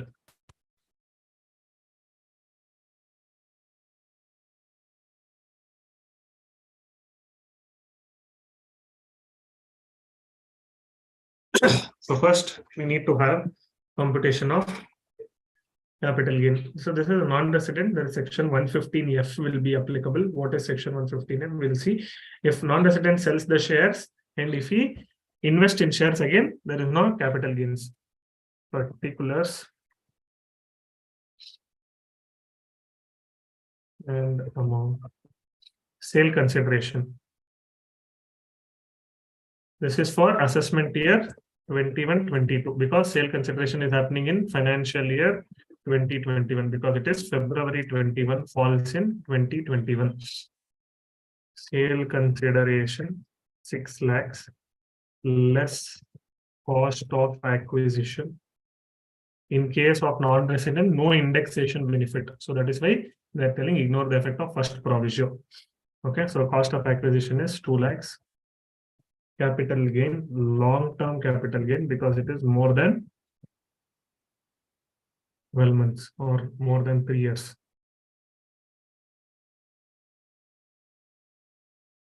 6 lakhs minus 2 lakhs. Since he invested entire 4 lakhs, entire 6 lakhs less exemption under section 115 years 4 lakhs. Since entire 6 lakhs is invested, entire thing is exempted. Long-term taxable capital gains is nil. Okay.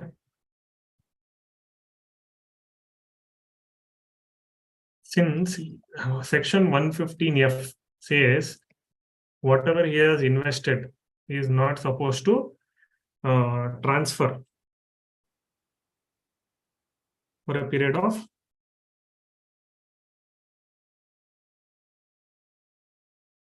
3 years. Okay. Now, whatever he has invested here, invested in 31st March 2021. For next 3 years, he is not supposed to sell. That is till 31st March 2024. If he sells before that, then this exemption will become taxable. Here we get an information that after 3 months, he has sold for 7 lakhs. Correct?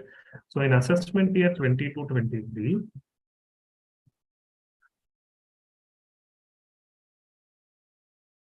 sale consideration is 7 lakhs. Cost is 6 lakhs. He purchased for 6 lakhs. So 1 lakh is short-term capital gain because it is only for 3 months. Short-term capital gains, no exemption. Tax law capital gain will be 1 lakh. Along with this, long-term capital gain exempt in AY 21-22, it's taxable now 4 lakhs. For total, 5 lakhs will be taxable.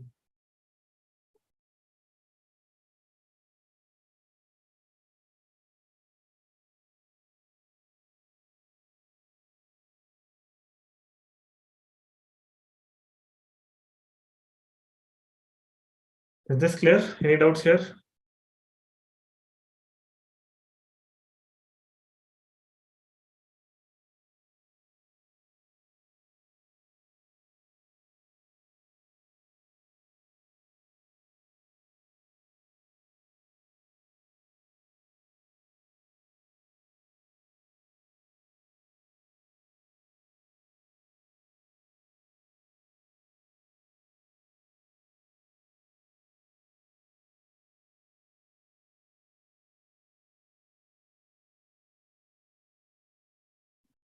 I'll give you a minute, quickly write down this and let me know.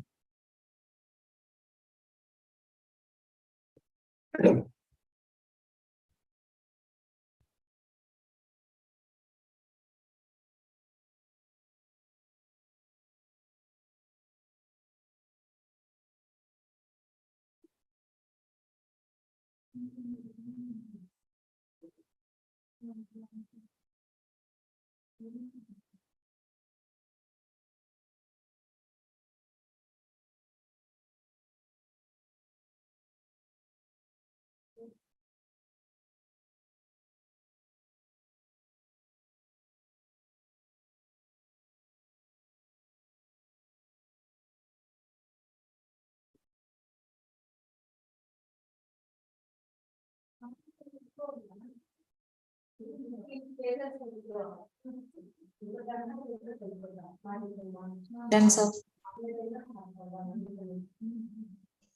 Done, sir.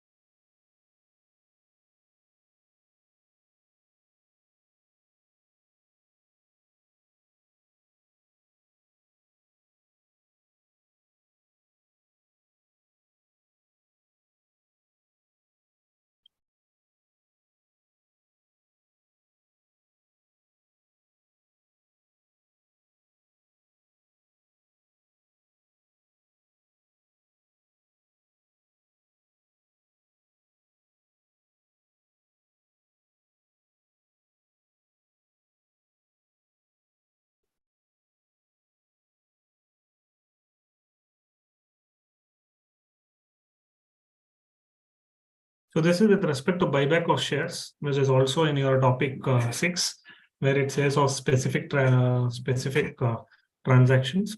Lal Limited, a domestic company, purchases its own unlisted shares on 17th August 2021. Okay, so this provision is applicable only in case of unlisted shares, and it is not applicable in case of section 115 QB. Applicable only in case of buyback of unlisted shares and not listed shares. Okay, the computation mechanism here is tax on buyback of shares. Here, company is required to pay tax on buyback value. What is the buyback value? Company is buying back the value, buying back the shares. At what price they're buying back? Consideration for buyback.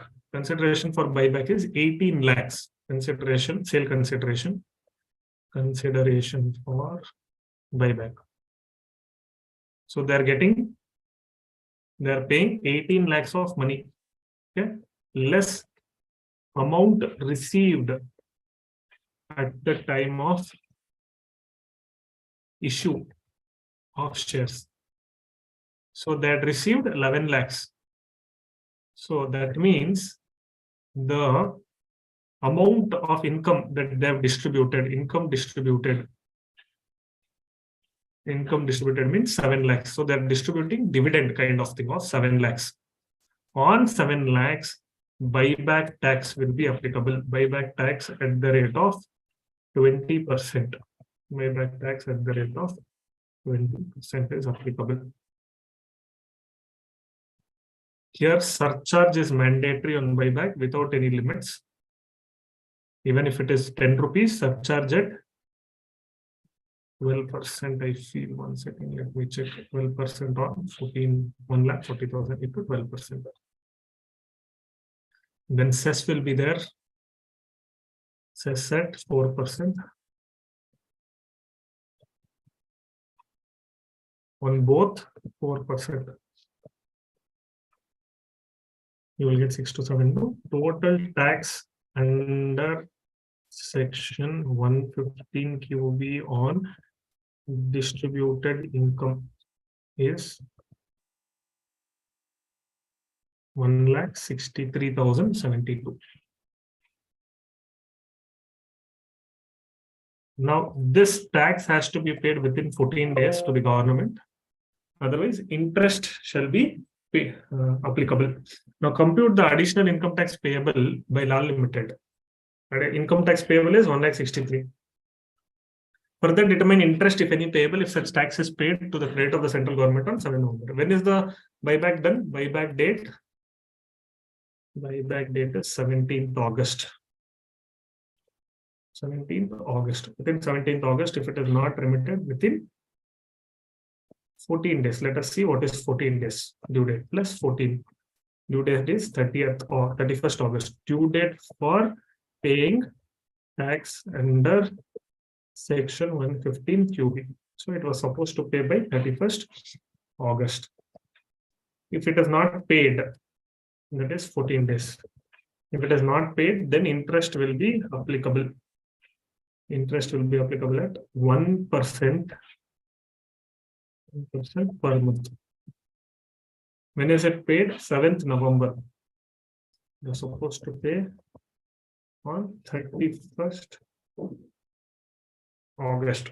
So interest will be applicable for August, September, October, and November for 4 months.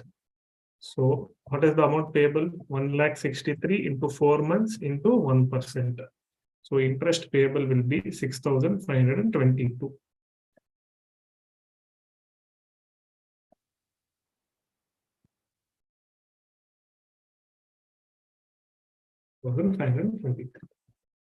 Any doubts on this question? All of you are clear? Sir, part of the month is considered as complete month. Yes. Okay. For every month or a part of the month.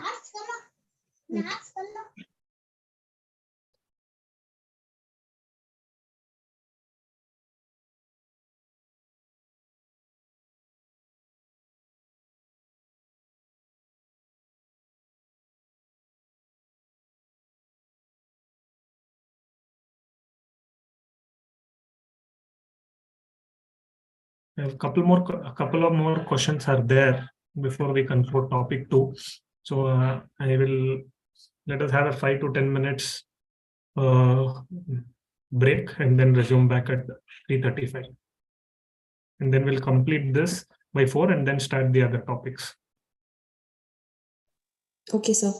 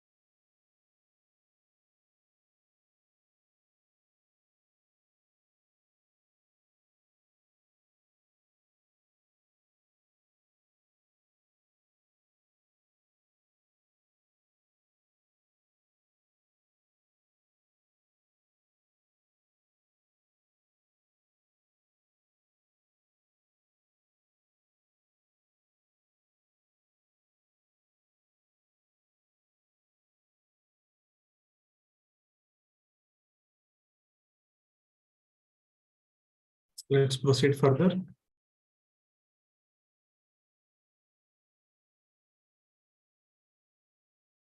So this is with respect to partnership form, taxation of firm and LLP kind of thing. This just now we have discussed. I want you to solve the problem. Are you all back and available? Yes, sir.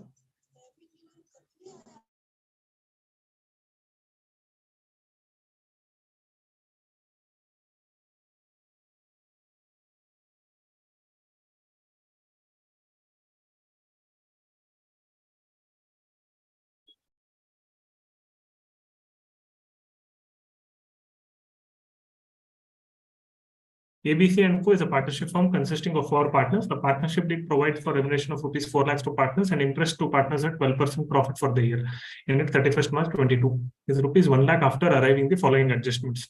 So 1 lakh they have the net profit after providing for remuneration to partners at 4 lakh, interest on partners capital 20,000, municipal tax of house property, rent received on house property 50,000. So compute book profit and remuneration deductible under section 40B of the Income Tax Act 1961. Can you quickly solve? I'll give you a 3-minute time.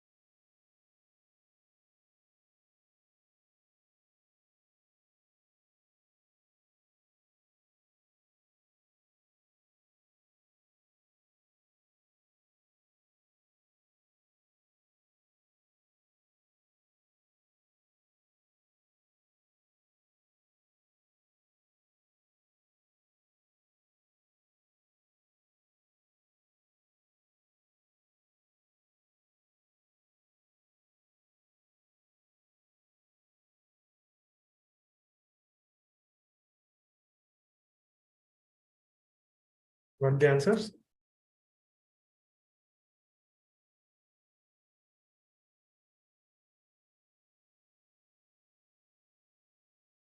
So what we need to do? We need to take the similar format. What I said, computation of book profit, net profit as per P&L account. What is my net profit as per P&L account? 1 lakh. Add remuneration, because remuneration as per 40B is allowed. So I will add this 4 lakhs. Interest on partners' capital up to 12% is allowed, so it is debited. It is properly done. If it was more, then I would have added the difference amount. Municipal house tax property is not taxable under. It is not an expense under business income. Municipal tax. I'm adding back. This is not related to business, not related expense, not allowable, but debited to P&L account. Less income not taxable under PGBP, but credited to P&L account. Rent received. So rent received, I will reduce 50,000 because it is taxable under income from house property. Okay. So this will give me book profit.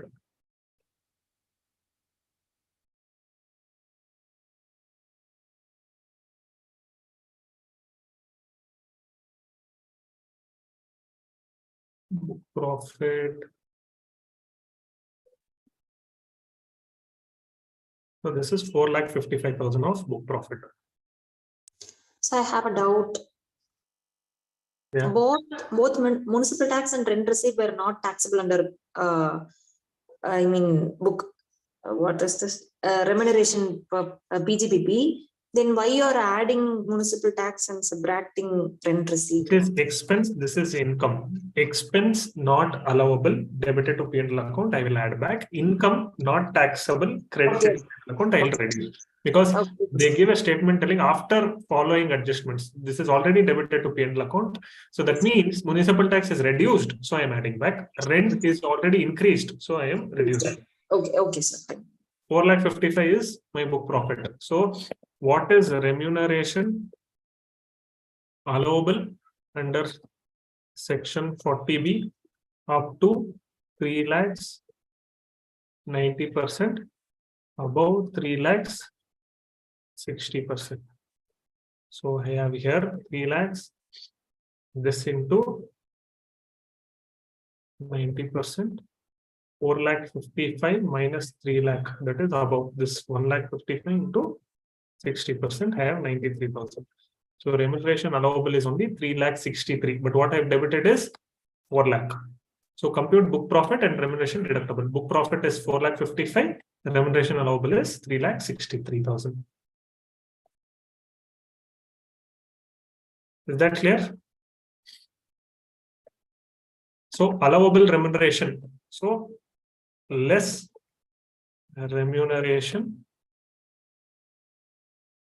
allowable is 3,63,000.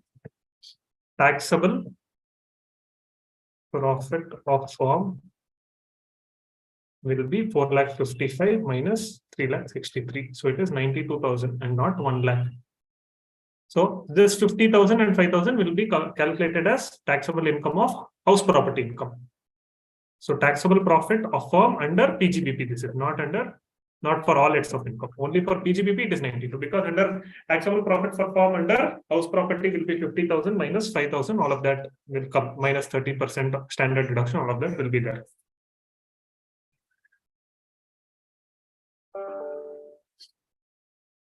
Okay, is this clear now? Yes, sir, clear. I'll give you another AMT problem for you to solve, and then we'll discuss and then proceed to next chapter.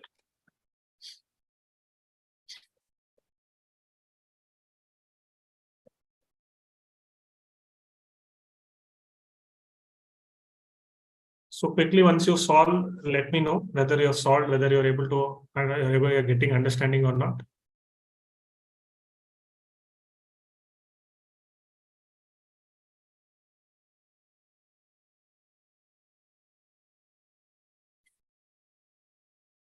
So an individual has a business income of 35 lakh for previous year 21-22. He for the previous year 2021 was subject to alternate minimum tax because of claiming deduction under section 80IE. He has an AMT credit of 5 lakhs. Calculate the tax to be paid by him for assessment year 22-23, assuming assessee has not opted for section 150 BAC. Now this is previous year he had paid under AMT and he had a credit of 5 lakhs. This year he is paying under regular tax provisions. What is the tax that he need to pay? You need to calculate and let me know.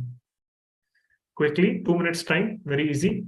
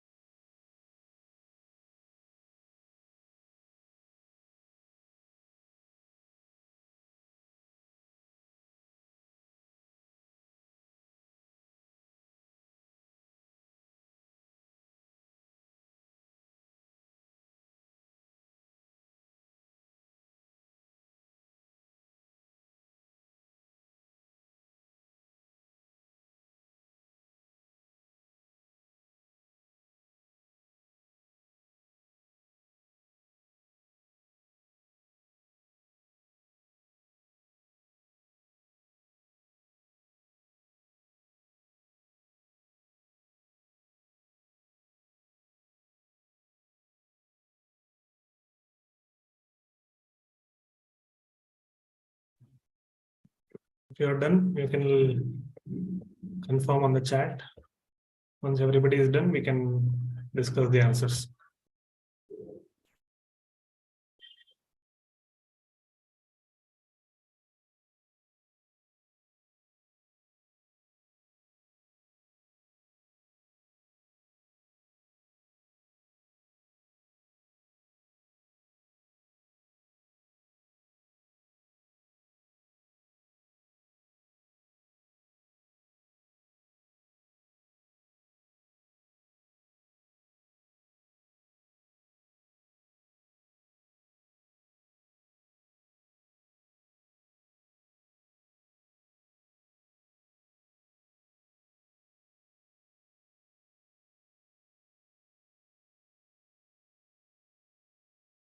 Yes, quickly, last 30 seconds.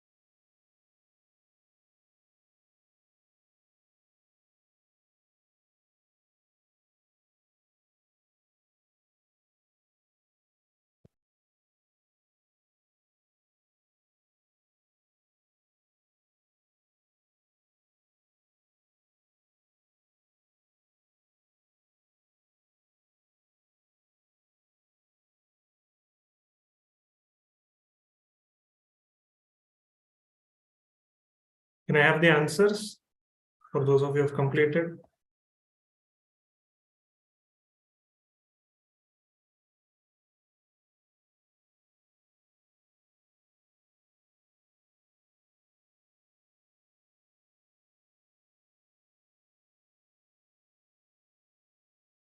You can just drop the final answer in the chat box.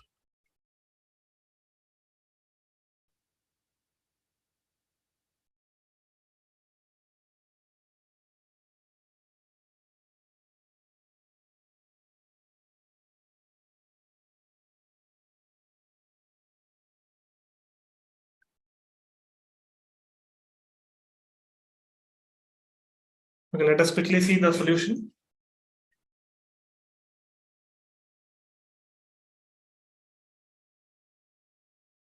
Computation of tax payable, business income. What is the business income? He has 35 lakhs. Correct. For previous year. So here, what is the tax applicable for him? Up to 2.5 lakhs nil, 2.5 to 5 lakhs, 5%, that is 12,500. 5 lakhs to 10 lakhs, 20%, that is 1 lakh. Above 10 lakhs, 30%, that is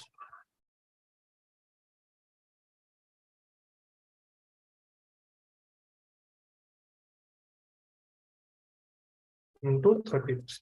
So what is the final tax that you need to pay? 8,62,500. Add cess, because it is less than 50 lakhs, no surcharge.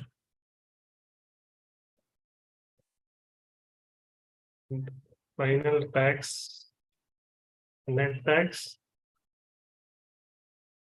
8,62,500 plus 34,500 less.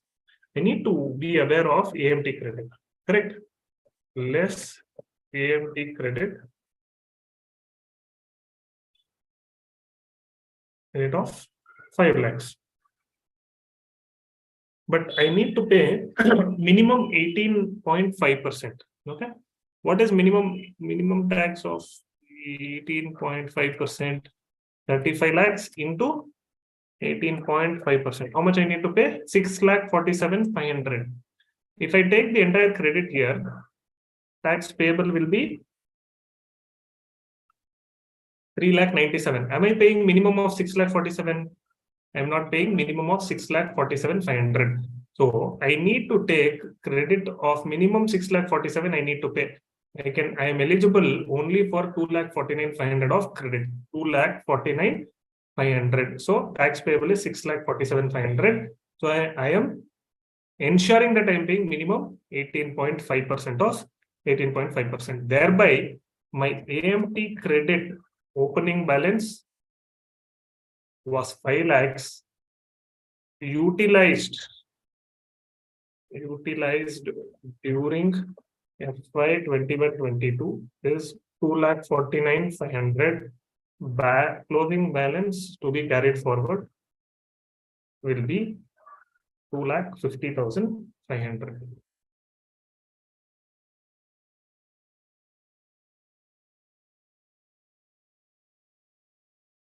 Basically, I've forgotten to take the tax cess rate also. I need to take the cess rate also.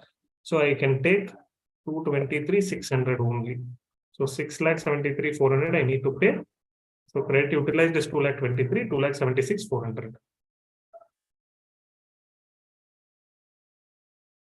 Is this clear? Understood? Anybody got the same answer, or where did you go wrong? Can you let me know? Those of you solved. How many of you directly applied 31.2% on 35 lakhs?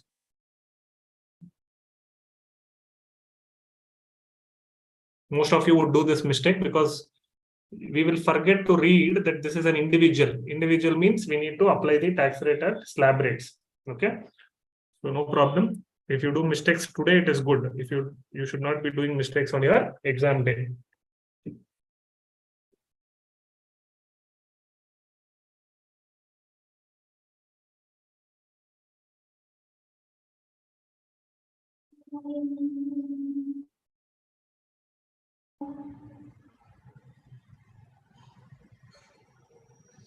I think some of you have calculated 18.5%. That is the minimum tax payable, and credit available 1,73,400. This is wrong. I need to calculate under normal provision 8,97,000. 2,23,600 is my credit available. Tax payable is 6,73,000. I am ensuring that I am paying minimum 18.5%. AMT is applicable for individual also. So here I mentioned that other than companies means partnership firm, LLP, individual, AOP, BOI, everybody. So here in the problem also they've given that he had AMT credit. That means in the previous year he has paid a tax at minimum, alternate minimum tax.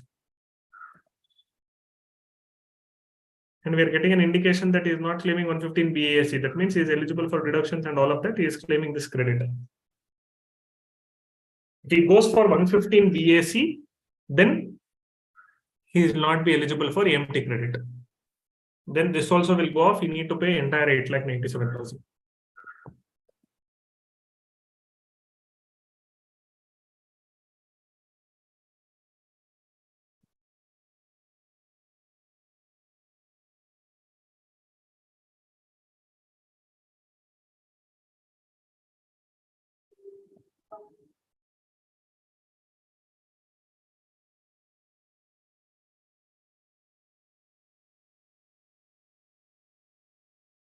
Any doubts still here?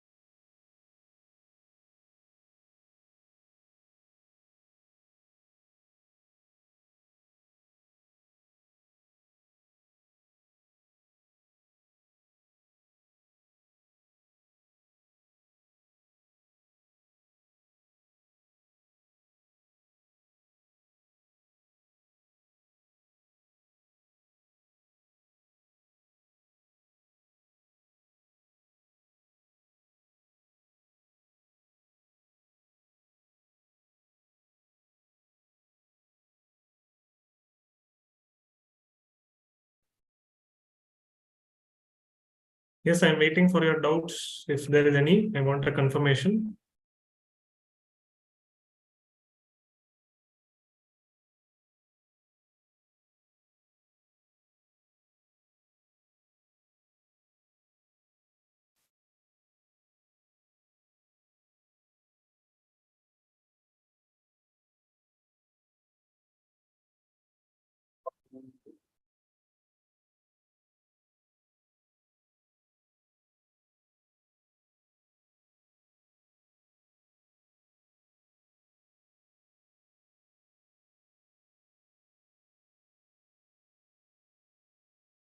Okay, let's go to quickly to the next topic of tax treaties. Okay, so we'll come to the topic number 3 and topic number 4 a little later. I want to spend some time on solving problems because topic number 3 and topic number 4 is on theoretical.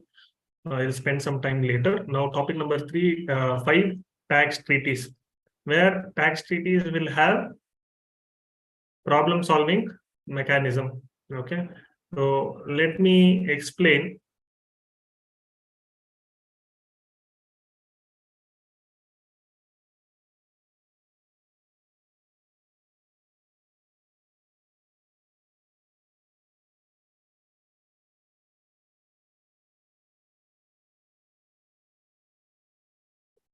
Types of double taxation agreement. Okay, there's something called as comprehensive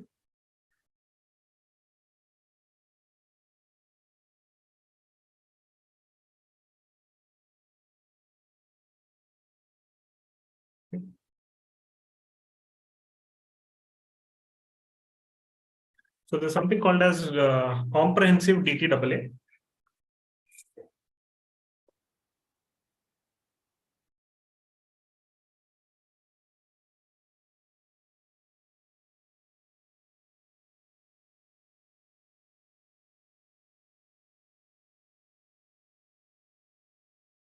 So, okay, before going into that DT tax treaties, so what do you understand by tax treaties? Can I have some inputs from each one of you? What is your understanding? What do you understand from tax treaties? So when we have income from other countries, that is like with foreign countries too. Okay. We will have the agreements with the government with respect to taxation for getting the concessional tax. Okay. I think Where we get the credit of. Sir, please go ahead. Where we get the credit of tax paid in one country. Okay. Yep.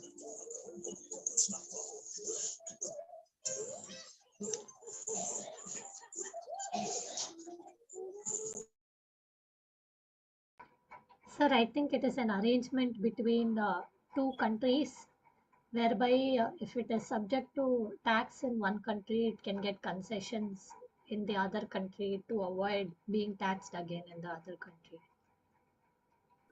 Okay. Basically, it is to avoid double taxations, to repeat the tax paid. Okay. So what kind of questions that you have come across and what is the challenge that you have faced, whether in terms of solving the problems in this chapter? Arm's length price, calculation of arm's length price. We are talking about tax treaties, not about transfer pricing.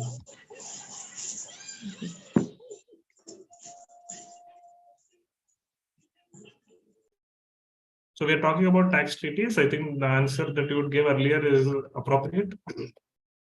But in tax treaties, we don't have any concept of arm's length price.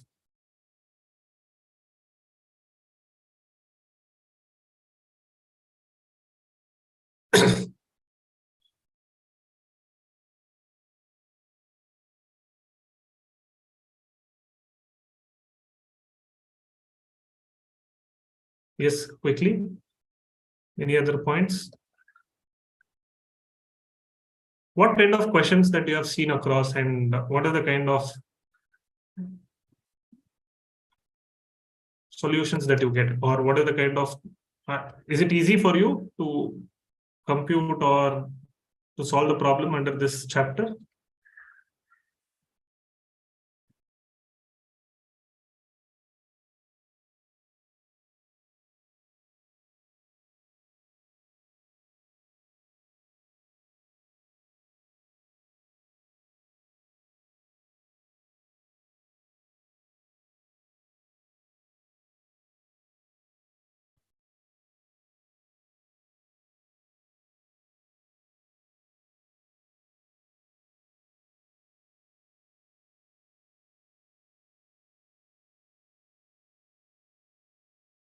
Nobody has come across any questions? You've not solved anything or?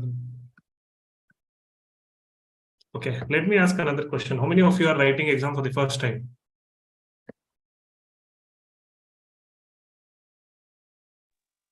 Myself, sir, Sugita.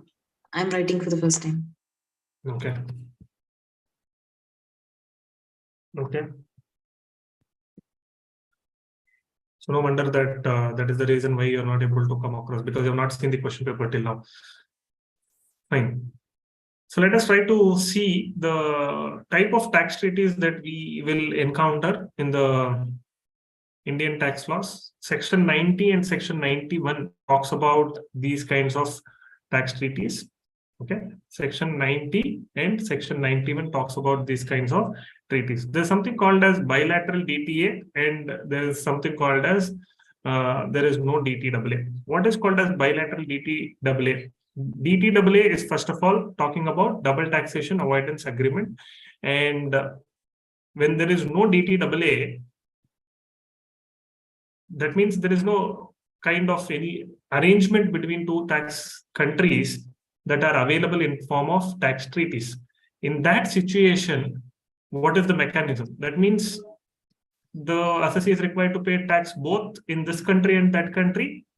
Definitely not. That is why there's another provision in the income tax where they say if all the conditions is satisfied, then they can claim the relief of tax paid in the foreign country. Okay, all the taxes paid in the foreign country can be claimed as a credit, even though if there is no tax credit, or even though if there is no tax treaty. So very importantly, we need to understand, first of all, before calculating the credit that is available or not, we need to understand whether there is a treaty in existence or not. When we get to know that there is a treaty in existence, the mechanism of calculation of tax credit is different. And when there is no tax treaty, there will be a different mechanism. So now let us quickly, let me know once you're able to see my screen.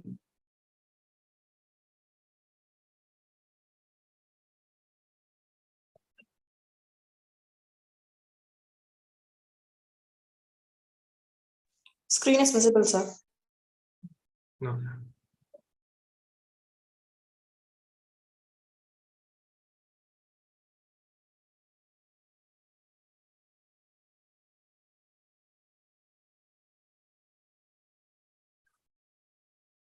Discuss the relief provided to the foreign income of an assessee in the following cases. This is the kind of question that they will give you.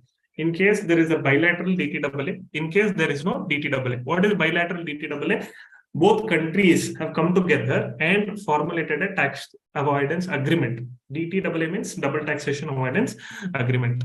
So double taxation relief is applicable in case of those assessees whose income is taxed in two or more countries due to residential status or due to source principle. Now, what is residential status and what is source principle? Now, certain countries follow residence-based taxation and certain countries follow source-based taxation. That means even though if the residential status is not there in India, if the source is in India, it is taxable. Okay, so that is called source-based principle. Certain countries follow, let the source be anywhere. If you're resident in this country, it is taxable in this country. So that is called residence-based taxation and vis-a-vis source-based taxation. India follows both residence-based taxation and source-based taxation. In this kind of situation, some country might have residence-based taxation, some country might have source-based taxation, some country might have both residence-based and source-based taxation. When it is both residence and source-based taxation, and in some country it is resident-based taxation, in some country it is source-based taxation, there can be possibility of same income being taxed in both countries or more than one countries or more than two countries. To mitigate the impact of double taxation of income, the provisions for double taxation relief were made. India has entered into agreement with many countries regarding avoidance of double taxation. In case there is a bilateral double taxation avoidance agreement, that is DTAA, or the treaty concluded between India and other country, the assessee claim relief under Section 90 of the Income Tax Act 1961. foreign tax credit is provided to assessee who has paid taxes in India. That means as well as in a foreign country. That means if you have paid a tax in a foreign country and you have paid tax, you are supposed to pay tax in India, then the amount of tax paid in foreign country is available as credit to that extent that is paid in foreign country, and the balance needs to be paid. This tax relief is governed by the provisions of respective DTAA. Further, the provision of Income Tax Act 1961 are applicable to the assessee to the extent they are more beneficial to them. That means if a tax rate prescribed in tax treaty is 10%, and if the tax rates prescribed in treaty is 7%, then he can follow DTAA and claim the 7%. If tax rate mentioned in DTAA is 15%, and tax rate mentioned in Income Tax Act is 10%, then he can follow Income Tax Act and not 15%. That means he can opt for either normal provisions of income tax or DTAA provisions of the treaty in order to claim the beneficial position. Where there is no bilateral agreement, that means if there is no treaty between a country and India under Section 90 of the Income Tax Act, then Section 91 of the Act grants unilateral relief. What is unilateral relief? Unilaterally, that means suo motu, only India gives the relief. So there is no multi-country involvement. Bilateral means two countries. Here it is unilateral means single country relief. So India on suo motu basis provides relief in respect of income which has suffered tax both in India and in a country with which no DTAA exists, that is doubly taxed income. This relief is provided in the form of deduction from the income tax payable in India and is calculated on doubly taxed income at Indian tax rate or the tax rate of the foreign country, which is lower, or at an Indian rate of tax if both rates are equal. An assessee shall be allowed deduction under Section 91 provided all the following conditions are fulfilled. Now, we'll solve problems both in case of Section 90 and Section 91 to understand whether how the tax credits are provided. Now, the relief is provided in the form of deduction on doubly taxed income based on the tax rate or the tax rate of the foreign country, whichever is lower, or at Indian rate if both rates are equal. That means if foreign country's tax rate is 10% and Indian country's tax rate is 20%. Now you are required to pay 20% tax, but already you have paid 10% tax in foreign country. So that 10% you will get it as a reduction from the 20% tax. So balance 10% you are required to pay in India. If foreign country tax rate is only 25% and you are required to pay 20% in India. Okay, so now you need not pay any tax in India because you have already paid 25%, which is higher than the Indian tax rate in the foreign country. If both rates are equal, then you are required to pay the tax that are equivalent to India. Now, what are the conditions that needs to be fulfilled? The assessee is a resident in India during the relevant previous year. He should be a resident in India. The income accrues or arise to him outside India during that previous year, and such income is not deemed to accrue or arise in India during the previous year. So, is not deemed to accrue or arise during the previous year in India. The income in question has been subject to income tax in foreign country in the hands of the assessee, and the assessee has paid tax on such income in the foreign country. And there is no agreement under Section 90 for the relief or avoidance of double taxation between India and other country where the income has accrued or arisen. So, 5 things should be satisfied. First thing is he should be resident in India. It should have been accrued or arisen to him outside India, and it should not be such income which is deemed to accrue or arise in India. And such income should have been taxed to such income has been subjected to tax in foreign country, and the tax has been paid by the assessee in foreign country. And in the country in which the tax has been paid and the person in India, that country and India should not have any taxation treaty. Then unilateral relief shall be provided. When there is no agreement, the relief is called as unilateral relief. When there is an agreement, the relief given is bilateral relief. Hope the concept is now clear. Yes, sir. Yes, sir.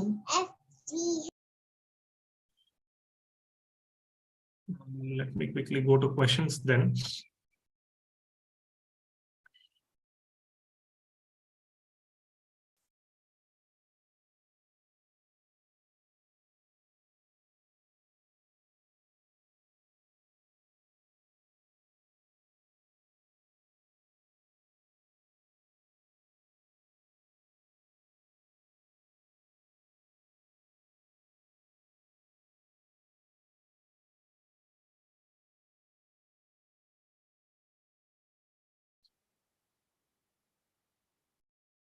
So Yogita Kumari, a resident individual, is a freelance dancer deriving income of rupees 75,000 from shows performed outside India. Tax of rupees 10,000 was deducted at source in the country where the shows were performed. India does not have any double taxation avoidance agreement with that country. Her income in India amounted to rupees 5 lakhs. Compute tax liability of Yogita for the assessment year 22-23. Assuming she has deposited rupees 10,000 in public provident fund and rupees 20,000 as medical insurance premium in respect of her father aged 65 years. Assuming assessee has not opted for section 115 BAC of the Income Tax Act. Now, she has Indian income of 5 lakhs. She has foreign income of 75,000, on which 10,000 tax is paid in the foreign country. Now, let us see what is the tax that she is required to pay in India. Before that, we need to understand whether this is unilateral relief or bilateral relief. There is no agreement, so it is unilateral relief. Which section gives the unilateral relief? 91. 91 gives the unilateral relief. Yes. So let us try to understand computation of tax liability of Miss Yogita Kumari. Computation of tax liability of Miss Yogita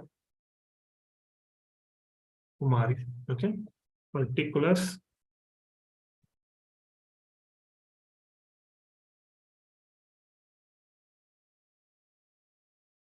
And amount.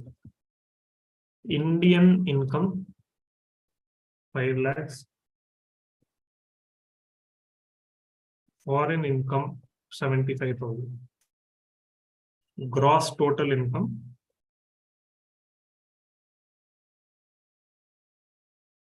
5,75,000. Less deductions 80C, that is PPF 10,000, and 80D, that is medical insurance, that is 20,000. Net total income 5,45,000. Tax on total income up to 2.5 lakhs will 2.5 lakhs to 5 lakhs 5%, that is 12,500. 5 lakhs to 10 lakhs 20%, that is 45,000 into 20%, which will be 9,000. So I have an income of 21, tax payable of 21,500. Add cess 21,500 into 4%. Total tax payable before credit of foreign tax 21,500 plus 860 less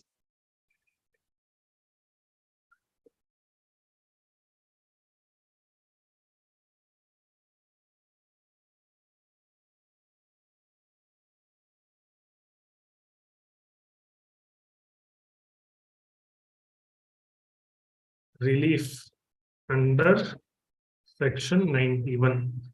Now this is computed. First we need to find out average tax rate in India. What is the average tax rate in India? You pay 22,360. Tax paid 22,360. Taxable income 5,45,000.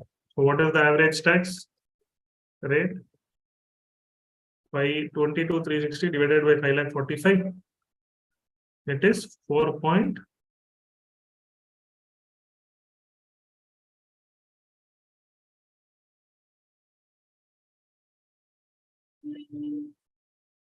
4.1028. Average tax rate in foreign country on foreign income. Tax rate in India on both income. This is both income. This is one tax rate in foreign country, only foreign income. Tax paid 10,000. Foreign income 75,000. Average tax rate 10,000 divided by 75,000 is 13.3%.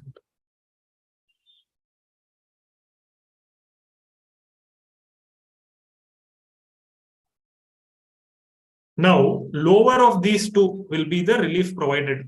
What is the relief provided? Lower of these two. Relief under section 91 shall be 4.1028% of foreign income. 75,000 of foreign income. So in India, tax payable is 4.012% into 75,000. This is the relief provided. Okay. So tax payable in India after foreign tax credit will be 22,360 minus 22,360 minus 3077, 19,283. Understood? This is very critical. I don't get entire 10,000. When you see here, the law says the relief is provided in the form of deduction from the income tax payable in India and is calculated on the doubly taxed income at Indian tax rate or the tax rate of foreign country, whichever is lower. Okay. The Indian tax rate is 4.1028 or 13%, whichever is lower. So 4.1028% is the tax relief on foreign income which shall be provided.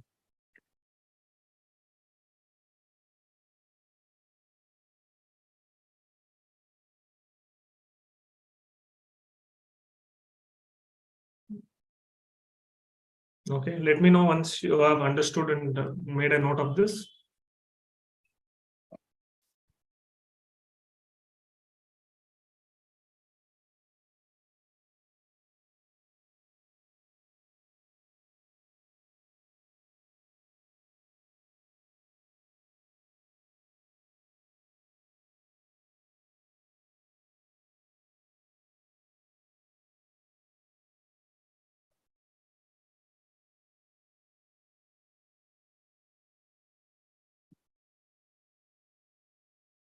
Okay, let's proceed to next one.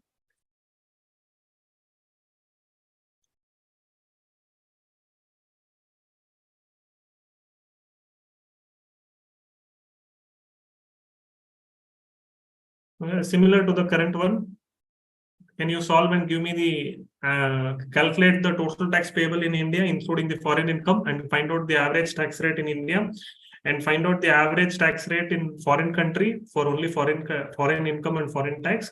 Find out whichever is lower, apply that percentage on the foreign income and claim the credit or the tax paid, whichever is lower, and then find out the tax payable in India.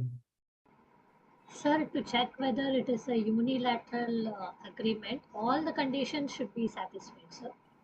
Yeah, they should be resident in India, and the income should have been accrued or received outside India, and such income should have been subject to tax in India, and such tax should have been paid by the assessee in foreign country, and there should not be any agreement between that country and this country.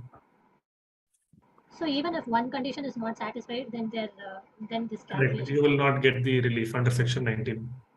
So they will be paying tax here also. Yeah, even though if the tax is already paid in foreign country, they'll be required to pay tax in India also at the Indian tax rates. Okay. So quickly, can you solve? This is similar to what we solved now, but numbers are different.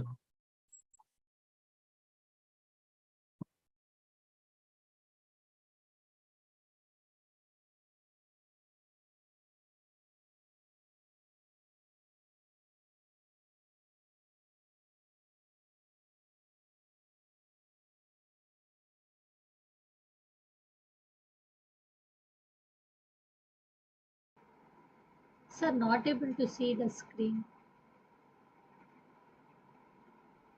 Yes, Yes, now? now I can see. Yeah.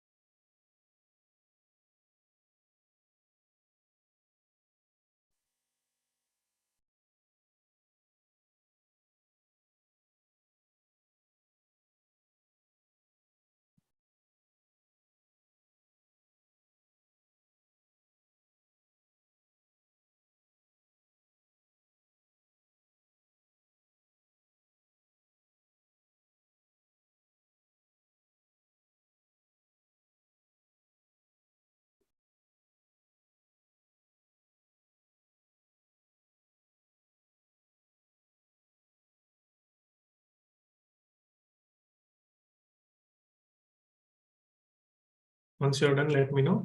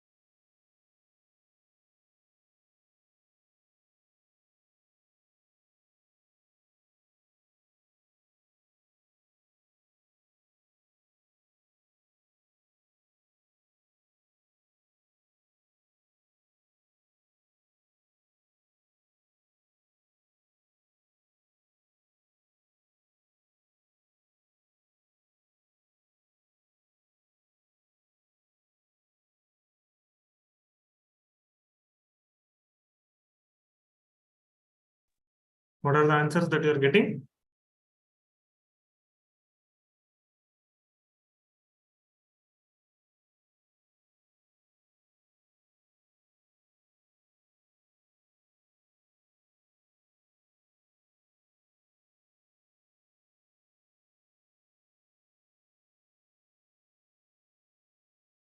Sir, if the tax paid, average percentage of tax paid in the other country is less than that of India, what should be done?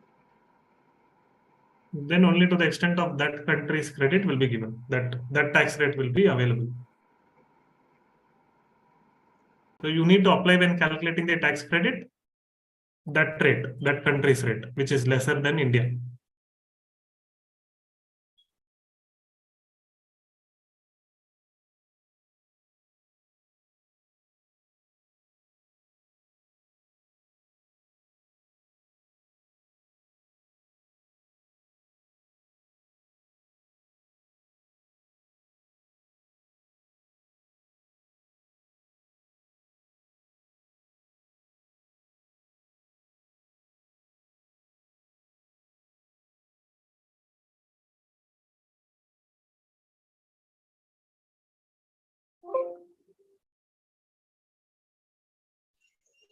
Average tax for in with Indian income is 24.64%, sir. And average tax in foreign countries 15%. Hope I'm right. 24 point? It is 24.64%. Okay. And average tax rate in foreign country is coming around 15%. Okay. Let us wait for others as well. All right, sir.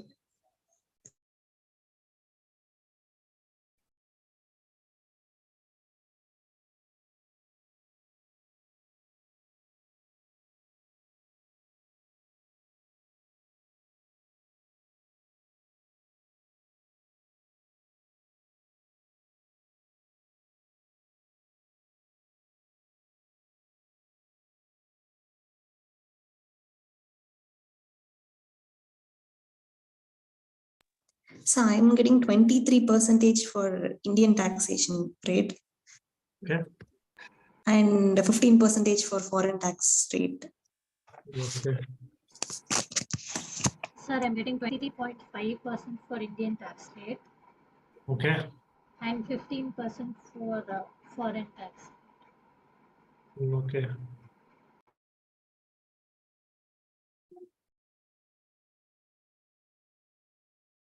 Any other answers?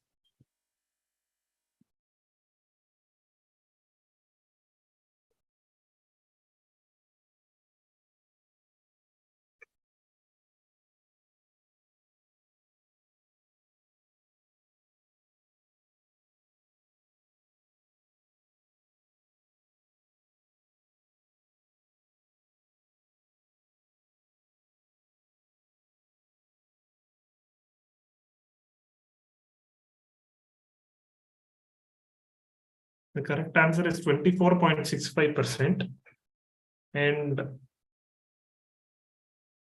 15%. So those of you have not got 24.65, can you recheck? I think you would have gone wrong in Might be cess they have forgotten, sir. Cess 4%, cess.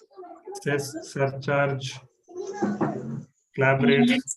Surcharge, everything included. Everything included. Yes, everything I included.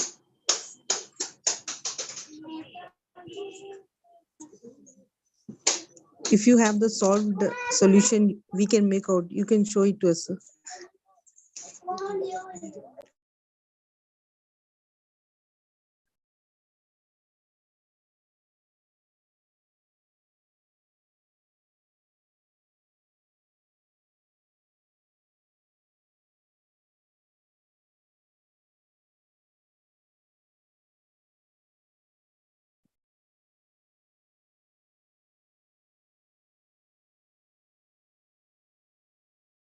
Okay, let me put it on the screen.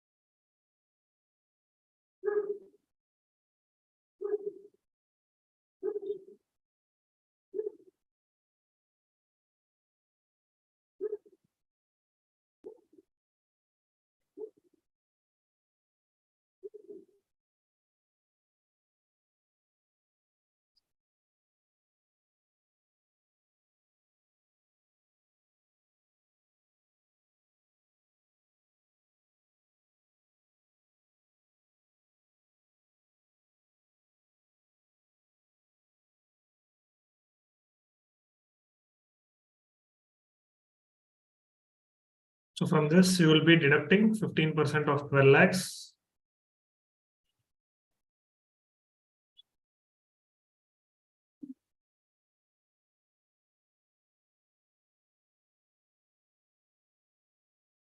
And you'll be getting 5,53,200.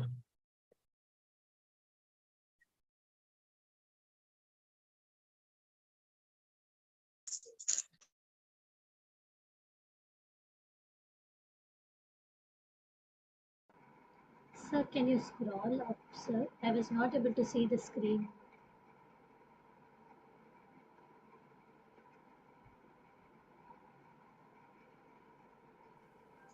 Let's quickly, I'll give you last 1 minute to modify your answers. Sir, so when we calculate the percentage for Indian rate, we should take after the deduction, sir. Yes, taxable income. Okay, sir, I went wrong. I took the gross. I also had mistake in that, sir. Okay. I actually deducted after the tax rate. After tax only, you need to calculate.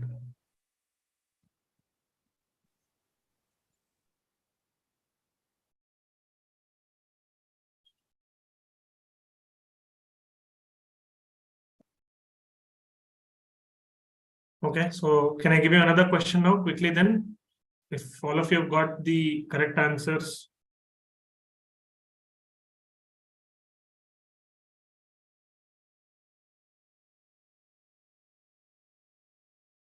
Sir, can you scroll down, sir, the final answer? Yeah.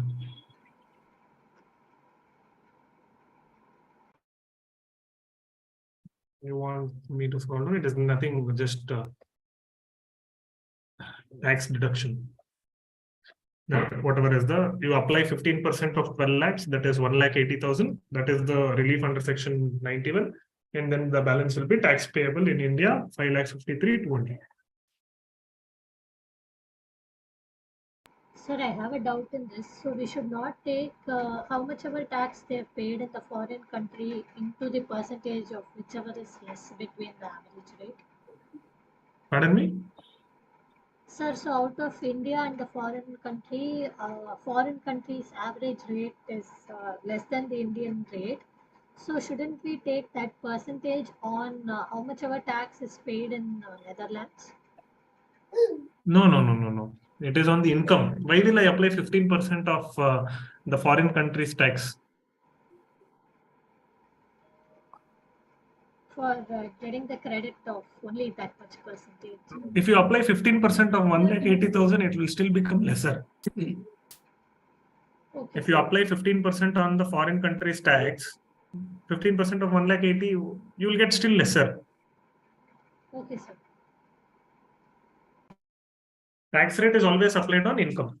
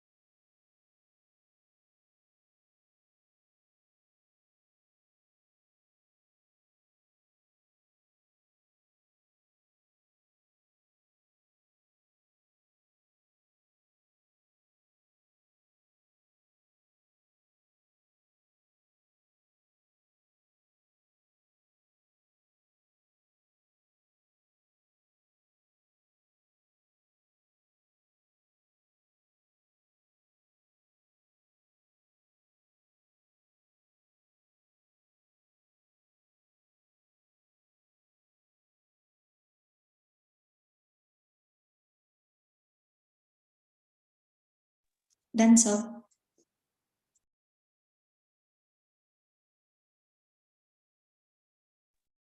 Yeah, I'll post the next question now.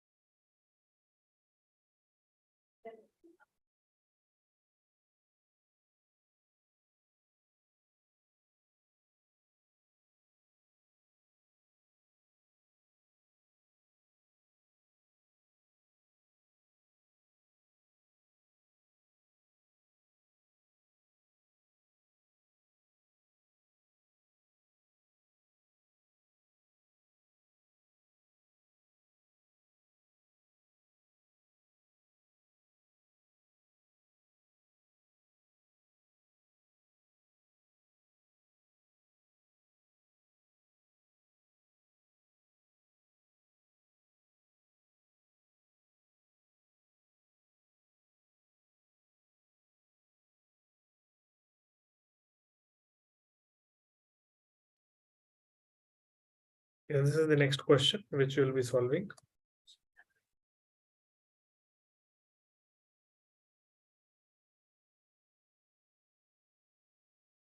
Let me know once you are done, and if you are getting stuck anywhere, let me know.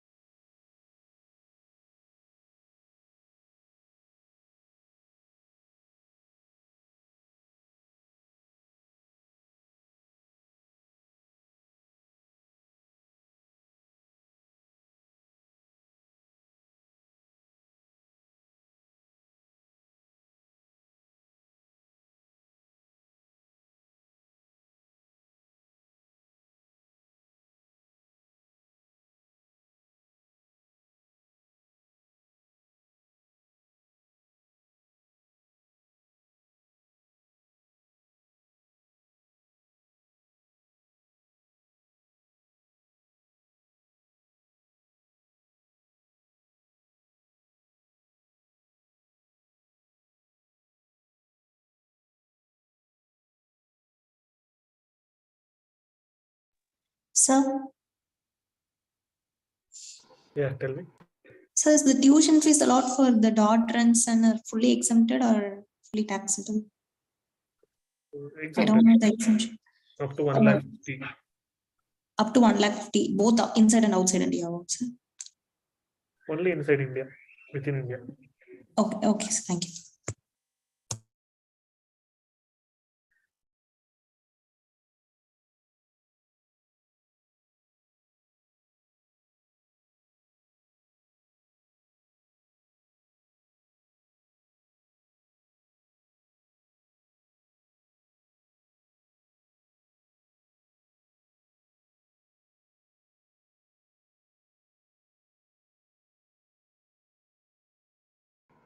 Sir, government interest is also a deduction, sir.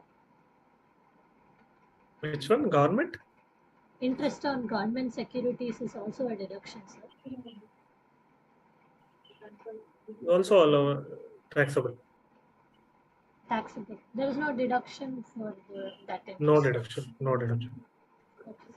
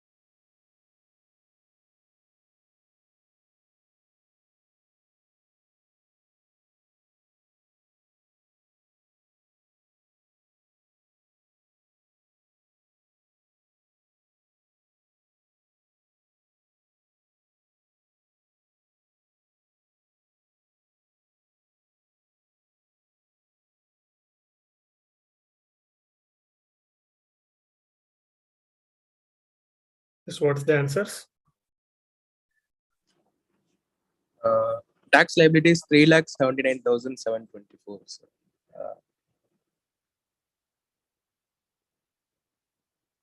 Sir, I'm getting 4,67,728. What is the average tax rate in India? 22.59%, sir. I'm getting 22.87%.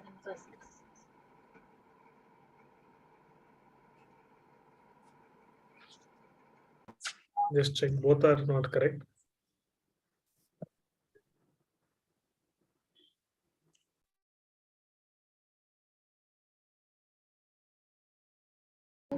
Sir, I'm not able to see the screen, sir.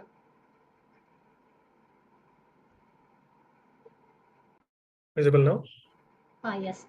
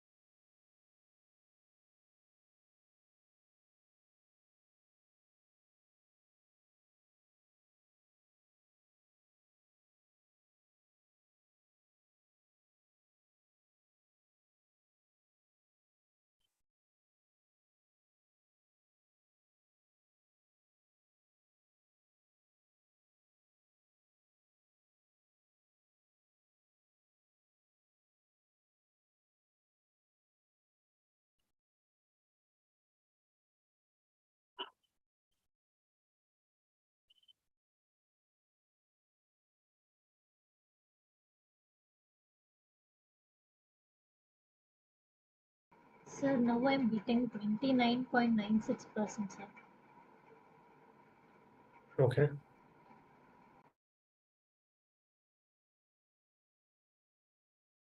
What about others? Quickly.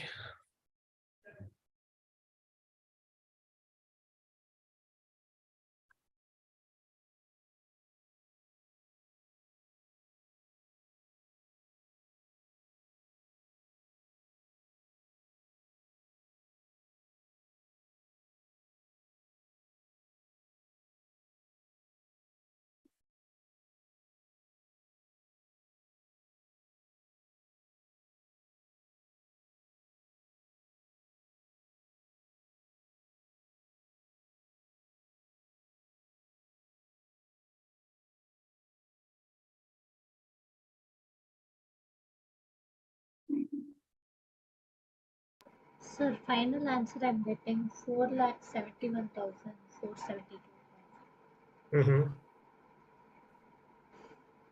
22.40 is the Indian tax rate, average tax rate that you are supposed to get. First I got 22.87, then I got 29.96. 22.40. Yes, sir, I'll check it.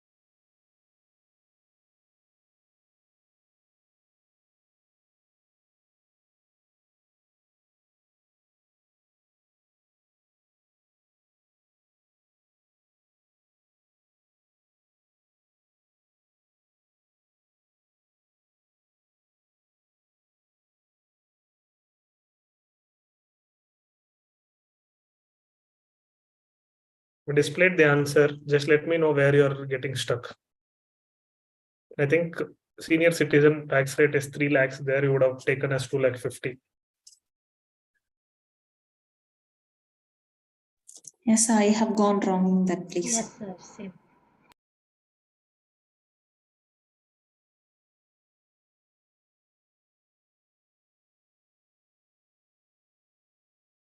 We need to be careful and understand where and how we are doing the things.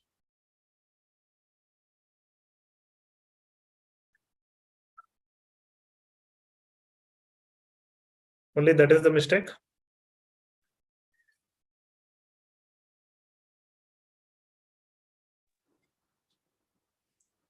Sir, I have one doubt in this. Why we have to, the deduction is taken only after the, like the 28,000 deduction is taken before the foreign income is added, and why not after the foreign income is added, sir? Deduction is taken? 28,000 deduction is taken before the foreign income is added. No difference. It is same, just presentation difference. That's all. It does not make any difference. Even if you add Indian income, foreign income, and then give deduction also, your answer will be same. Okay, sir.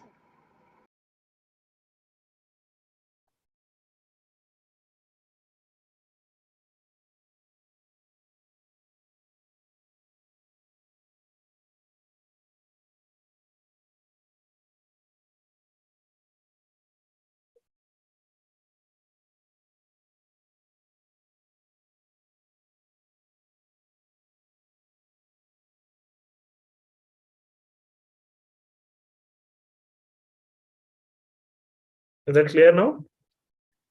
All of you?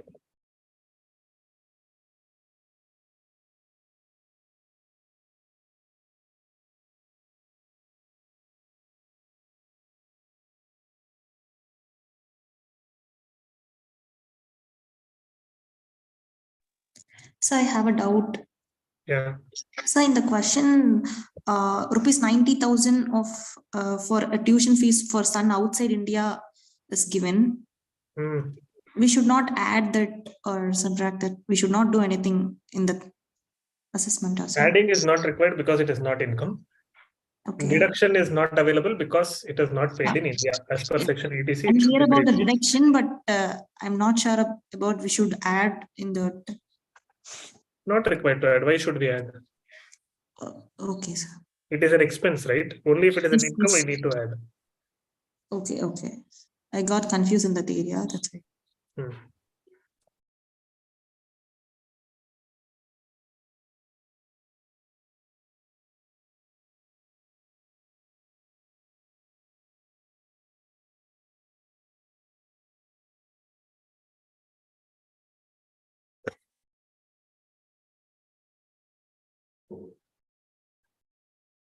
So we'll have a 5-10 minutes break and then come back and then continue with the next set of questions. And then we'll proceed to the last topic. Okay, sir. Okay, sir.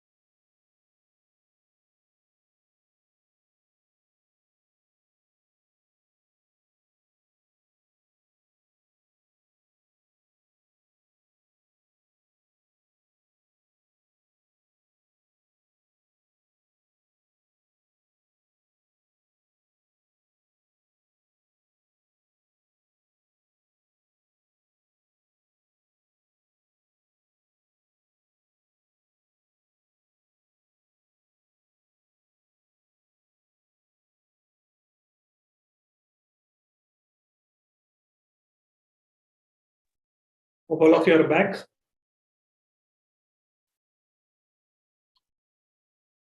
Are we good to start? Yes, sir. Yes, sir. What about others?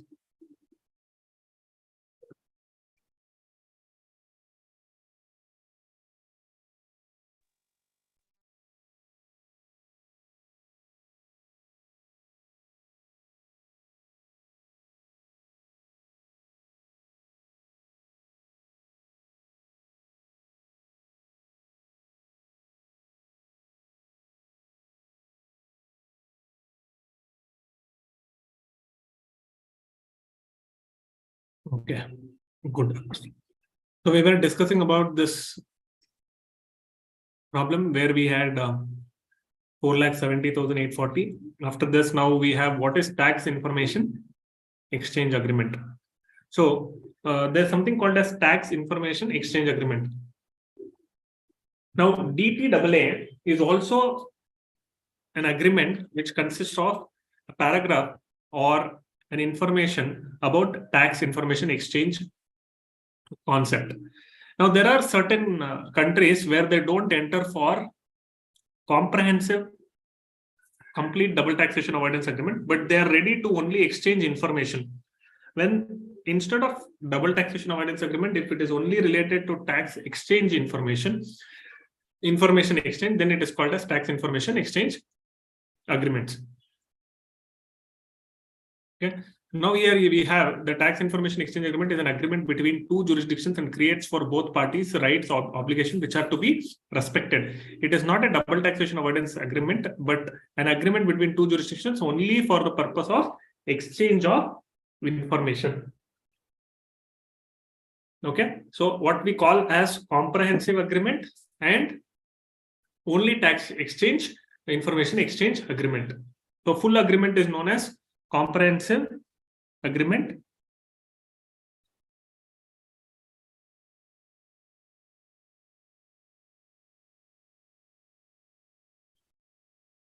And when it is only with respect to information exchange agreement, it is an tax information TIEA. Now, types of double taxation agreement. That is what I was trying to explain. Comprehensive DTAA, where those which cover almost all types of incomes covered by any model convention. Many a times treaty covers wealth tax, gift tax, surtax, etc. too.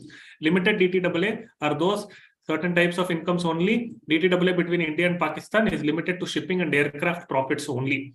Foreign nationals of several countries such as USA, Canada, and UK are required to declare and pay taxes on their worldwide income. Double taxation avoidance treaty is actually help in either minimizing the tax payable to your home country or in some cases even eliminating the further tax liabilities depending upon the tax rates applicable. So these are the kinds of questions that you might get for 3 marks. Comprehensive DTAA and limited DTAA. Can you let me know if you have understood till here? Yes, sir. Yes, sir. Yes, sir. What is the need for double taxation agreement? This was one of the questions which was asked in one of the examination. What is the need? See, it is very simple. What is the need? Comment or write a brief note on need of double taxation avoidance agreement. Now, the need for double taxation avoidance agreement arises because of rules in two different countries regarding chargeability of income based on receipt, accrual, or residential status. I told you source-based taxation and residential-based taxation.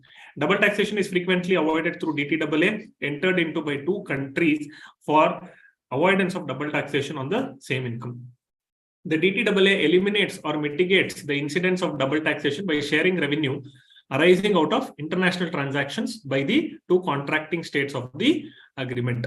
As there is no clear definition of income and taxability thereof, which is accepted internationally, an income may become liable to tax in two countries. So this is because of this, there is a requirement. In such case, the possibilities are as under. The income is taxed only in one country, the income is exempt in both the countries, or income is taxed in both countries, but credit for tax period in one country is given against tax payable in another country.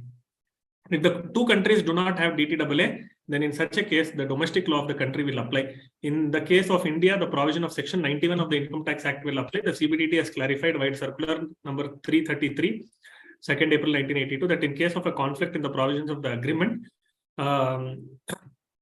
of tax avoidance of double taxation and Income Tax Act, the provisions contained in agreement for double tax avoidance will prevail. If there is any confusion, then the provisions of DTAA will prevail. Now we need to keep it clear that indication as to why it is required. Now, where there is no clear definition of income and taxability thereof which is accepted internationally, any income may become liable to tax in two countries. Then the possibilities are that income is taxed only in one country, or income is exempt in both the countries, or income is taxed in both the countries, but credit for tax paid in one country is given against the tax paid in other country. So all 3 or 4 are possible. So that is why a lot of tax plannings will happen even after considering the treaties, that it is taxable in one country only, or it is taxable in both countries, or it is exempt in both the countries. That is why the structurings will happen in such a way that it is exempt in both the countries. Sir, so when we have which is called as cherry picking of the locations. So we call it as cherry picking of the locations, where it will be considered as treaty shopping. So which is called as in advanced concepts of international taxation, it will be considered as treaty shopping. What do you mean by treaty shopping? So you decide the treaty based on the concept of the beneficial treaty. Wherever you have the benefit, only that treaty you select, and you organize your business transactions in such a way that it is beneficial. So that is called treaty shopping and cherry picking of beneficial provisions. So when it is cherry picking of beneficial provisions, then it becomes more beneficial to the group entities to plan accordingly to do the needful business operations. Yes, any doubts? Sir, so when we have DTAA, the third possibility will be taking place. So that is, income is taxed, but credit for taxes paid in one country. Correct. Usually when there is DTAA, this is the mechanism that will happen. Now, this is not the possibilities given here because of this confusion, as there is no clear definition of income and taxability thereof, which is accepted internationally. If everybody has the same definition, then it will be taxable in one country only, and there is no duplication of double taxation and all of that. Okay. So in case of where we have the clarity, we don't have any confusion. When there is no clarity, the confusion comes into picture. When there is confusion, it can result into, though it was supposed to be taxed in both countries, somebody can take advantage that it is getting taxed only in one country, or they can plan in such a way that it is exempt in both countries. Or if it is taxed in both countries, then because of tax treaties, credit will be available in one of the countries for the tax paid in the other country. That is the understanding.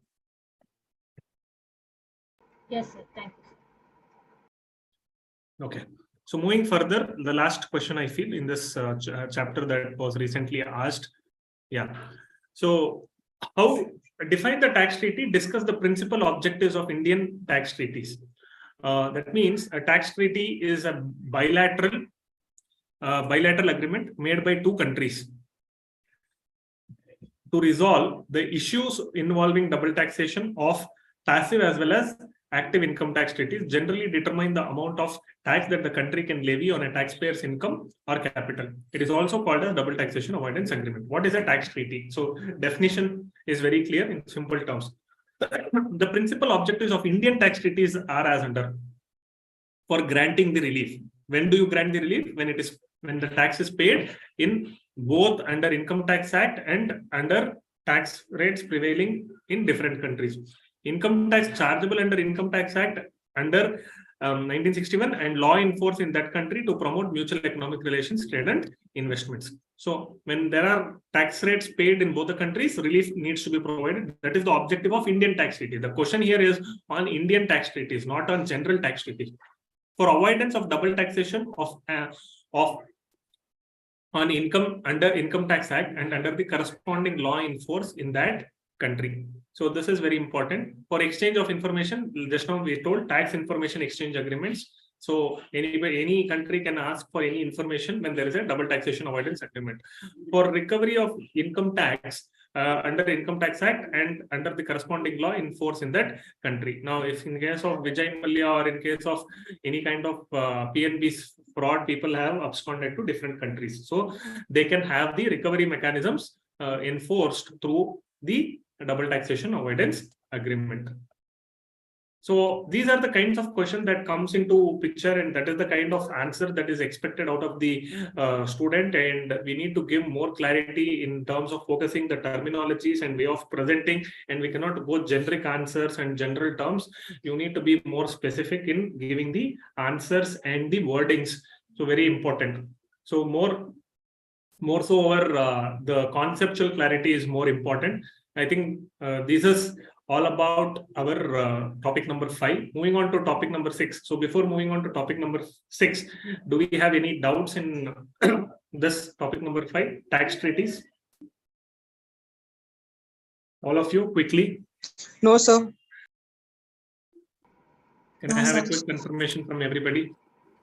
Sir, should we concentrate more on like this theory or the sums which you had practiced? Both will come in some question papers, but usually what we have seen in question papers is only in terms of where there is no tax treaty.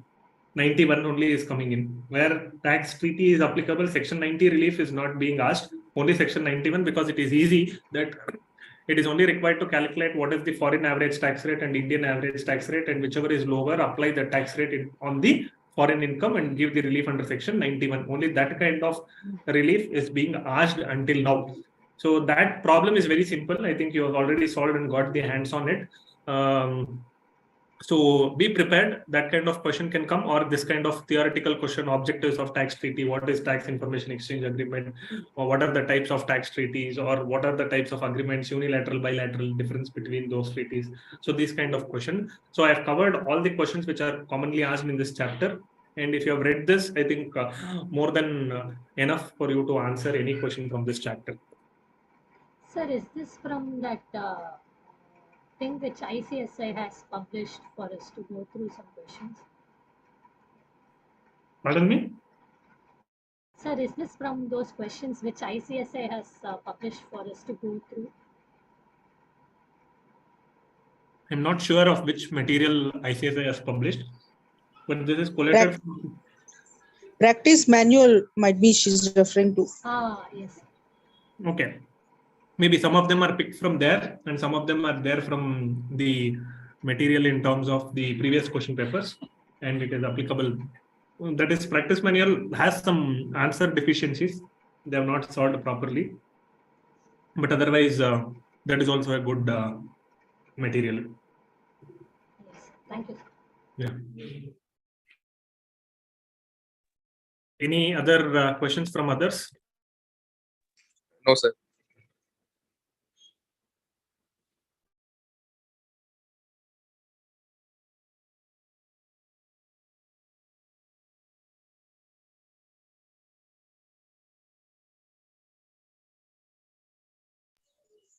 For this DTAA, we have covered enough, I believe. Yes.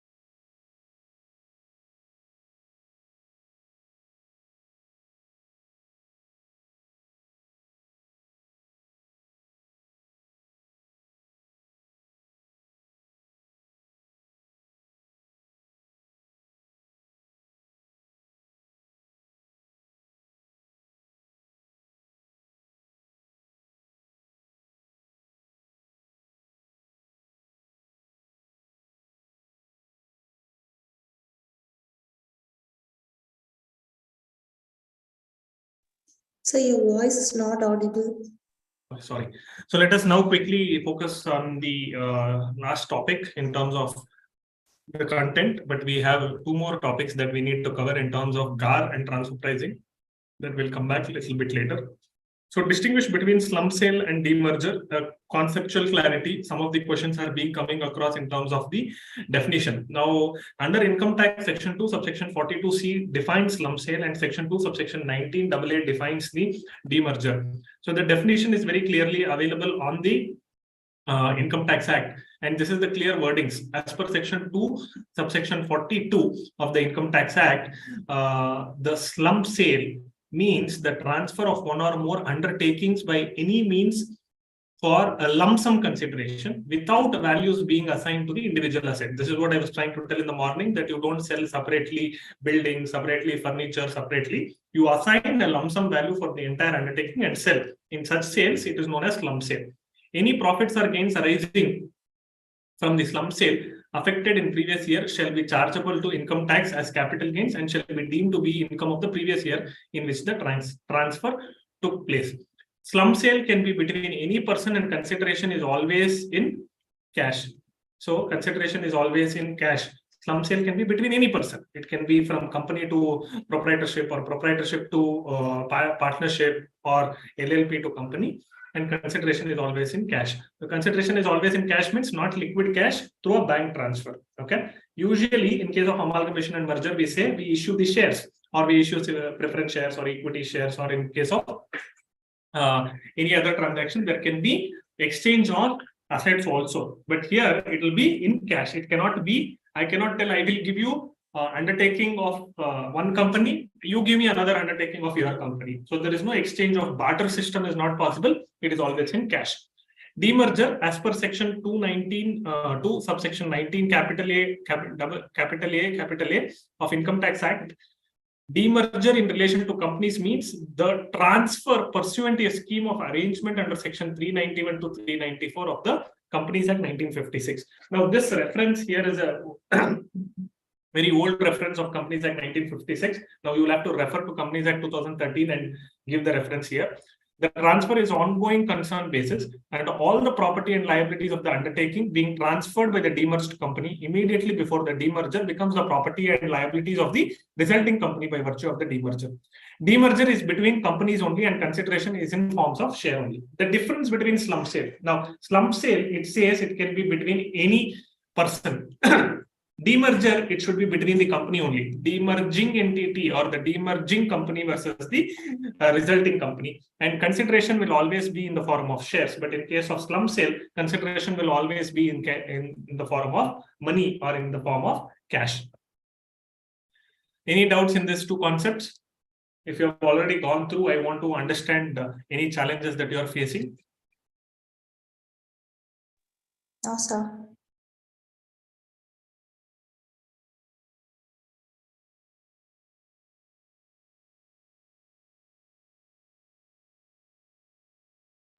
No, sir. Okay.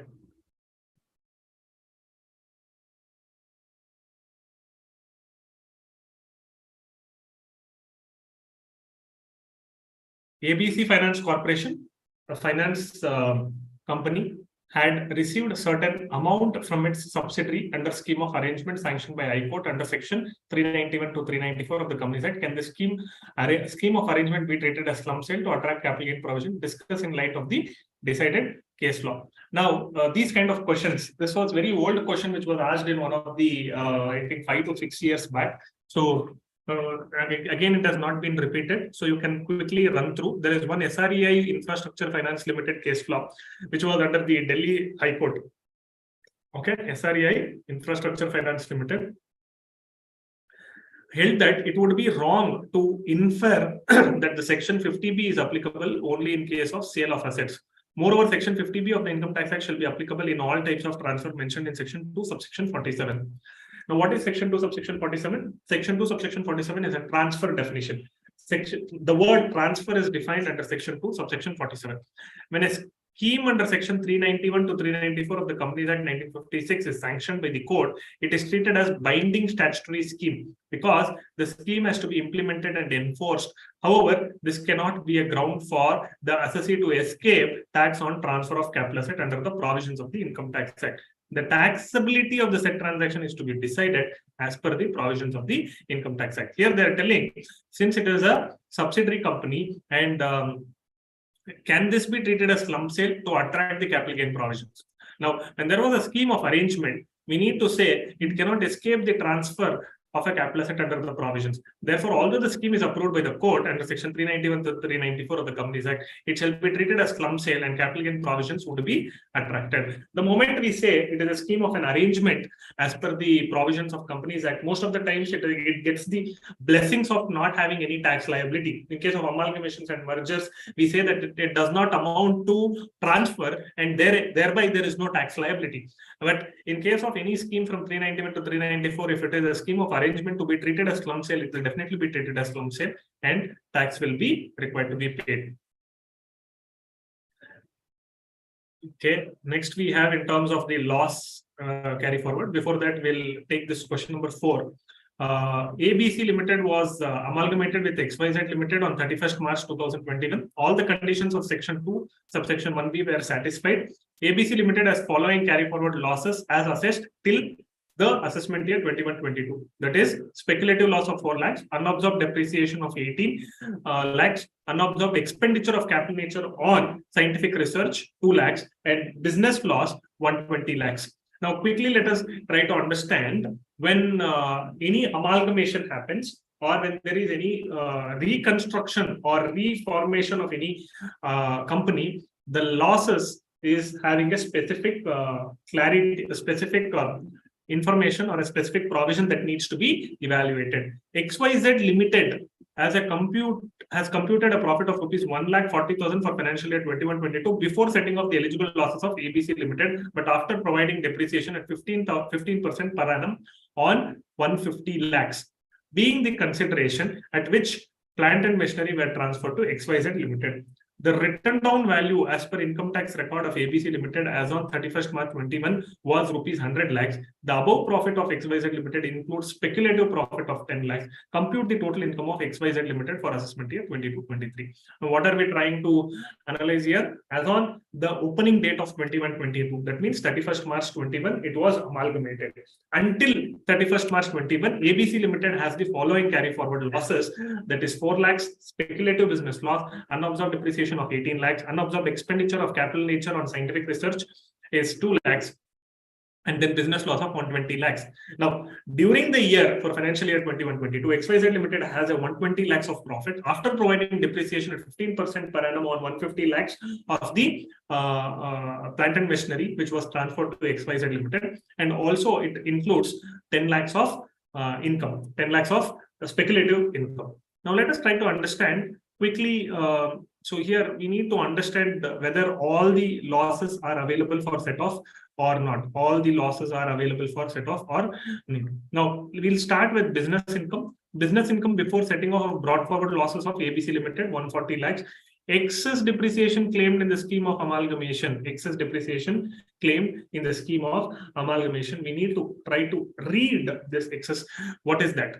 Value at which assets are transferred by ABC Limited is 150 lakhs. WDV in the books of ABC Limited is 100 lakhs. Where are we getting this information of WDV in the books of 100 lakhs?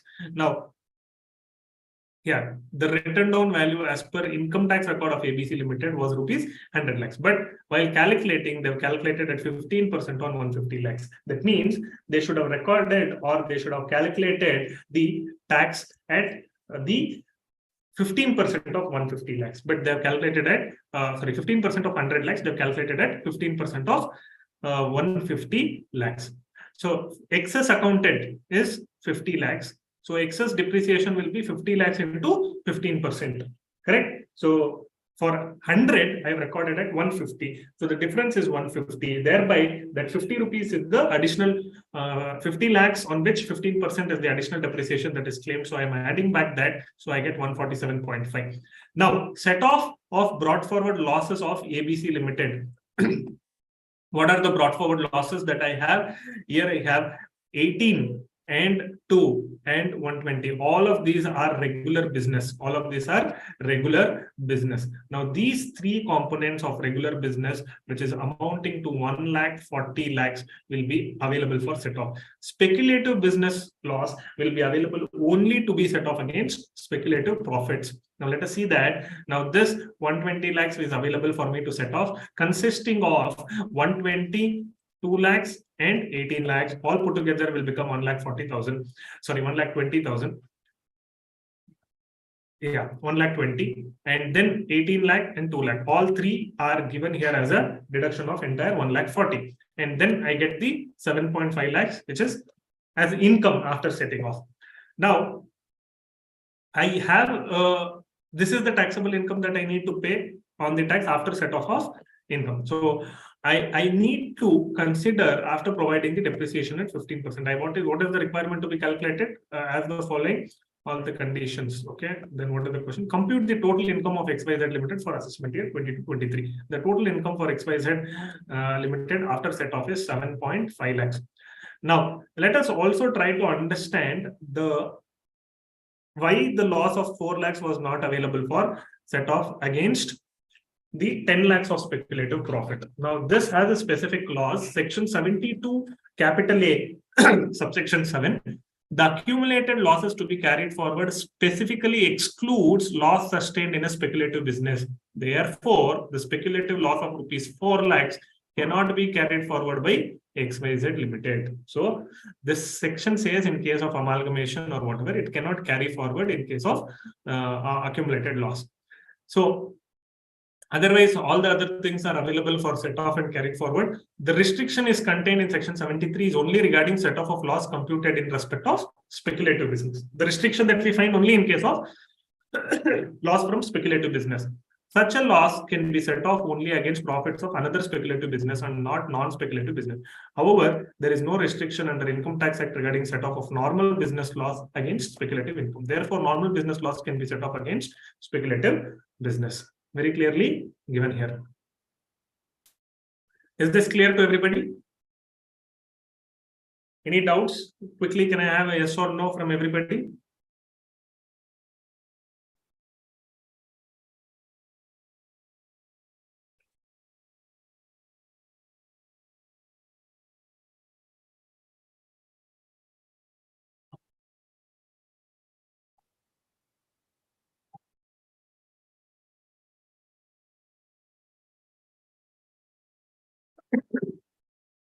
Now, this is with respect to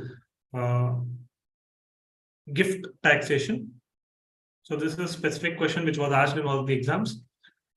A resident by name Mr. Nam and by name Mr. Ram received gifts during financial year 21-22 as follows. What are the gifts? 1 lakh from his friend residing in USA. Taxable. Irrespective of wherever he gets, it is taxable. Rupees 20,000 from his elder brother residing in Lucknow. The moment you see it is relative brother, it is exempt irrespective of whenever and how much ever money you get, it is exempt. Okay. Next comes rupees 50,000 from his friend residing in Mumbai, received on the occasion of birthday of Mr. Ram. Whatever is the occasion except marriage, everything else is taxable. Shares received from his father, the fair market value, that is value as per stock exchange of the shares on the date of the gift was 2 lakhs. Irrespective of the value, irrespective of the thing, the moment it is relative, it is exempt. Now, next thing, rupees 50,000 from his friend residing in Mumbai, received on the occasion of marriage of Mr. Ram. There it is not wedding anniversary or birthday or any other thing, it is marriage. Since it is marriage, anybody giving on marriage, it will be exempt. Okay. Then comes jewelry received from his friend. The fair market value of jewelry is rupees 84,000, more than 50,000. Since it is more than 50,000, it is taxable. Okay. So let us see here. Rupees 1 lakh is fully included. So this is taxable. Rupees 20,000 received from elder brother will not be charged to tax because covered under the definition of relative. Birthday is not covered under the list of prescribed occasion on which the gift is not charged to tax. Hence, 50,000 received on the occasion of birthday will be included in income. Nothing will be included in income in respect of shares received from his father because it is defined under the relative. Marriage is covered in the list of prescribed occasions, so it will not be taxed. Friend is not covered in the definition of relative, and hence jewelry received from his friend, the fair market value will be taxable. Entire 84,000 will be included in the income. Then comes your buyback of shares or buyback of shares transaction, or let us see the concept here. Sir? Or the capital gains in case of a non-resident. Sir, I have one small doubt. So even though if someone receives a gift for 50,000, totally when they receive with all other transaction in the year, if it is exceeding 50,000, it will be taxable. So when they give a sum like this, even if it is 50,000, we have to take it into consideration. Yeah, so there are three buckets. One is cash, movable property, and immovable property. So in each of this category, you can get 50K, 50K, 50K. The moment, say you get cash from A, 20,000, cash from B, 30,000, cash from C, 5,000. It is exceeding 50,000. So all three will be taxed. Okay. If you get cash from A, 25,000, and let us say jewelry from A only, 45,000. Now, this is cash category less than 50,000. This is mobile property category less than 50,000. Both are not taxable, even though if it is received from same person, because each bucket, cash category has 50,000, mobile property has 50,000, immovable property has 50,000. Yes, sir. Thank you, sir. Yeah. Let us proceed to this. A held 2,000 shares in a company, ABC Limited. ABC Limited amalgamated with another company during the previous year ended 31st March 2022. Under the scheme of amalgamation, A was allotted 1,000 shares in the new company. The market value of the shares allotted is higher by rupees 50,000 than the value of holding company in ABC Limited. The assessing officer proposes to treat the transaction as an exchange and to tax rupees 50,000 as capital gains. Easy, justified. Assuming that the amalgamated company is an Indian company, the transaction is covered by exemption under Section 47. Section 47 specifically covers amalgamation, and it is not considered as transfer of shares, and hence it is not taxable. And the proposal of the assessing officer to treat the transaction as an exchange is not justified. So remember, exemption under Section 47 is available, and it is not considered as capital gain, and it is not considered as a transaction as an exchange. Small question, small. We only need to say that it is exempted under Section 47. Nothing else to be, no story to be written. So then comes, we have this 112-way, that is your non-resident taxation.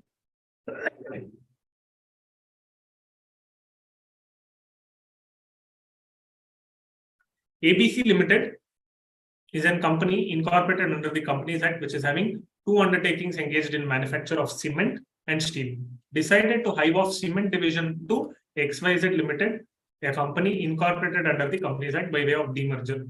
The net worth of ABC Limited immediately before demerger was rupees 40 crores. The net book value of assets transferred to XYZ Limited was rupees 10 crores. The demerger was made in January 2022. In the scheme of demerger, it was fixed that for each equity share of rupees 10, each fully paid up of ABC Limited, 2 equity shares of rupees 10 each fully paid up had to be issued. Mr. Ram held rupees 25,000 equity shares of 25,000 equity shares in ABC Limited, which were acquired in financial year 3-4 for rupees 6 lakh. Mr. Ram received 50,000 equity shares from XYZ Limited consequent to demerger in January 2020. He sold all the shares for rupees 8 lakhs in March 2022. So here the focus is on, this is demerger, but here this is share transfer for a company. Does the transaction of demerger attract any income tax liability in the hands of the above two companies? Just now I said no, because section 47 says demerger, amalgamation, any kind of thing, it will not be considered as taxable transfer, first of all. So for it to be considered, before considering it as a transfer, only when it is transfer, it will be considered as a taxable event. Since it is not a taxable event, it will not be considered as the transfer. Since it is not a transfer, it is not taxable. Would capital gain arise in the hands of Mr. Ram on receipt of shares of XYZ limit on sale of shares? Yes. There would be no capital gain liability in the hands of Mr. Ram on receipt of shares of XY limit. In case he sells these shares, then capital gains would arise. Now, when he gets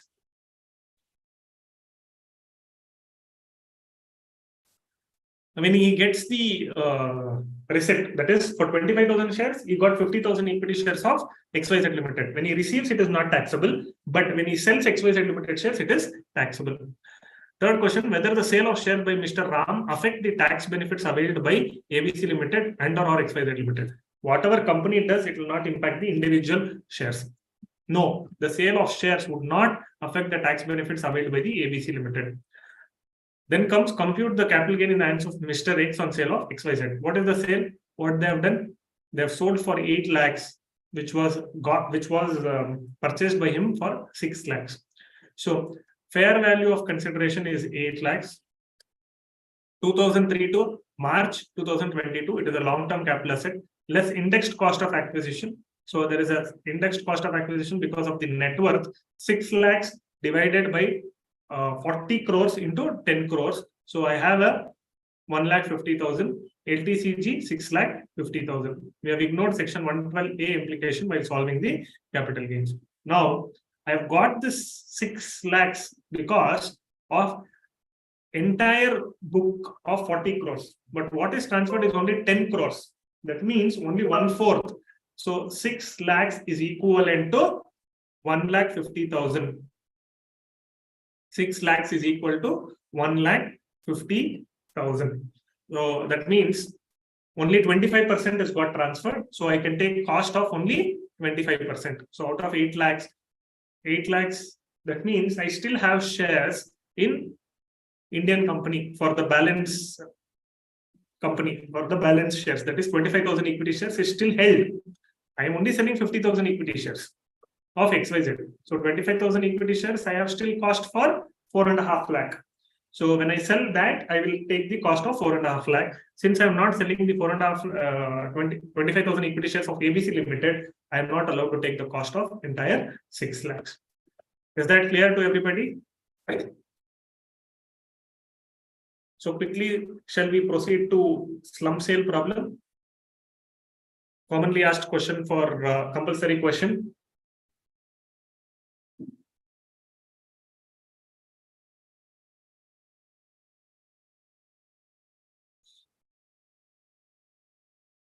ABC Limited proposes to sell 1 unit of XYZ. Okay. ABC Limited proposes to sell 1 unit of XYZ, which was set up in 2010 out of 10 units. So it has 10 units. Out of 10 units, 1 unit is being sold and is not related to company's main line of business. Total consideration for sale of XYZ unit as a going concern by way of slum sale is rupees 3,50,000. The summarized financial position of XYZ is as under. Okay. So XYZ details are given here. Now here, what I need to do, calculation, sale consideration. Sale consideration given is 3,50,000. Okay. Less net worth of the unit XYZ. What is net worth of unit XYZ? That is assets minus external liabilities. In case of assets, I need to take, in case of fixed assets, I need to take written down value or book value, written down value as per books. In case of depreciable assets, basically. Okay. Is land a depreciable asset? Since land is not a depreciable assets, I need to take the market value of land if there is a land, and all other assets I need to take at book value. So how much is assets? I have 70,000, I have 40,000 and 40,000. External liabilities, 30,000 revaluation reserve, current liabilities of 30,000. General reserve and paid of capital will not come. Fixed assets includes land purchased at 5,000 in May 2013, revalued at rupees 50,000. For the remaining fixed assets, their return on value as per Income Tax Act is 10,000. I told you in case of fixed assets, depreciable assets, I need to take only 10,000. In case of other assets, I need to take the non-depreciable assets, we need to take the market value of the land. Let us see here how it is being solved. Fixed assets at WDV 10,000, land at cost price 5,000, debtors I need to take at 40,000, inventories 40,000. What is given here? Debtors 40,000, inventories 40,000. Now less current liabilities 95,000, net worth of XYZ unit full.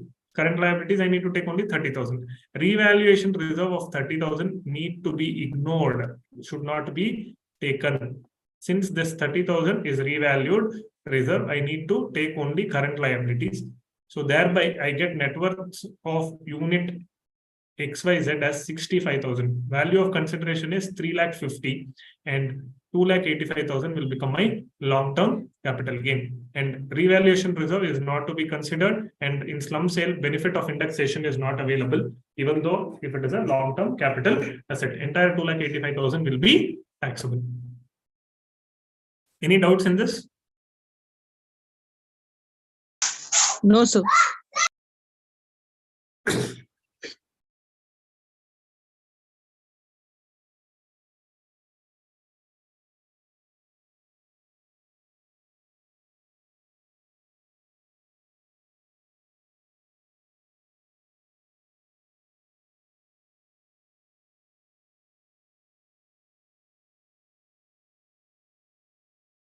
So out of this 6 topics that we had to discuss today, we have discussed topic number 1, topic number 2, topic number 5, and topic number 6.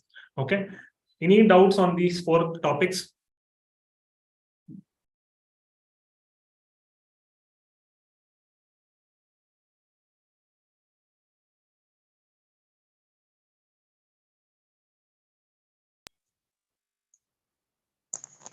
We will go through the topic once again today, sir. If any, we will let you know tomorrow. Sure. Okay. Thank you. Anybody else? Any other concerns or challenges? So can we have these notes within an hour so we can go through by today night? So Sure. we can have it. If we have any doubts, I will share it.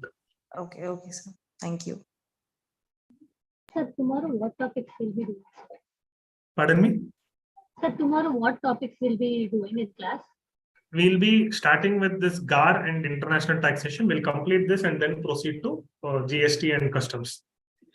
Since this requires more time, or this requires more attention, because many of them are not comfortable with tax and they need more comfort on tax. I've started with tax and we'll complete the tax. And then I will start discussing with you GST, what is specifically required. We'll cover that first and then go with the overall approach on important concepts. Okay, sir. Thank you. Okay, sir. Thank you, sir. Sir, for tax planning and evasion, all we have to study all the provisions of the tax, income tax, sir. Section 35, 80, all those things. Yes, you need to have a brief overview as to what comes under tax planning. If they give only the statement without you knowing that it is as per the framework of the law or within the permitted provisions of the law, you will not be able to ascertain whether it is permitted under law. If it is permitted under law, it becomes tax planning. If it is not permitted under law, it becomes tax evasion. And that to differentiate that, one should have a brief knowledge about those provisions. So that is why I said today PPF and insurance and fixed deposits, all of this comes under ATC, medical insurance, and all of this. So you quickly go through those sections, it is sufficient. Mostly in most of the exams, they're only asking about fixed deposit, life insurance, PPF, fixed deposit, tax saver deposit, all of this. And it is simple, you can go through that. Okay, sir. Thank you, sir.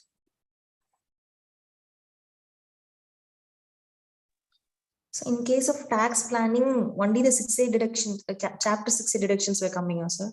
Yes, or chapter all 6 those, deduction. all the chapter Chapter 6 over chapter? deductions and also certain other deductions. It can be HRA, or it can be rent-free accommodation, salary chapter, or it can be standard deduction or municipal tax deduction in house property. Okay. In other chapters, very rarely it is asked, but good to know the In concept. salary, gratuity and pension is also covered in most of the attempts. Correct. But I have not seen any questions coming from salary chapter in professional level, except for what oral questions, probably what we saw today for HRA. So that kind of question can come, but not a detailed full-fledged salary question. Under 5 heads of income, we need to give more importance to PGBP and other gains. Correct. Those two chapters. Okay.